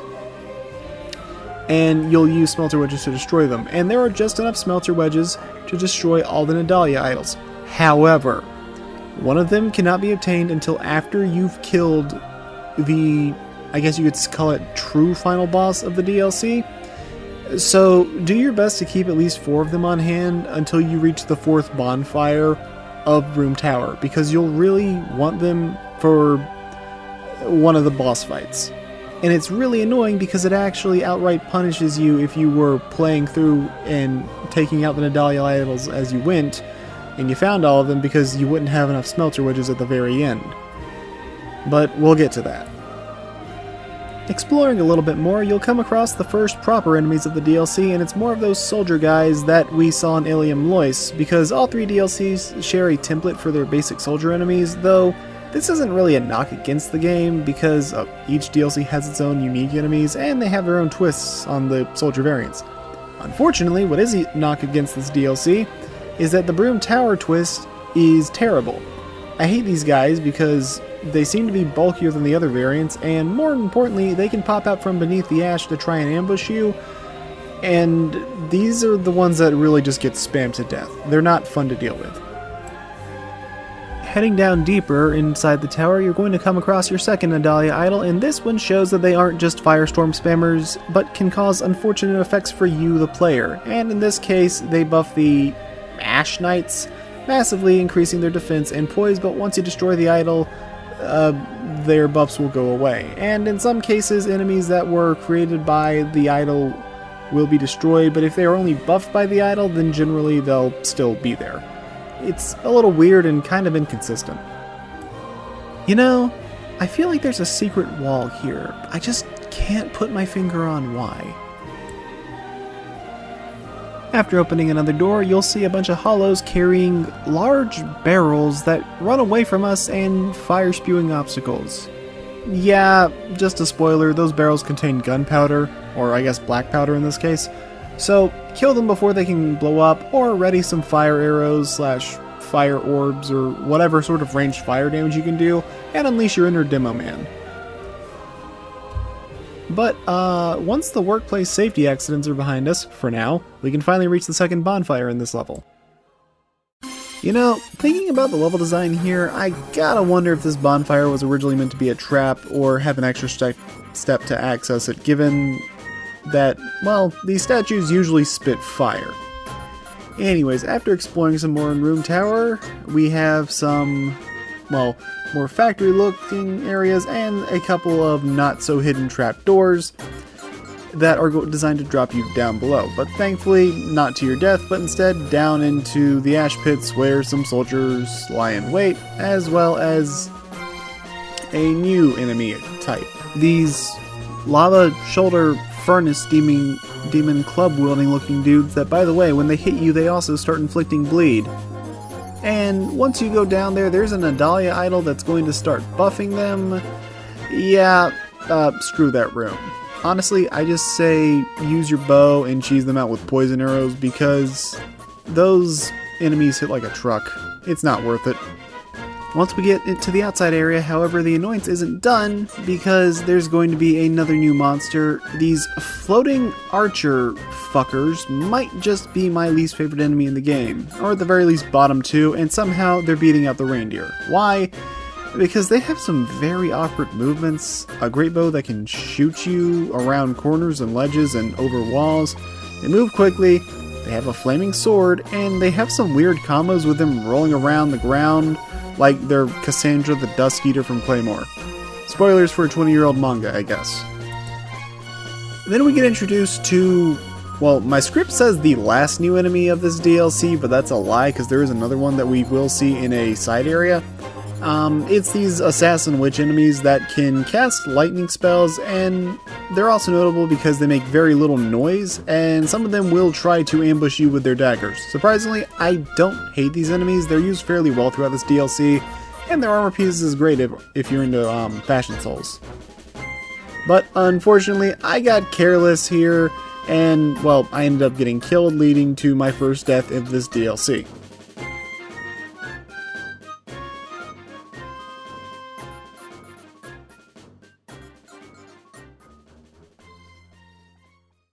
Thankfully, if you were already able to get that gate open in the room with the Nadalia idol, it's actually not too hard of a run back because that's the only major obstacle. Otherwise, you can just kind of dash and dodge through everything.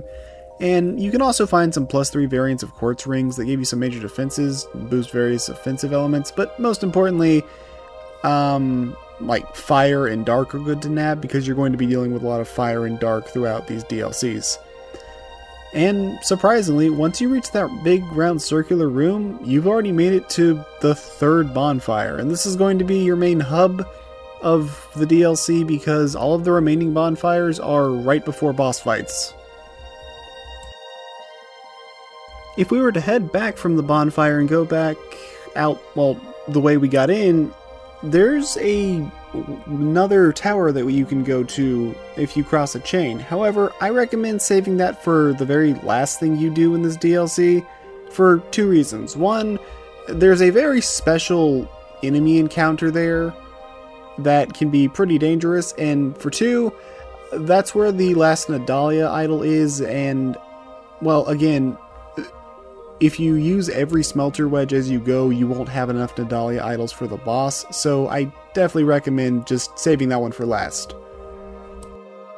Now, this part of Brume Tower has actually got a pretty cool room gimmick going on, where it's all centered around these cages that you're able to raise up, or I guess not cages, but bars you're able to raise up, and the explosive barrels. You see, the more progress you make, the quicker shortcuts you'll have back to, well, wherever you go if you were to die.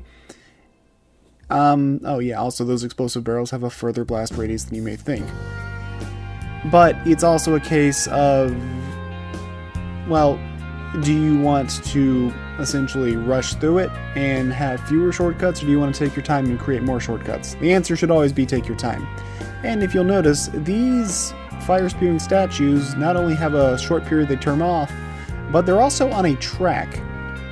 If you were to hit those statues, they'll actually start moving, and you can use that to your advantage to trap enemies and burn them to death with the environment, which is, I think, a really cool thing that this game lets you do.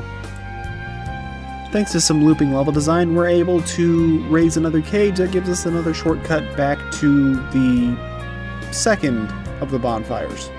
And while I definitely understand why people prefer Dark Souls 1's world design, and honestly I do too for the most part, I can at least appreciate that the levels themselves have their own interconnected looping areas, and I do think that's not a bad choice. Now, we'll see that the next place we need to go is this tower. And given the fiery windows, it seems to still be active, so seems like there's something pretty major in there. Maybe we should get ready.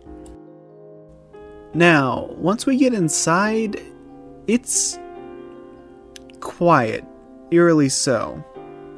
There's a new enemy type here, and they pretty much only spawn in this one part of Brume Tower. It's these crawling guys that charge at you at a awkwardly slow pace before randomly leaping or trying to increase in speed. Here's the thing though. They have a certain interaction if lit on fire. That does not mean that they are super weak to fire. Instead, what will happen is if you shoot them with a fire arrow, or if they end up running into the path of one of these torches, because these torches are overflowing with, I believe, oil, they will catch fire themselves and start to ignite.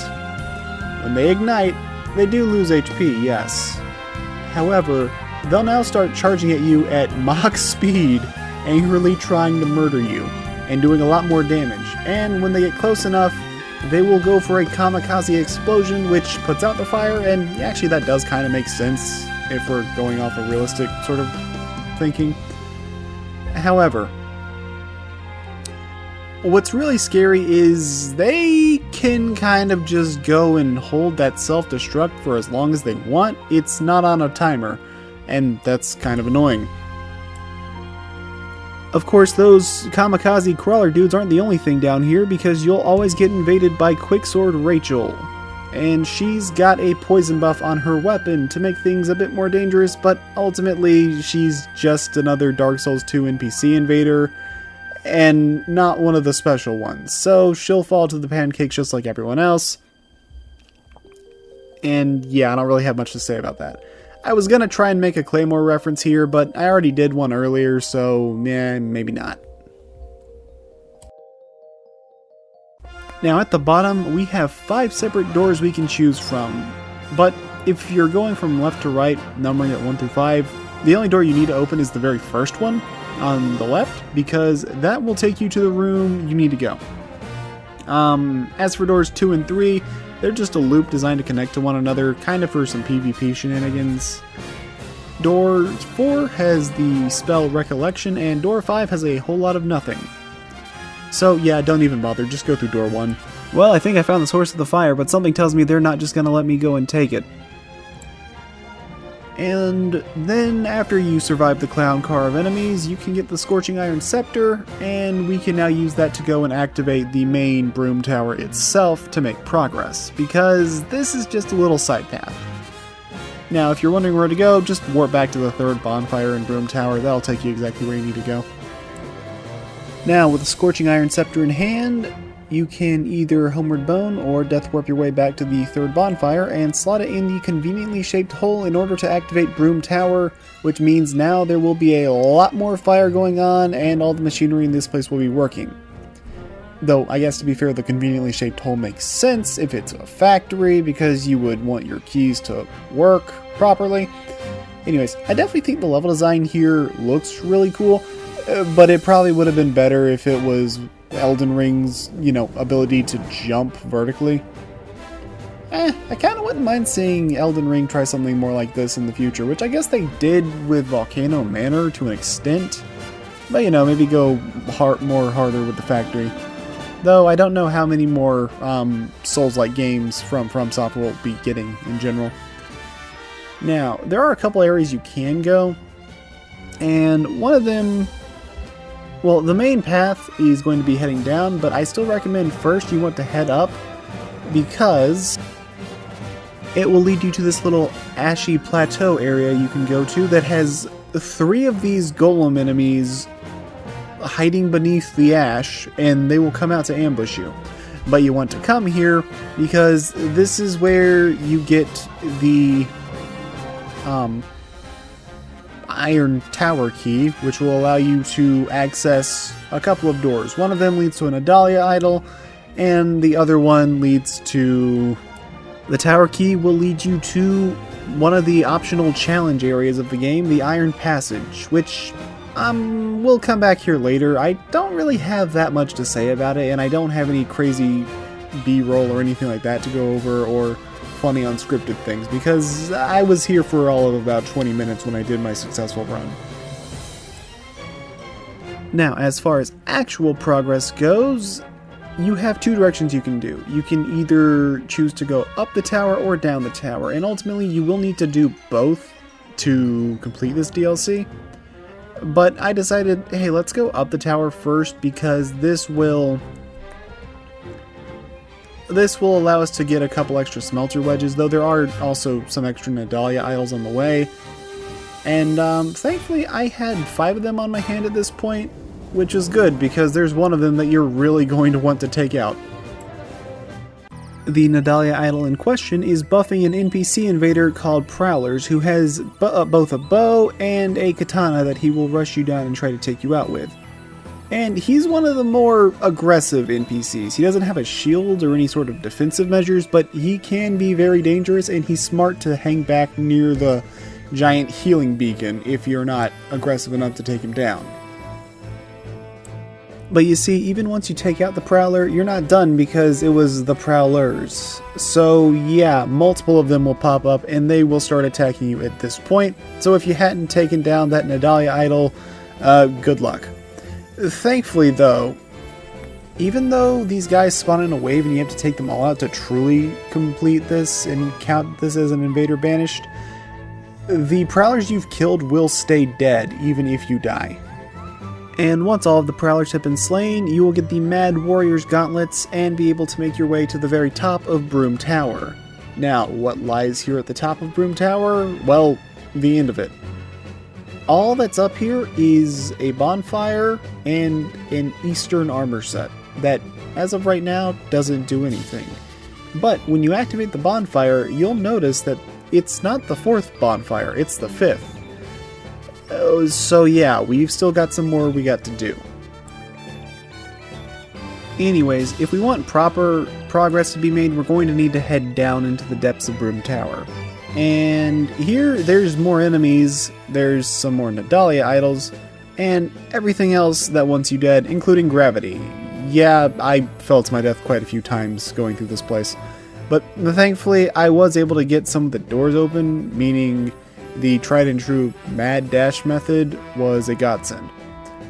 Just maybe use some stamina recovery or stamina boosting items if you know what's good for you. Like, I would recommend having the Rose Crest shield and maybe some green blossoms on.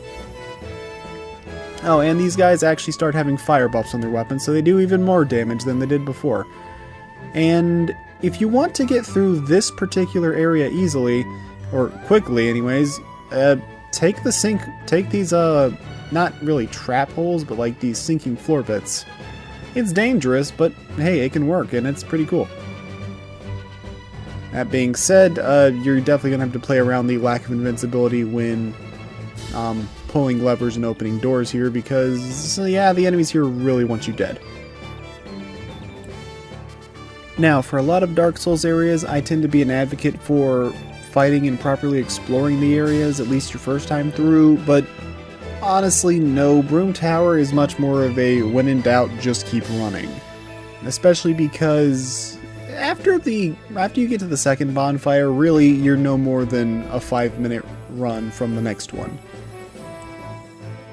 And once you make it to the end, you're going to see a fog gate that holds our boss. But before that, do not continue, hang right, and run for it. Ignore any enemies that spawn from below, just keep going. Why? Because this is where we'll find the 4th bonfire of Brume Tower, and this is your bonfire right before the boss. Though you may notice those Nadalia idols. You see, they're casting a healing AoE as well as a buffing AoE. I hope you have 4 smelter wedges and you didn't use all of them up as you went, because you're going to need to, well, you don't have to, but I highly recommend you use those smelter wedges to destroy the Nadalia idols, otherwise they will buff and heal the boss throughout the fight. And the fact that it's possible to, well, essentially lock yourself out of having all the smelter wedges before this fight and making it impossible to destroy all the idols is kind of annoying. And Once you're ready, step to the fog gate and be prepared to face off with the Fume Knight, considered by many to be the absolute hardest boss in the game, to which I say not even close. Don't get me wrong, he's not easy, but I'd say there's at least 4 bosses harder than him, and 2 of them are in this DLC, and the other 2 are in the Ivory King DLC, one of which is Lindenzellan. And if I'm being perfectly realistic, the other boss that you have to fight after you take out Fume Knight is, in my opinion, a good bit harder than this guy as well. But there is a decent amount going for him, and I do think he's harder than probably any of the fights in the base game, other than maybe Smelter Demon. I don't know. He's one of the few Dark Souls 2 bosses with 2 proper distinct phases. Phase 1 has him using his Ultra Greatsword, as well as a longsword. However, his longsword is going to be the main part of his combos, while the Greatsword is only really used as his combo finisher, or for a strong single attack.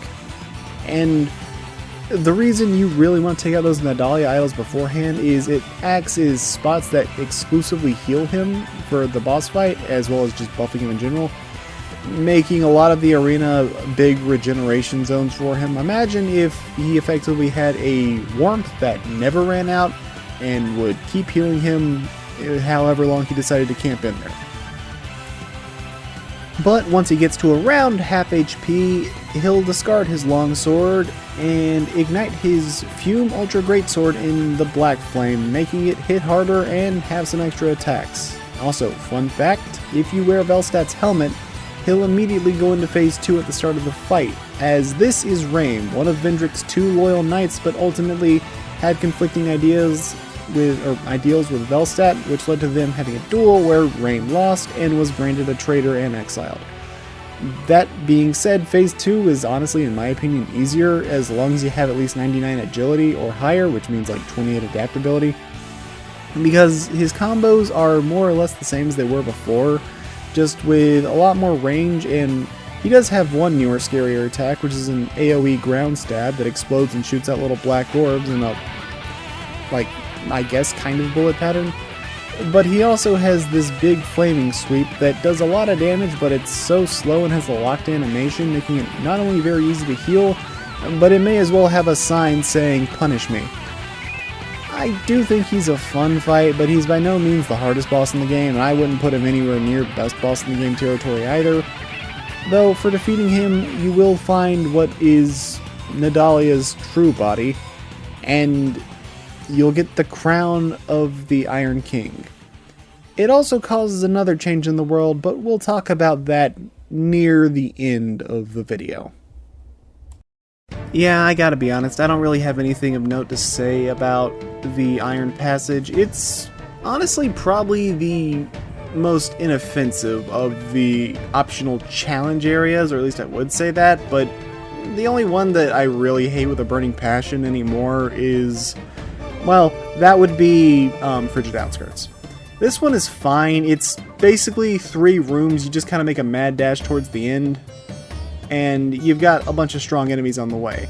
Alternatively, there is an upper path that if you're quick and you can dodge the fireball hazards, you are able to avoid the enemies up here. But that's about it. Nothing super crazy happens, and I mean, yeah, I just don't have much to say. The enemies can use Tranquil Walk of Peace, which is kind of annoying and kind of diabolical, and there's one guy waiting to ambush you, but once you know he's there, it's an easy plunging attack.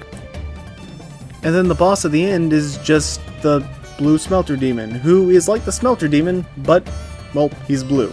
Oh, and he's Magic Element instead of Fire, and has like 5 times the HP. Well, that's probably not accurate, but who cares. He's also one of the bosses in this game, well, in the DLCs, that is able to vary the timings of his attacks, and I believe this DLC is where that trend began, because there is another boss in this DLC that can also vary his attack timings. I don't hate this fight, or Iron Passage in general. It's a decent enough area for co-op, and I think the idea of making it a speedrunning dungeon isn't terrible, but it's not my favorite. Thankfully, the entire run is short enough, it takes about 45 seconds to get through, so it doesn't really tick me off, and at the very least you have even if it's a reskin of a good boss at the end. Though I think I still prefer regular Smelter Demon over Blue Smelter Demon, if only because he's like better scaled for the point of the game. While this guy is either going to be completely stomped or he's going to be a massive wall depending on what build you have. I don't have much else to say about it. The last of the major DLC areas is going to be Shelva the Sanctum City, and to get here we need to go through Black Gulch, and we need to enter the shrine that's behind the Rotten's Arena. Also, speaking of behind the Rotten's Arena, I found a Sublime Bone Dust that I never picked up, and I could have had for about 30 hours of game out of my 40-hour playthrough. Would have made things a lot easier, but oh well. My own mess-ups aside, I'm actually very excited to tackle this level because, while I did go out of order, I was saving the best for last, because no secret here, I think Shelva the Sanctum City is the best level in Dark Souls 2, and arguably the best level in all of the Dark Souls games, like Dark Souls, Demon Souls, Bloodborne. The only place that might beat it would be the Ring City from Dark Souls 3. Now, if we're counting Elden Ring, then yeah, I would say Shadowkeep has it beat, and probably one or two other areas. As you enter, you'll slowly start to see it's an underground temple that looks really cool, and the DLC opens up with a dragon taking off and flying deeper into the city itself. Now, Shelva actually has quite a few gimmicks to keep in mind, but the one you're going to be seeing throughout most of the city is going to be these switches. They can either be squares on the floor that you're able to press or attack, or they'll be these little pillars that you need to either hit with your weapon or shoot with an arrow or spell in order to trigger them, and this will have an effect by manipulating the level design, and this is a trend that continues throughout the entirety of Sanctum City and what makes the level design so good. The enemy soldiers are the same as the other DLCs, but they don't feel quite as bulky, and there's no real out-of-nowhere ambushes. Instead, you know where they are, and some of them can poison you. We also see an odd enemy type that I believe is exclusive to the Sanctum City here. It's these little turtle guys that have status-spewing statues on their back. For the most part, they're only going to be poison ones. However, there are going to be some that have a, well, petrification status, which can be very annoying. They're not hard to deal with if you know what you're doing, but you're basically going to need either a bow or binoculars and magic to actually hurt them. Or yes, Firestorm. That would also work well, because any weapon or melee attack, unless it's doing some sort of random, like, uppercut sort of slash, it's just going to plink off their stones. They're not hard enemies, but they can be mildly annoying. It won't take you too long to actually enter the Dragon Sanctum area, which I keep wanting to call the Dragon Shrine, but no, the Sanctum itself. It's the Dragon Sanctum. The Dragon Shrine was an area in the base game. You'll see a door that's sealed off and requires the Sanctum key to open. We'll get that a bit later. And I don't really want to explore too far into the Sanctum right now because this place is pretty difficult. So instead, let's go find a bonfire.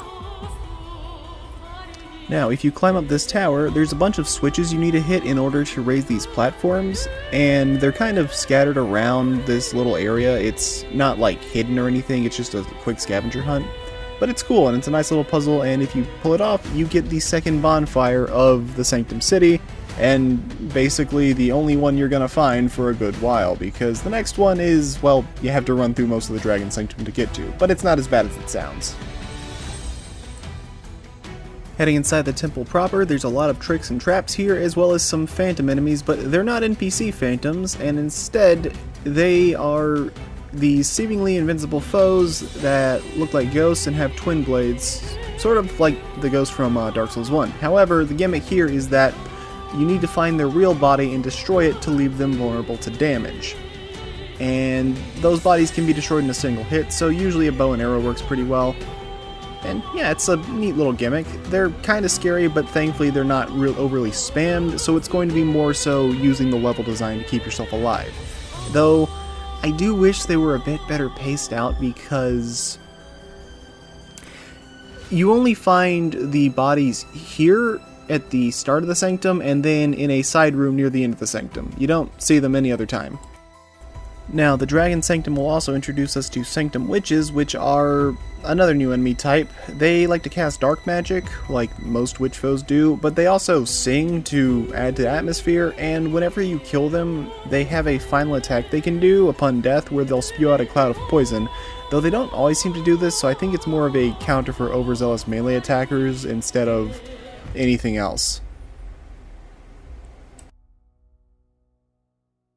You'll probably notice in the Sanctum here that there's these giant circular doors, so I hope you have a bow ready because we're going to need to hit the switches, usually either right in front of them or right behind them, in order to rotate them. But that doesn't just open the door, instead it rotates it about 90 degrees most of the time. You'll want to use this to your advantage in order to get to different areas. Now, these dual-wielding phantoms are a lot more difficult and also a lot scarier to deal with when you don't have a body to destroy them, so you can't just take them out right away. Instead, what you'll have to do is more or less move around carefully and kite them into places where they can't follow you, which is okay. I think it actually adds a little bit of a fun factor to it, almost like a puzzle. And yeah, I actually do enjoy this gimmick and these enemies because they're not overly used. There's only like 8 of them in the entire game and they're all in this one location, so it's cool. Now, by far the scariest room in this Sanctum, and also probably the toughest part of this entire DLC, is the Mausoleum area, where all the remaining phantom bodies are stored, as well as some more phantoms that want to murder you. You'll want to move around carefully. However, I said that they were immune to all damage. Well, that's kind of a lie, because the strongest force in the earth will in fact kill them regardless of what form they may take, and that means gravity is your best friend. As such.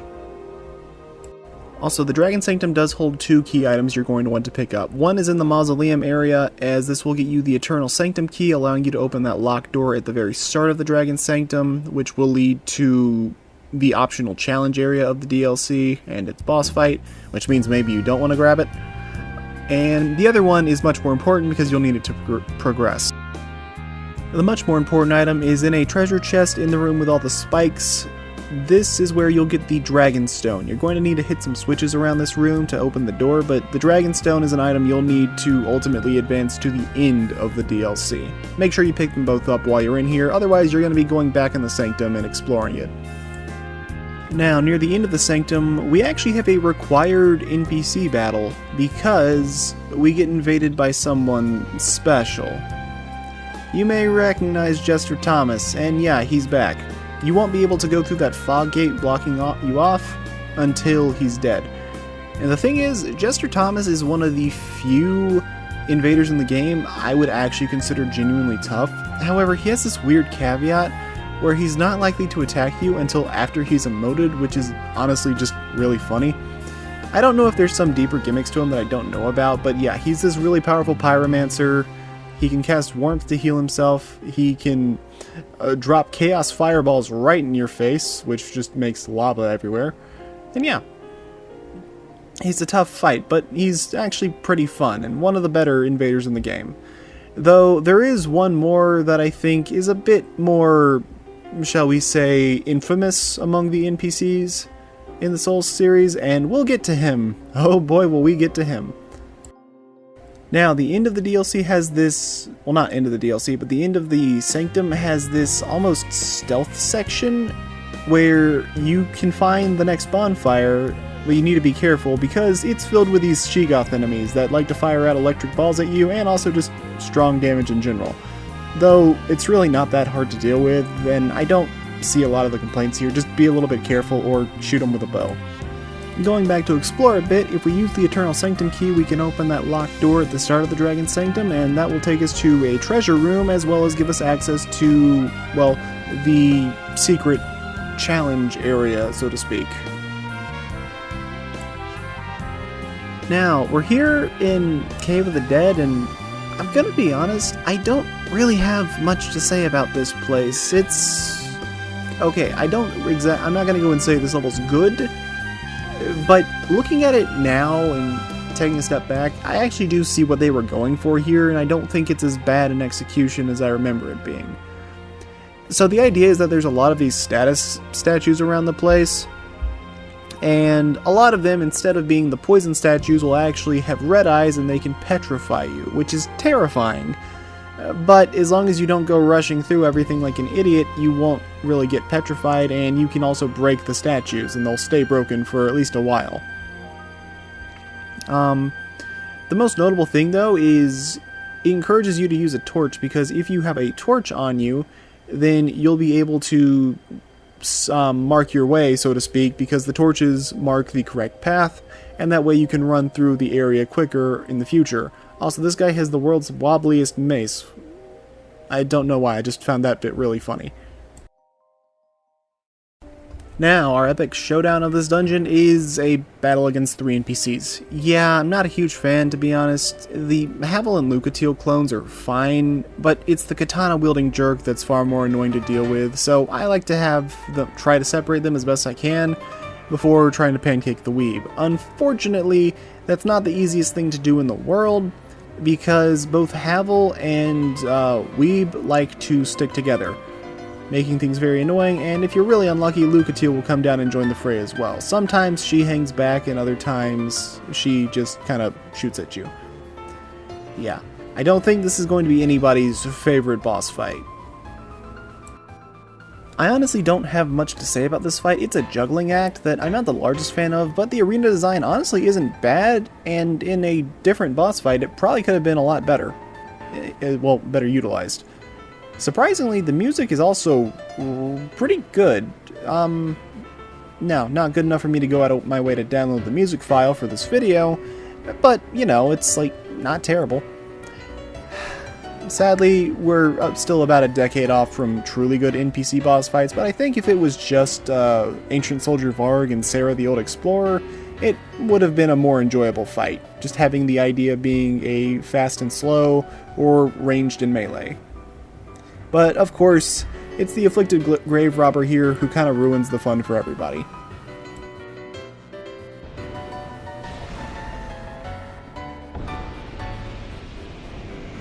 Near the edge of the lake with all the angry Sheegiths, we can put our dragon stone to use and, well, open the way to the end of the dragon sanctum. Now, I hope you found it, otherwise you're going back inside the sanctum to, well, go and find it.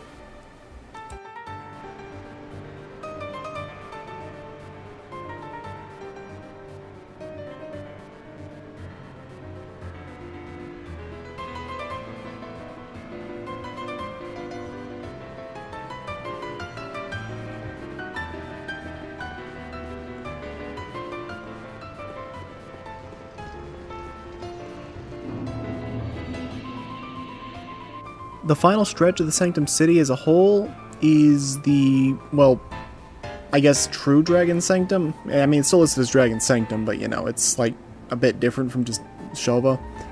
There's only really one enemy type here. It's the Drakeblood Knights. This is your final enemy type of the DLC as well, and think of them kind of as the predecessor to the Lothric Knights, as your strong warrior type enemies that aren't quite like usual NPCs and have their own fighting styles. They're pretty cool. This is also another area I would like to see with similar level design in something like, say, Elden Ring, because having a jump here would be great due to the super vertical level design, but regardless, it's a good place, and the lower you get down, the louder the singing you'll hear is going to become.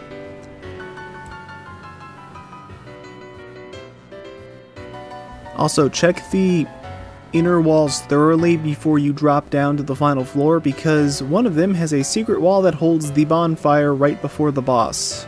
You're probably going to want to get this because it's not a super long area to run through, but the boss isn't exactly one I'd call easy.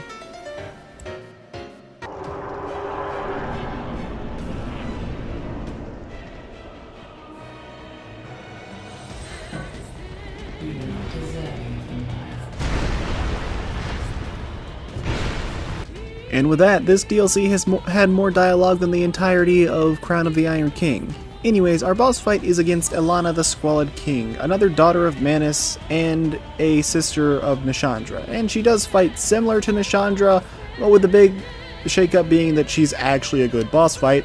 having a lot of spells in her arsenal, such as Flaming Delayed Explosions, her AoE, which can be used more than once, various bullet patterns with her projectiles, as well as the ability to teleport short distances, but never really spamming it, it's just more of an extra movement option. Usually, she'll actually use this as part of her melee combos. Alana also has a bit of an RNG aspect, but one I'm okay with, where she's able to summon enemies to assist her in battle. These can either be skeletons, which are the most common, and will usually come in threes. The least common she can summon are harmless little piglets, which are meant mostly as a joke. And last is Velstadt, yeah, as in the boss, which she'll summon to create an interesting 2v1. Unfortunately, I didn't get any footage of her summoning Velstadt during this playthrough, but it's still fun when she does it. And honestly, from what I've gathered, it seems to become increasingly more likely the lower her HP gets. But as we can see here, it's not guaranteed, unfortunately. The idea is that her odds of summoning Velstadt are going to increase as her HP drops lower and lower, and I think it also depends on if you're on higher New Game Plus, as well as if you have co-op.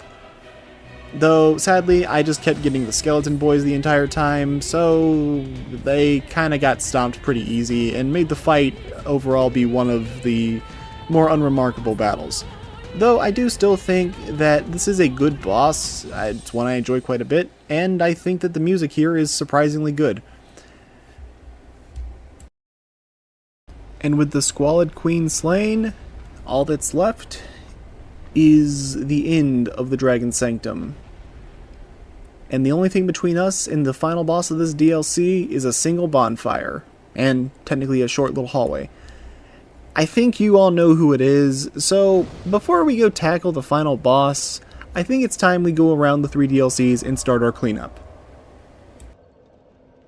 Now, at this point, the only things really left to do are fight all the bosses, except we do have a bit of cleanup, and if we want to stand a chance against the Ivory King, we're going to need to explore non-frozen Eleum Loyce. So, yeah, it's time for us to go find the knights.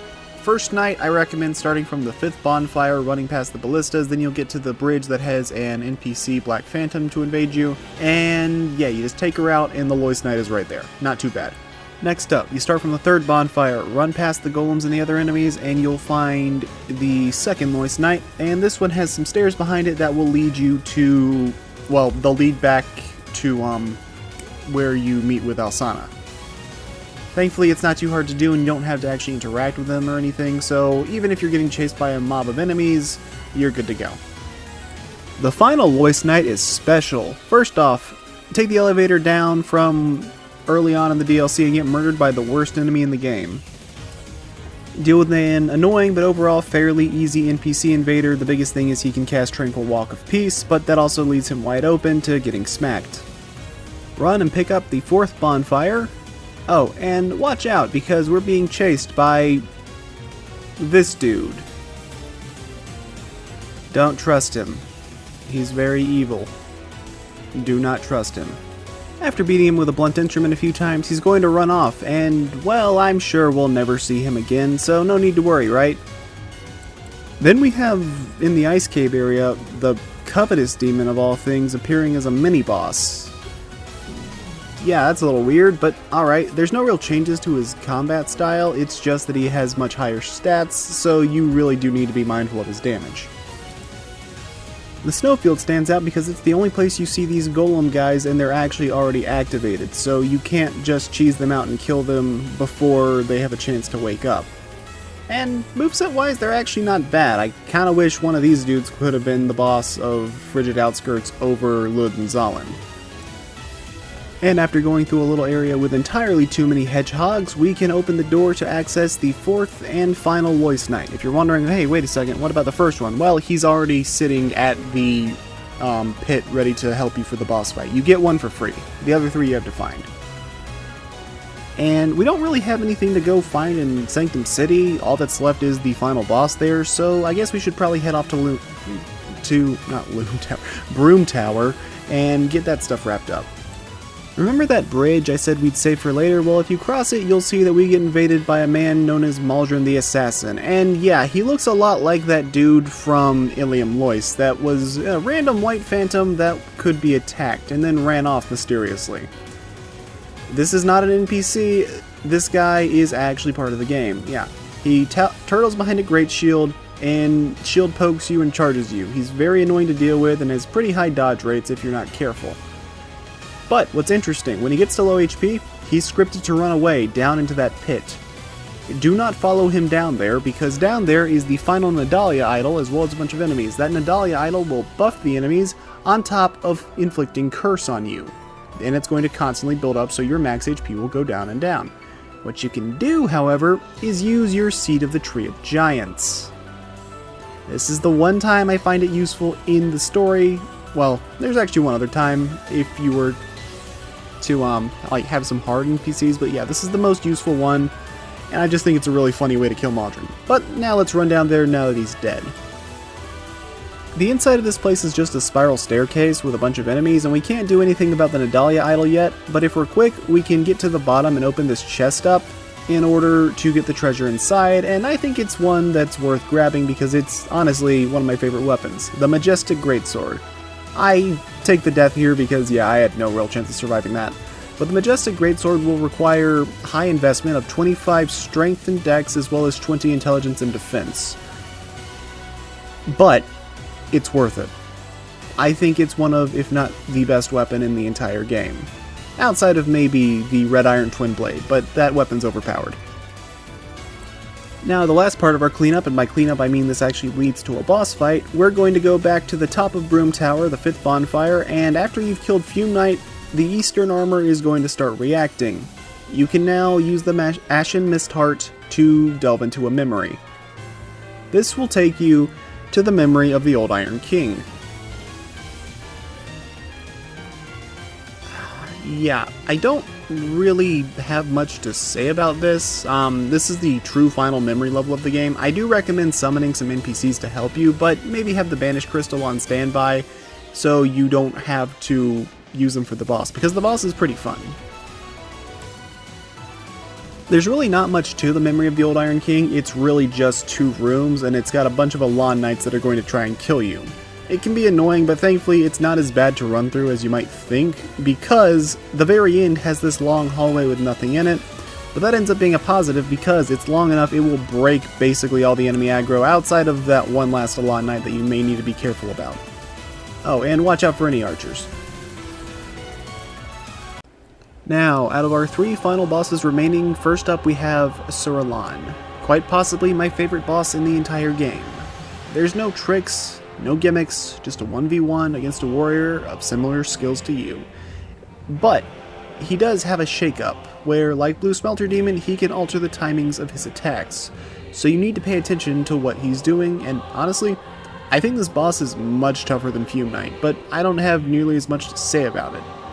It's not really any crazy gimmicks or anything, and that usually is to the boss's detriment in Dark Souls 2 because of its combat not being quite as good, but I think in this case it actually ends up working out well, even though his ankle just kind of glitched into the pillar for a second there.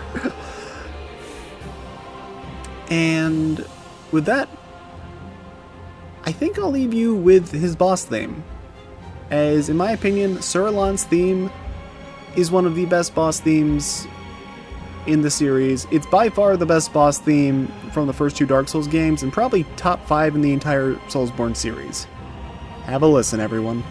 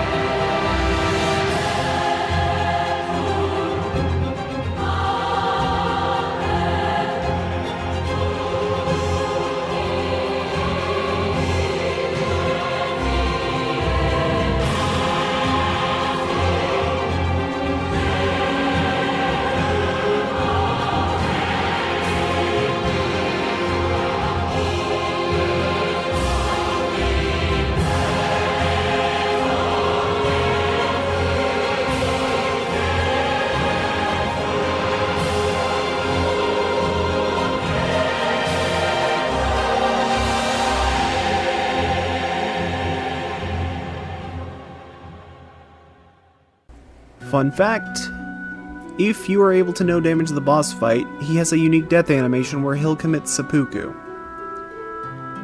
Otherwise, for beating this boss, you'll get the you'll get the final smelter wedge, so you can now go and destroy that last Nadalia idol in order to get her soul if you want to create her boss weapon, but I don't really care. For the Sunken King, there's no points for guessing what the boss here is, as we've already seen him twice. Ladies and gentlemen, get your bracing knuckle rings ready, it's time for Sin the Slumbering Dragon.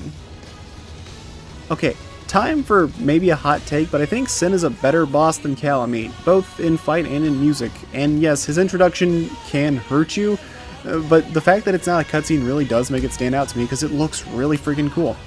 Sin has a lot of the same attacks as you'd expect, or as you'd seen with Calamite, but he's a lot more elegant and less of an absolute spaz, with 0 wind-up charges to worry about.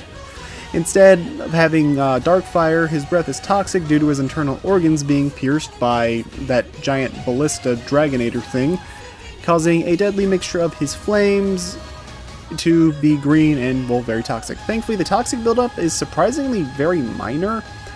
Some people don't like his tendency to fly, and sure, it can be a bit annoying, but here's the thing. For at least from my playthroughs and my experiences, I've noticed that at least in Vanilla Dark Souls 2, whenever he flies, pretty much the only thing he's going to do is a fireball that he immediately follows up with a charge down towards you, which if you're good with your dodging, gives you a good, well, chance to capitalize on the attack and strike back against him. I think it's a well-made boss fight, and one of my favorite dragons in the series, coming in at a respectable 5th place, behind... well, I'll leave those a secret for now, because I kind of want to do a Dragon Bosses video in the future. But yes, I think Sin is a great boss, and I have quite a lot of fun with him. Defeating him will net you the crown of the Sunken King. But now, with that handled, it's time for us to go and confront the true final battle. In Eleum Loyce, head to the throne room, and with your army of Loyce Knights gathered, get ready, as it's time to dive into the old chaos. Oh, and watch the top right corner for something kind of funny. Yeah, that one Loyce Knight's foot always clips through the floor. It's, well, not through the floor, but like into the screen. It's pretty amusing. Before the boss battle begins, however, we see what became of the Loyce Knights that joined the Ivory King in his trek to stop the Chaos Flame, becoming charred husks stripped of their valor, so it's time for us to put them down and give them an honorable death. They will spawn endlessly, but we're not alone. We have the Loyce Knights in our party here that will assist us taking them down, and as time goes on, they will sacrifice themselves in order to seal off all 3 spawning portals. So technically, you only actually need 3 Loyce Knights if you want to stop all the charred Loyce Knights from coming in, but I do recommend having a 4th one as a safety net just in case one of them gets killed, because it is very likely one of them will get killed. If you see a Loyce Knight start turning blue, he's going to run for the portal, so make sure he's not about to get murdered. And yeah, otherwise it's just kind of an enemy rush for a bit. It's not as... well, I don't know. It could get annoying, but if you've got a high damage weapon, which you should by this point in the game, this is literally the final boss of the final DLC, you can take them down pretty easily. And after all the gates are sealed off and the Charred Knights are slain, it's time for the final battle.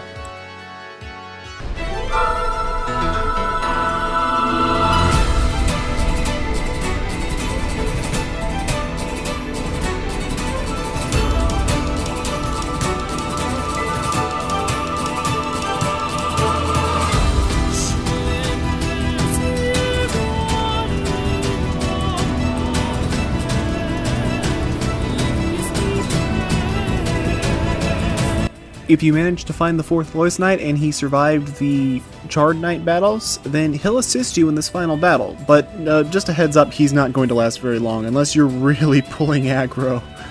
And heck, in my run, he was cut down by the king just in the crossfire, not even as part of the main attack. But here it is, our final battle of Dark Souls 2. The man who sealed off the Chaos Flame. The man that kept Drangleic safe from suffering the same fate and falling to the demons like Lordran did. Although we couldn't stop the Hollowing, he at least stopped one tragedy. The man that managed to win over a child of the Abyss in a genuinely loving relationship to the point that she now lives and honors his wish long after he's gone. The Burnt Ivory King is the reason the Chaos Demons don't live in Lordran, and story-wise, I think he's pretty much a perfect final battle, having a fight against him. Well, the one king in Drangleic that may not be in his prime, but he's still firing on close to all cylinders instead of being a pathetic shell of his former self, like the Iron King, Vendrick, or Gwyn. The king himself lacks any major gimmicks, as he's not a gimmick boss, he's the leader of an army. That is the gimmick. And you're facing him with an army of your own as you follow in his footsteps, amassing your own small army to finish the job. Both armies are gone though, either sealed away or perished in combat, so it's time for the two rulers to have their clash. The last thing of note is at half health, he'll buff his sword to give himself a powerful magic buff and a high range boost. It turns into a lightsaber. But with that, we have our final battle against arguably the best boss in the game.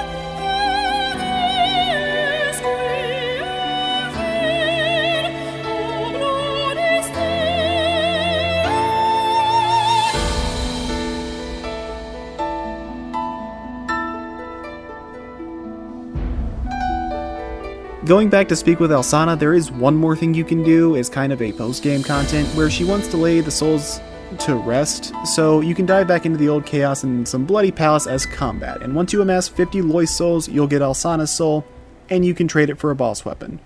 What's really interesting is the boss weapon doesn't do good damage, instead it heals others instead of strictly harming them. It's a gimmick weapon, but it does fit her character pretty well.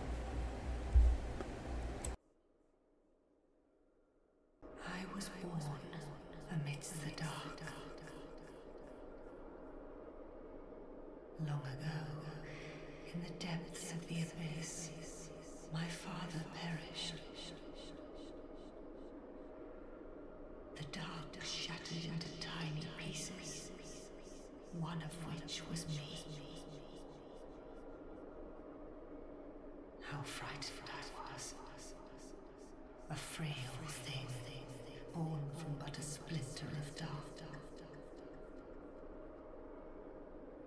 I felt that I might simply disappear. I am, in fact, the incarnation of my father's fears. I saw that the king of this land was strong. I sought him only to sustain myself, to smother my fears. Now, I realize that he may have known all along. I was born of fear, and my Lord provided comfort. And so, here I remain, heiress to my Lord's wishes, watching over chaos. Until the end of time.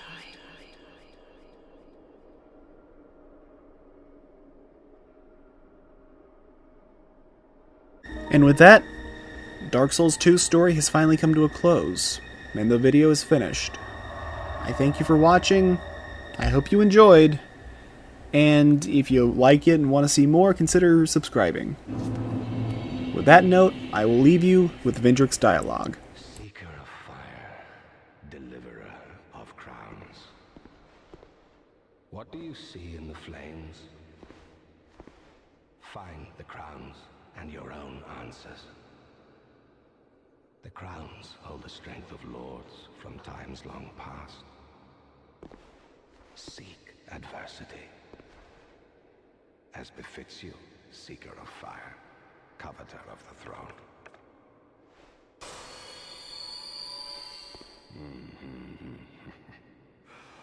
Seeker of fire, conqueror of dark. I too sought fire once. With fire, they say, a true king can harness the curse. A lie, but I knew no better. Seeker of fire, you know not the depth of dark within you. It grows deeper still, the more flame you covet. Flame, oh, flame. Seeker of fire, I see you've subdued another foul creature. One of the father of the abyss spawn. That confounded quintessence of humanity. The abyss once had form, but then dissipated. And yet, traces of its existence endured. Each fragment, thirsting for power, spread dark with no relent. My dear Chandra was one such fragment. A feeble, tiny thing that thirsted for power more than any other. Driven by insatiable lust for a worthy vessel. Fire came to be, and with it, disparity. Heat and cold, life and death, light and dark. Dark was seen as a curse. Shadow is not cast, but born of fire.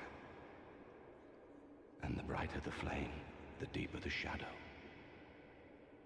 Inherit fire and harness the dark. Such is the calling of a true leader. Dark was shadow and the inherit such